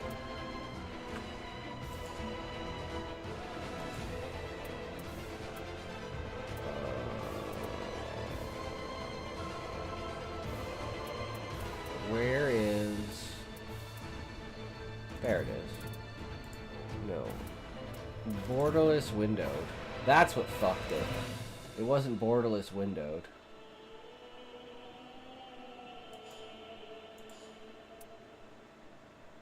Alright. Let's go, guys! This is it! This is the moment we've all been waiting for!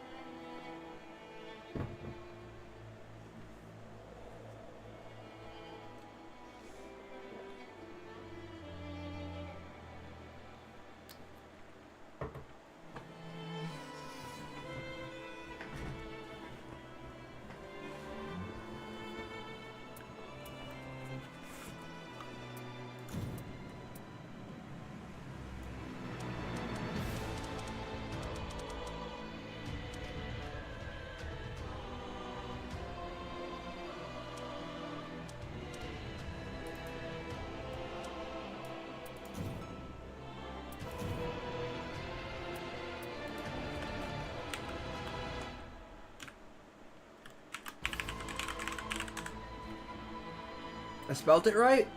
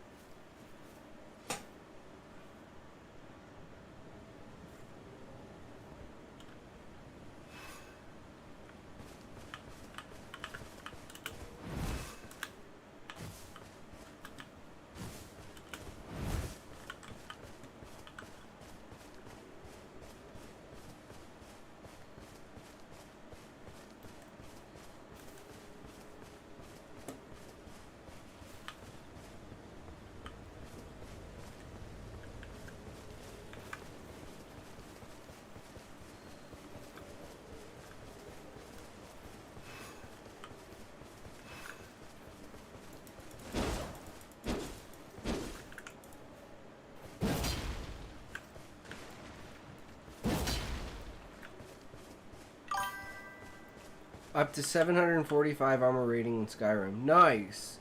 Every arena has a number of key locations. Key locations are protected by enemies or traps, but they often house equipment and runes. While exploring the field, use the map to track key locations, which can offer a great boost to character power.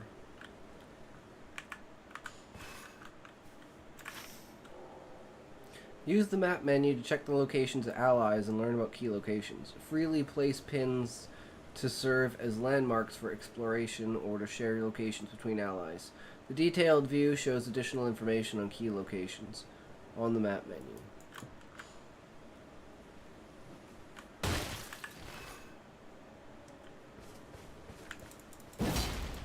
Oh, how do I lock on?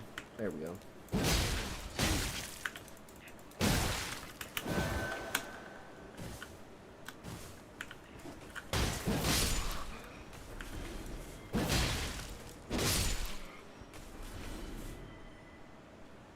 I am not used to playing. I think I might just swap the controller. It's probably gonna fuck up all of my sound settings. But I don't know. This isn't something I can do.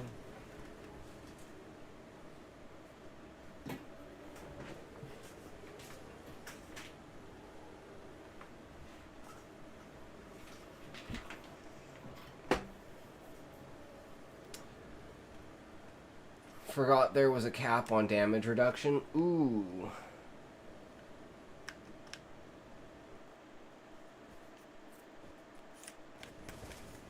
Okay, is my sound fucked? No? Everything's fine? We're good?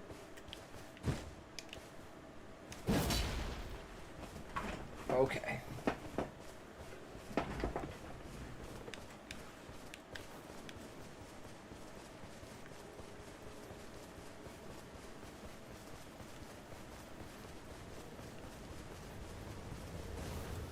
So we definitely need to... Wait, can I not... Hold on, yeah.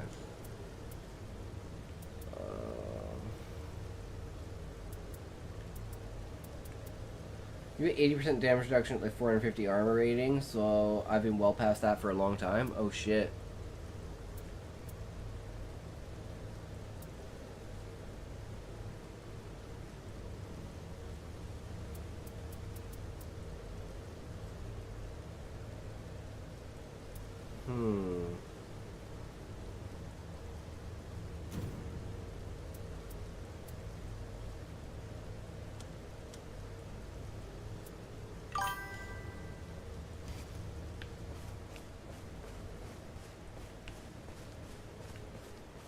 I ain't got time for maths.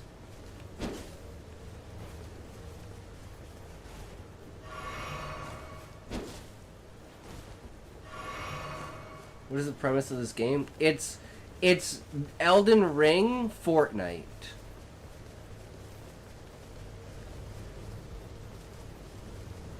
That's what it is, Eggy.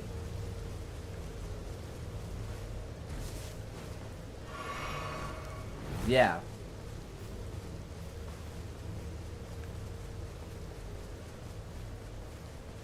Yup, full PvP, that's what it's all about. I'm just learning what to do right now. There's PvP elements to it, like the monsters that I killed.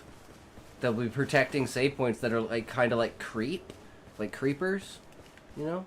It's going to be sweatier than a nun in a cucumber field. True. True, Eggy.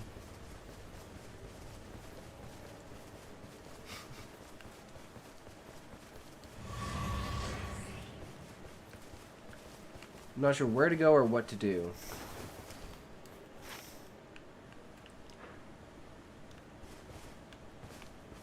I think a point of interest is there, so I should go there.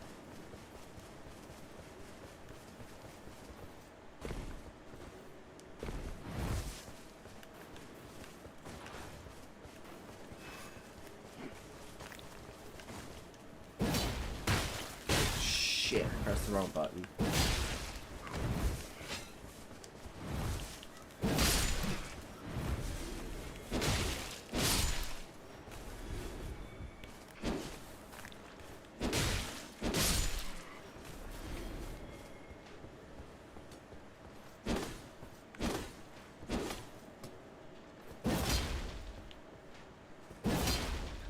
past.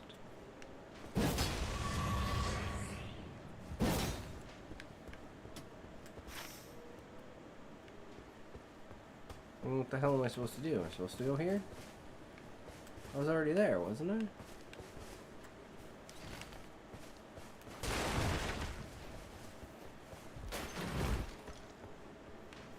Oh, okay.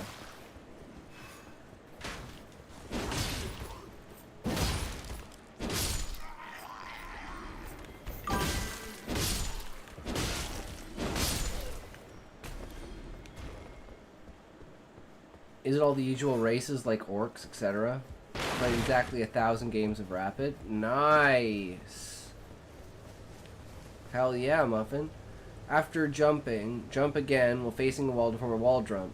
Use to jump in a designated direction when wall jumping. Oh, cool!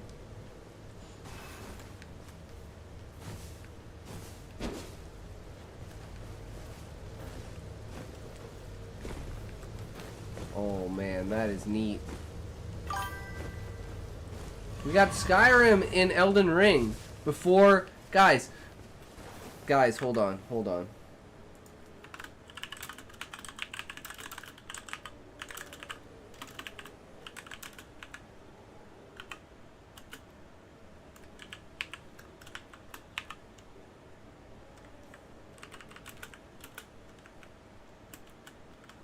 Skyrim in Elden Ring before GTA 6.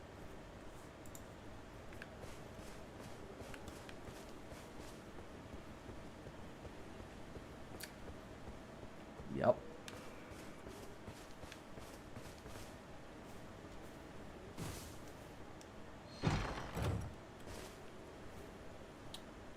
Cold Qatar.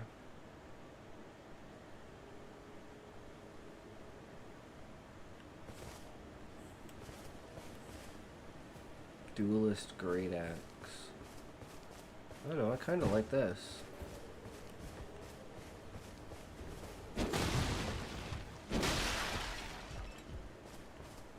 Nothing like having a Zweihander on your shoulder. Yeah, we got Skyrim and Elden Ring before we got GTA 6, guys. What the fuck is going on? What the goddamn fuck timeline are we living in, boys? It's not fair.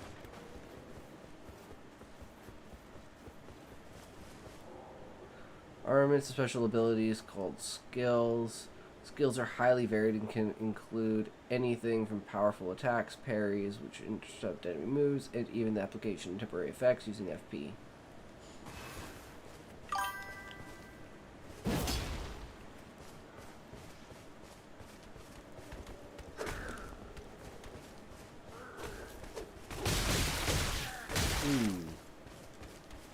I'm pressing the wrong button.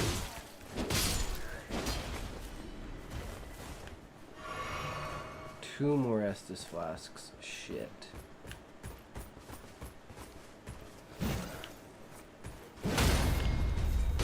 Motherfucker. 21 elo below my highest. I'm gonna be grinding tomorrow. Nice. That's how it goes, Muffin. Grind never ends.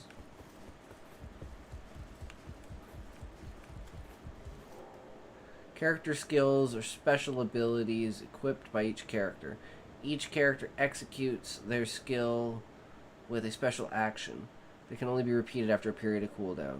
The Wilder's skill is a claw shot. Launch grappling claw to rope in foes or move swiftly.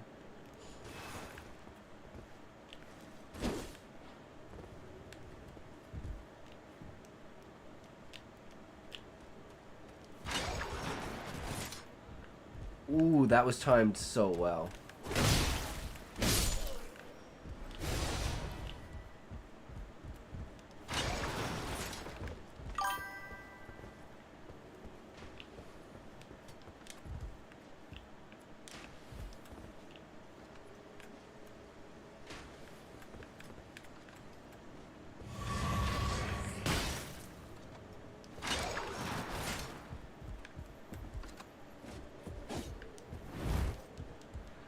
Cheth is smooth brain, Checkers is big brain.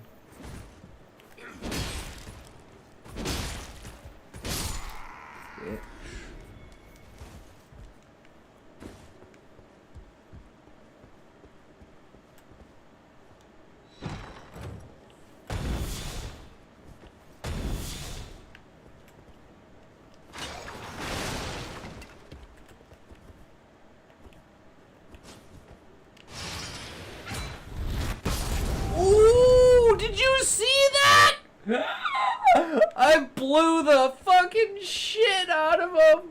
Where's his body? Dude, I don't even know. Did it open? Did his body hit the chest and open the chest? Or did I open the chest? I don't even know. That's fucking hilarious. We exploded his fucking ass. Merely passing through a site of grace replenishes HP and FP, heals all status elements, and replenishes the soul sacred flask. Site of grace can also be used for leveling up.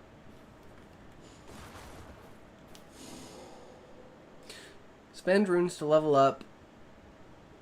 In the level up menu, each additional level boosts numerical stats. Each character's stats rise at different rates. Higher the level, the more runes required to level up. True.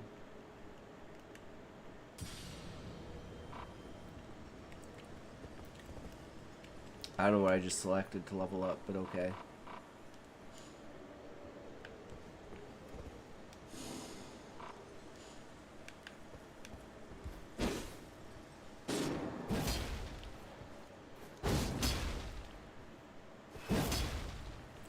You can fix your own pins on the map as well.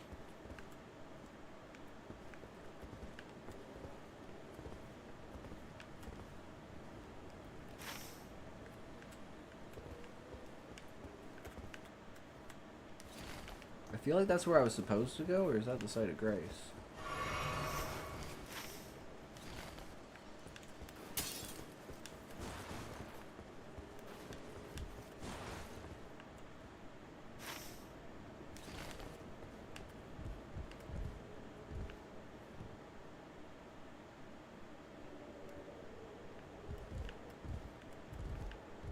Not sure.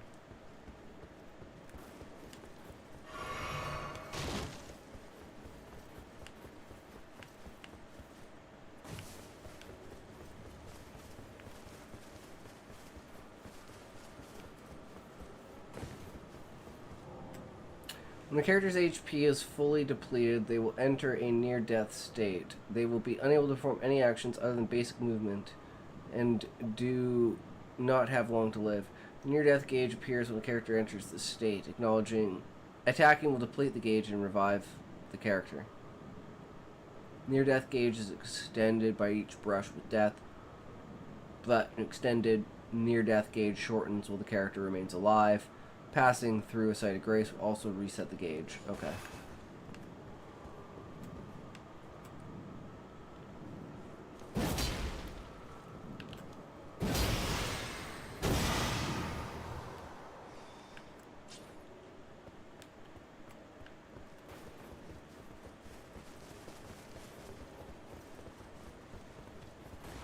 We gonna fight something? I have thee now. Foul omen, damn. I gotta remember how to fucking play. I will swat away any who dare approach.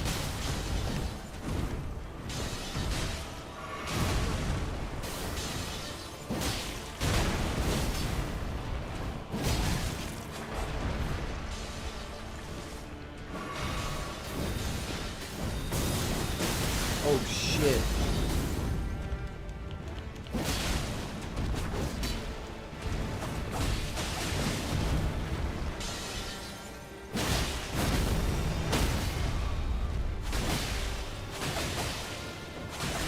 Shit, I didn't get the thing off.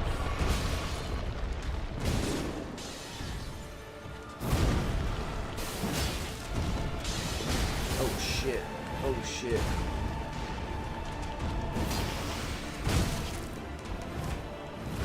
I have no heals. I'm dead. Ooh, got fucked up.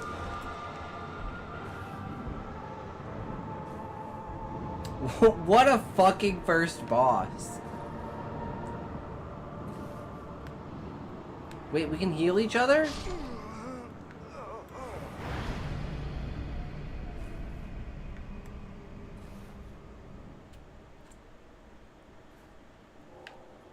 Death and revive him. Hold death, character revives. nearby at the cost of 1 level.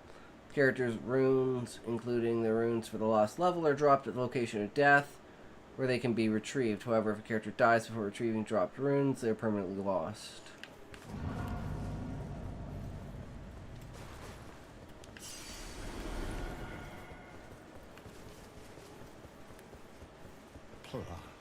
Do I have to fight him alone now?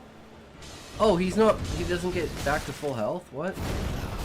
Art in reach of my sword. Ooh. Ultimate arts are powerful special abilities that are unique to each character. An ultimate art can be executed once the ultimate art gauge is full.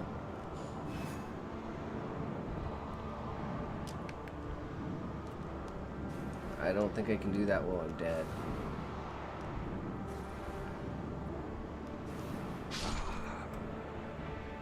That's unfortunate.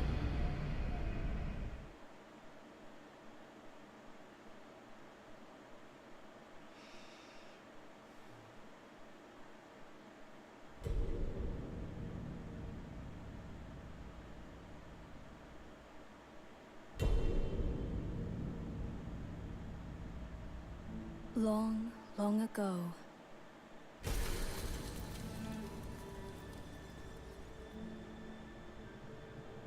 the lands between were visited by a great war.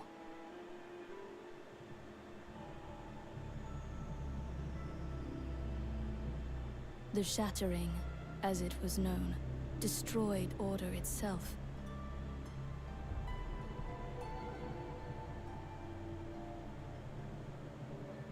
Drawing forth in time an abomination.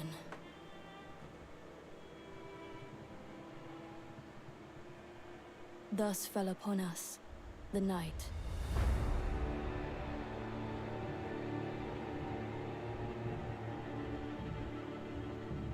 Now heavy rains harry the region, threatening to wash away its very history.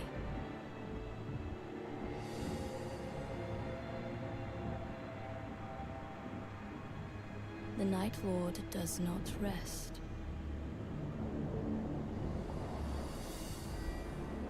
As it ravages the lands between beyond recognition. But there are those who would fight back. The Nightfarers. Brought together by happenstance, their commonalities are but few.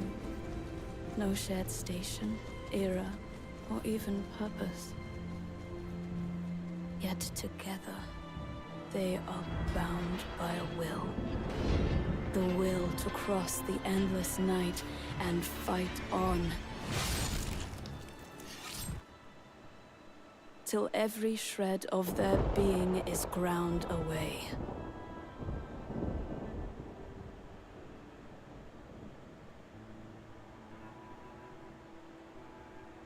Alas, the curtain may be drawing to a close upon this world.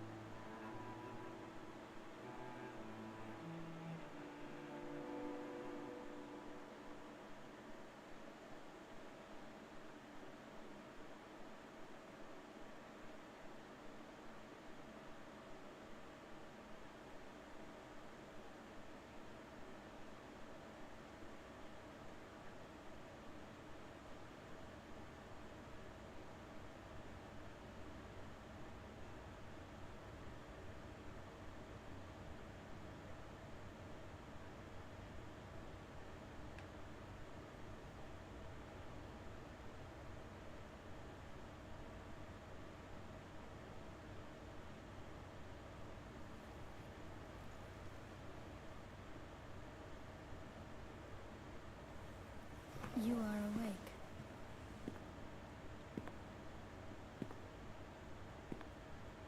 I know not why, but once again it has happened.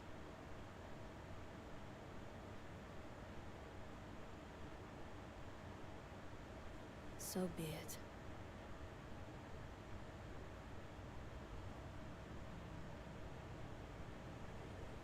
Condemned, I welcome you to the Round Table Hall.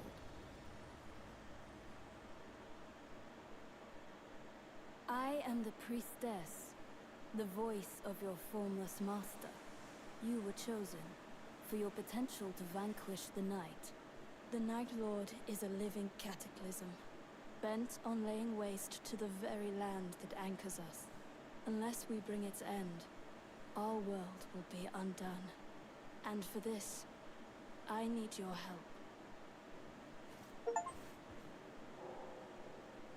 The Round Table Hold is a nexus for launching expeditions. Travel to the lands between from the Great Site of Grace. Change characters, conduct relic rites, and otherwise prepare for expeditions. Use the Round Table Hold menu to travel directly to a facility of interest.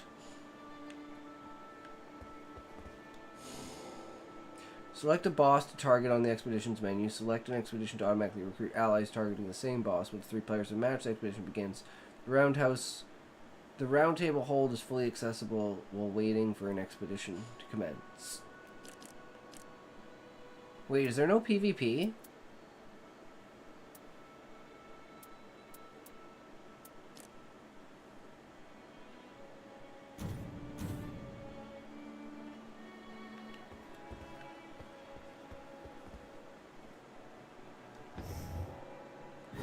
To invoke the power of a relic in your possession, conduct a relic rite via the relic rites menu. Oh, well, I guess we're in.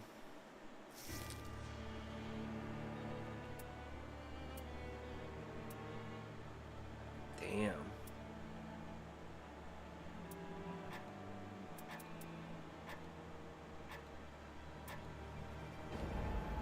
Well, I'm Def's being her.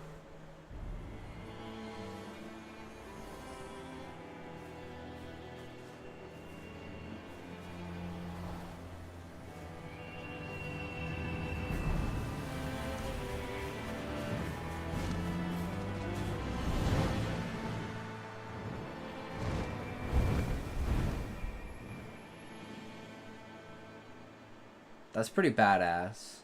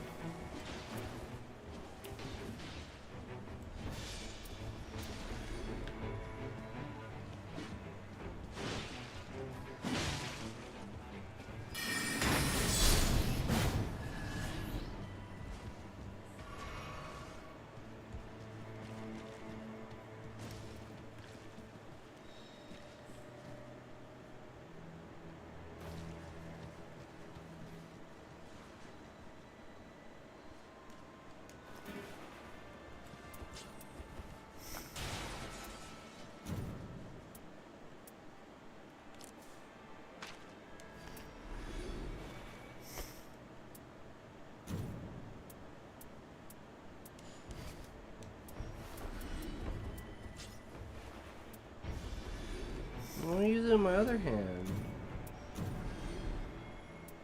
Does that work? Why can't I? Oh, I'm retarded. I forgot how it fucking works.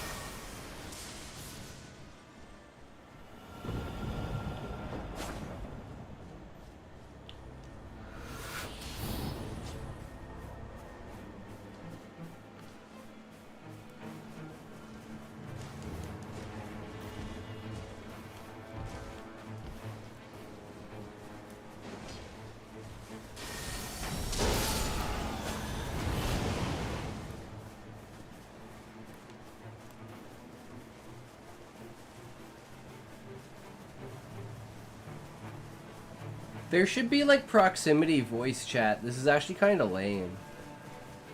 This is just like... This isn't what I was expecting.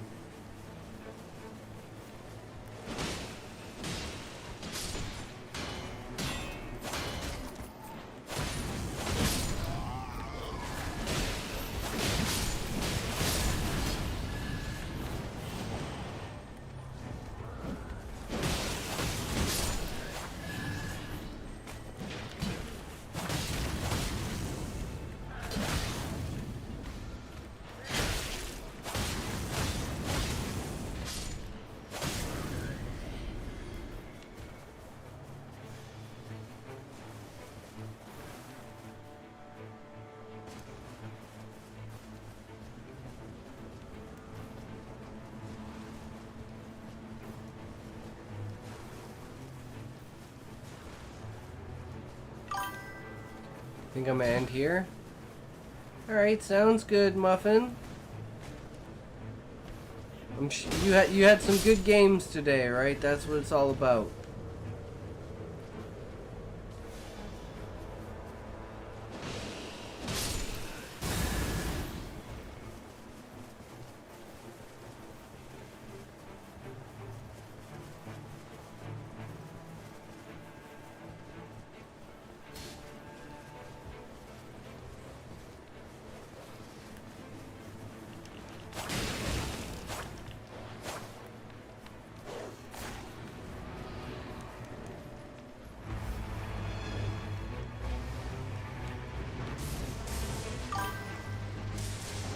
Cute Muffin rated my stream Oh with shit, 1 viewer. Muffin! Welcome Raiders to the stream. Welcome, Muffin.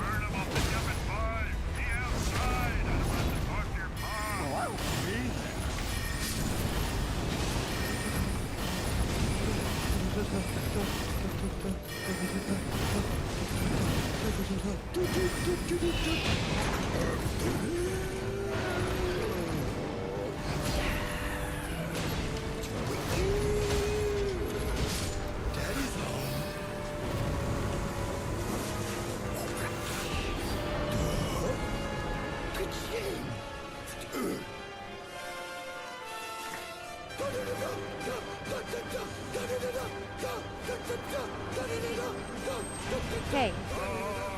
Hey, Muffin. Thanks for the raid, bro. How are you? Stitcher?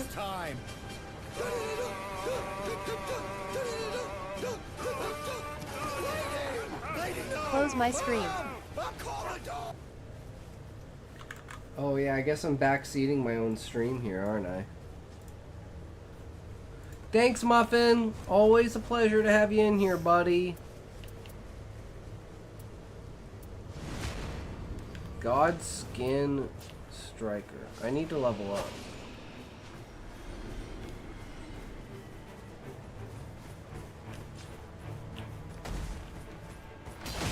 Oh! Oh, no, no, no, no, no. I'm dead. Figures!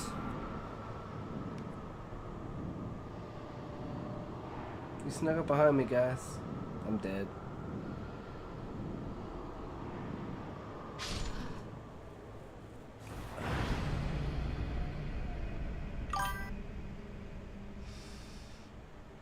I don't know, this is actually kind of fucking boring. I'm not gonna lie. I thought it was PvP.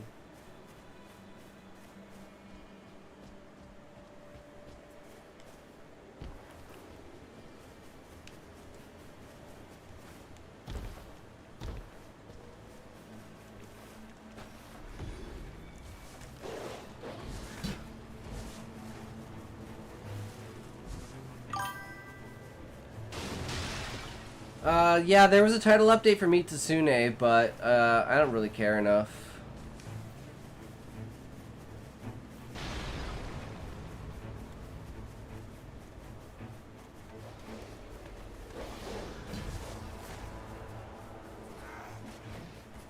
Wait, is he wearing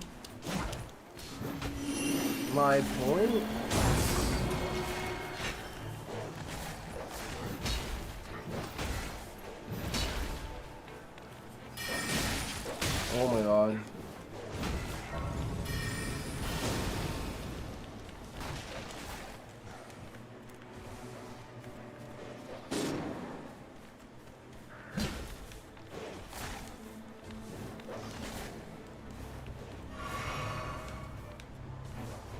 Fuck this shit.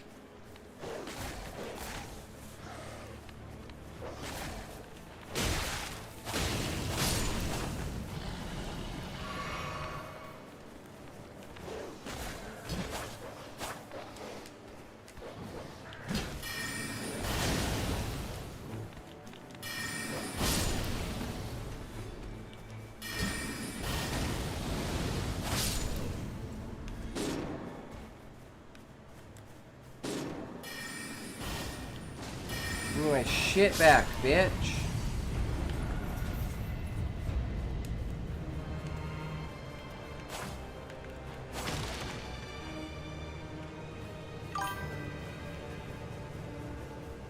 Switch to phone, be right back. Alright, sounds good, Muffin.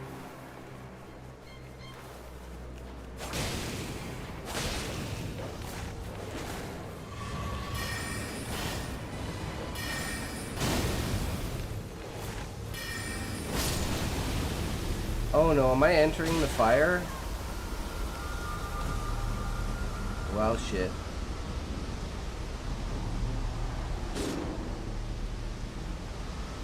Holsta, the Night Lord, is the final boss. It's the 8th Night Lord. Coleman, welcome, welcome. Sorry, I was kind of engrossed there. Yeah, I don't know, man. Kinda not really a fan.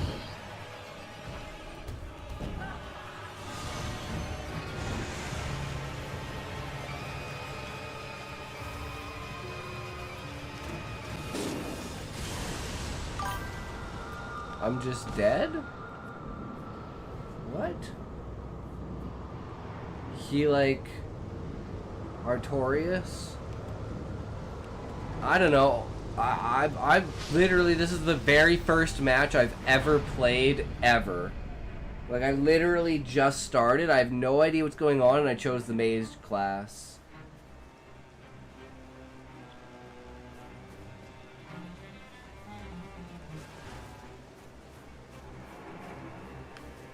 I can't even get my souls back. I'm still level 1. I forgot to level up.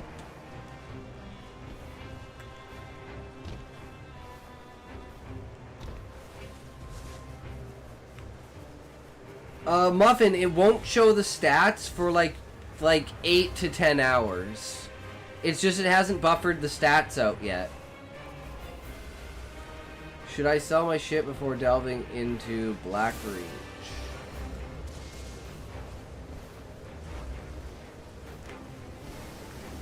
I don't know, I'm following this random guy, but then this other guy's fighting. I don't know what to do!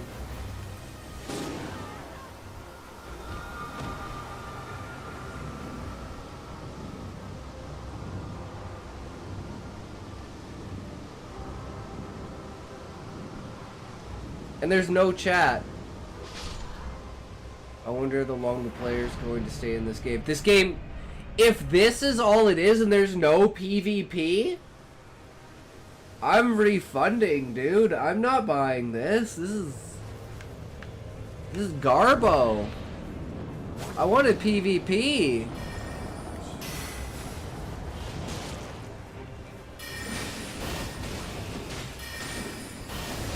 It's definitely a flop. If this is it, it's Elden.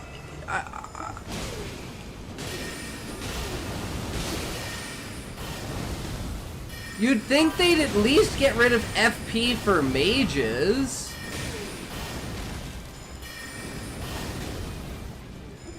But it's like, oh, well, you're out, you're fucked.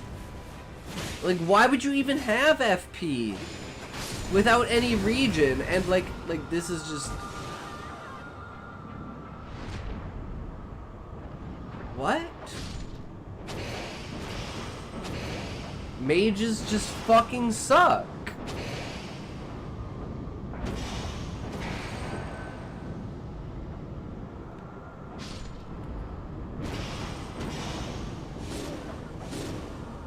And we're all dead.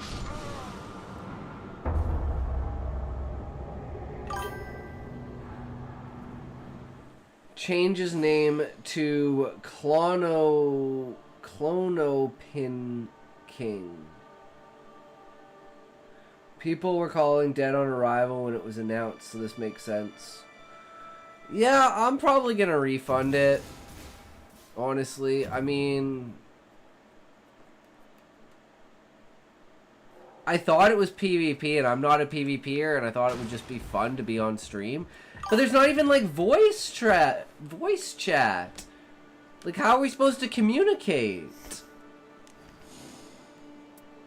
Like, does it just automatically have voice chat off?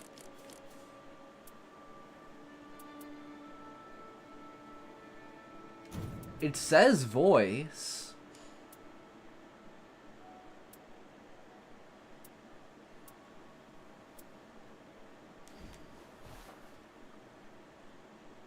Yeah, I'm just definitely gonna... I bought the deluxe version, too. This is $80, bro.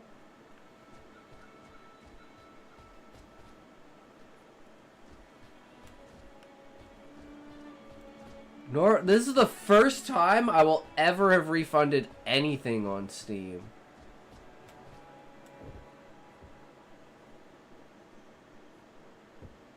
Because you don't even get to, like, build your own character.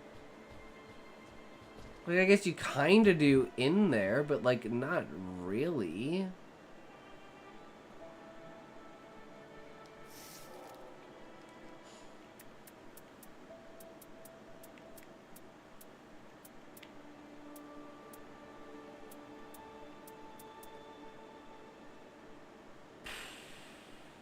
Honestly, guys, I'm just pooped. I'm kind of done. This kind of killed me.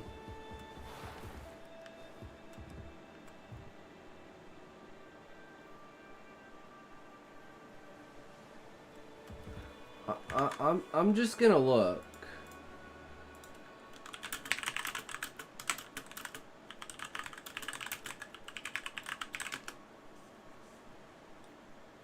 No, Elden Ring Night Rain does not have PvP. Okay, problem solved. We're gonna refund it.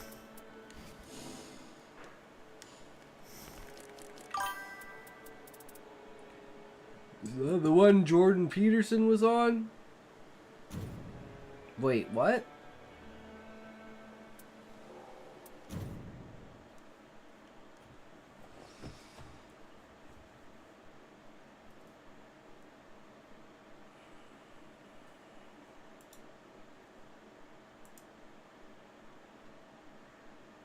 Clone open. I don't know what that is.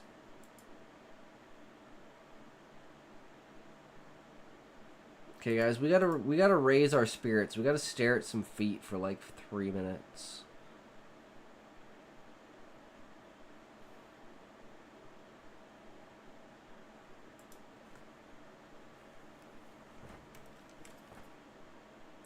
We need to amp up our self-esteem here.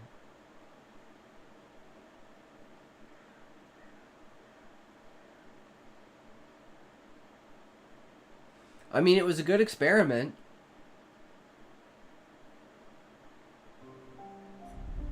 Now we know. Oh shit, I'm using controller. So natural. It's so natural. Fuck that.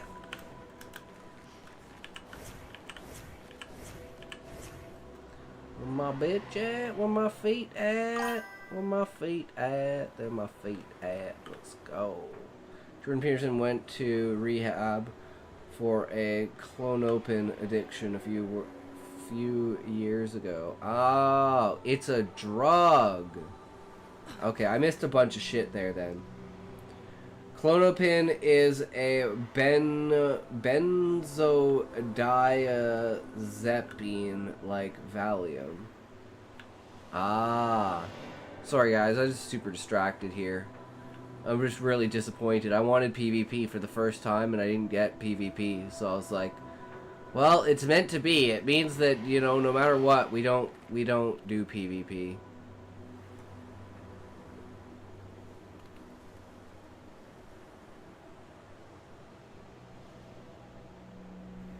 So you know what we're gonna do tomorrow, guys? We're gonna go on to Elden Ring and we're gonna invade random worlds. with our build. And we're gonna fuck shit up in Elden Ring, in PvP, as an invader. That's what we're gonna do tomorrow. The real PvP was player versus publisher. Yeah. Yeah, for sure. For sure. Alright, I think we can end the stream on a good note, staring at some feet, guys. We had a good one. A little disappointing, but it is what it is. You live, you learn, you find out. So yeah, I think tomorrow, unless I change my mind, we're going to play some Elden Ring. Do a couple of invasions. Fuck around. If I get bored, I'll just come back and play Expedition 33. And maybe we'll full meta build us out, because, yeah, in order to do the shit that we want to do, like, we need to, like, actually meta build our character. And this game's super fun, so I totally don't mind playing it, but, it's either that or go back to Schedule 1, because I was expecting to play Night Rain for a bit. I don't know what comes out next. Wait, when does...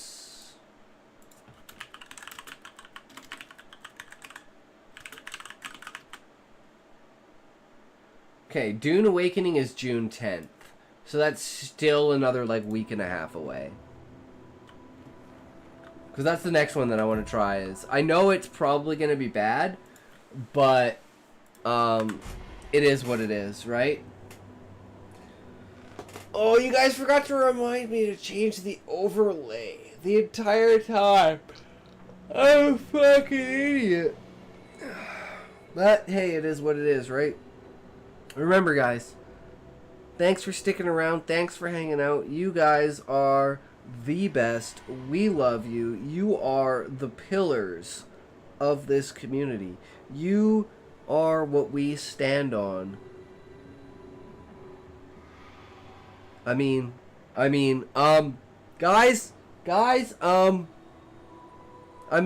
hold us up. Yeah, that's it. That's what we meant to say. You hold us up. Like Atlas holding up the world. You are the true heroes. I am just merely a facilitator. But hey, remember, if you can't say fuck you to your friends, who can you say fuck you to? Fuck you! I'm holding you up for your wallet and keys.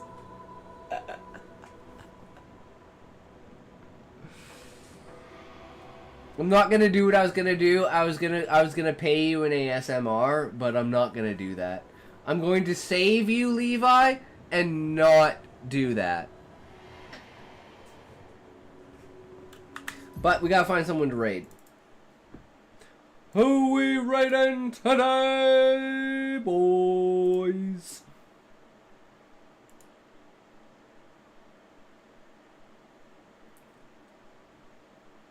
Oh, Jesus, Turgendas. Oh, well, here you go. Here you go, guys. Let's get a real taste. A real taste of it. You're gonna like this one.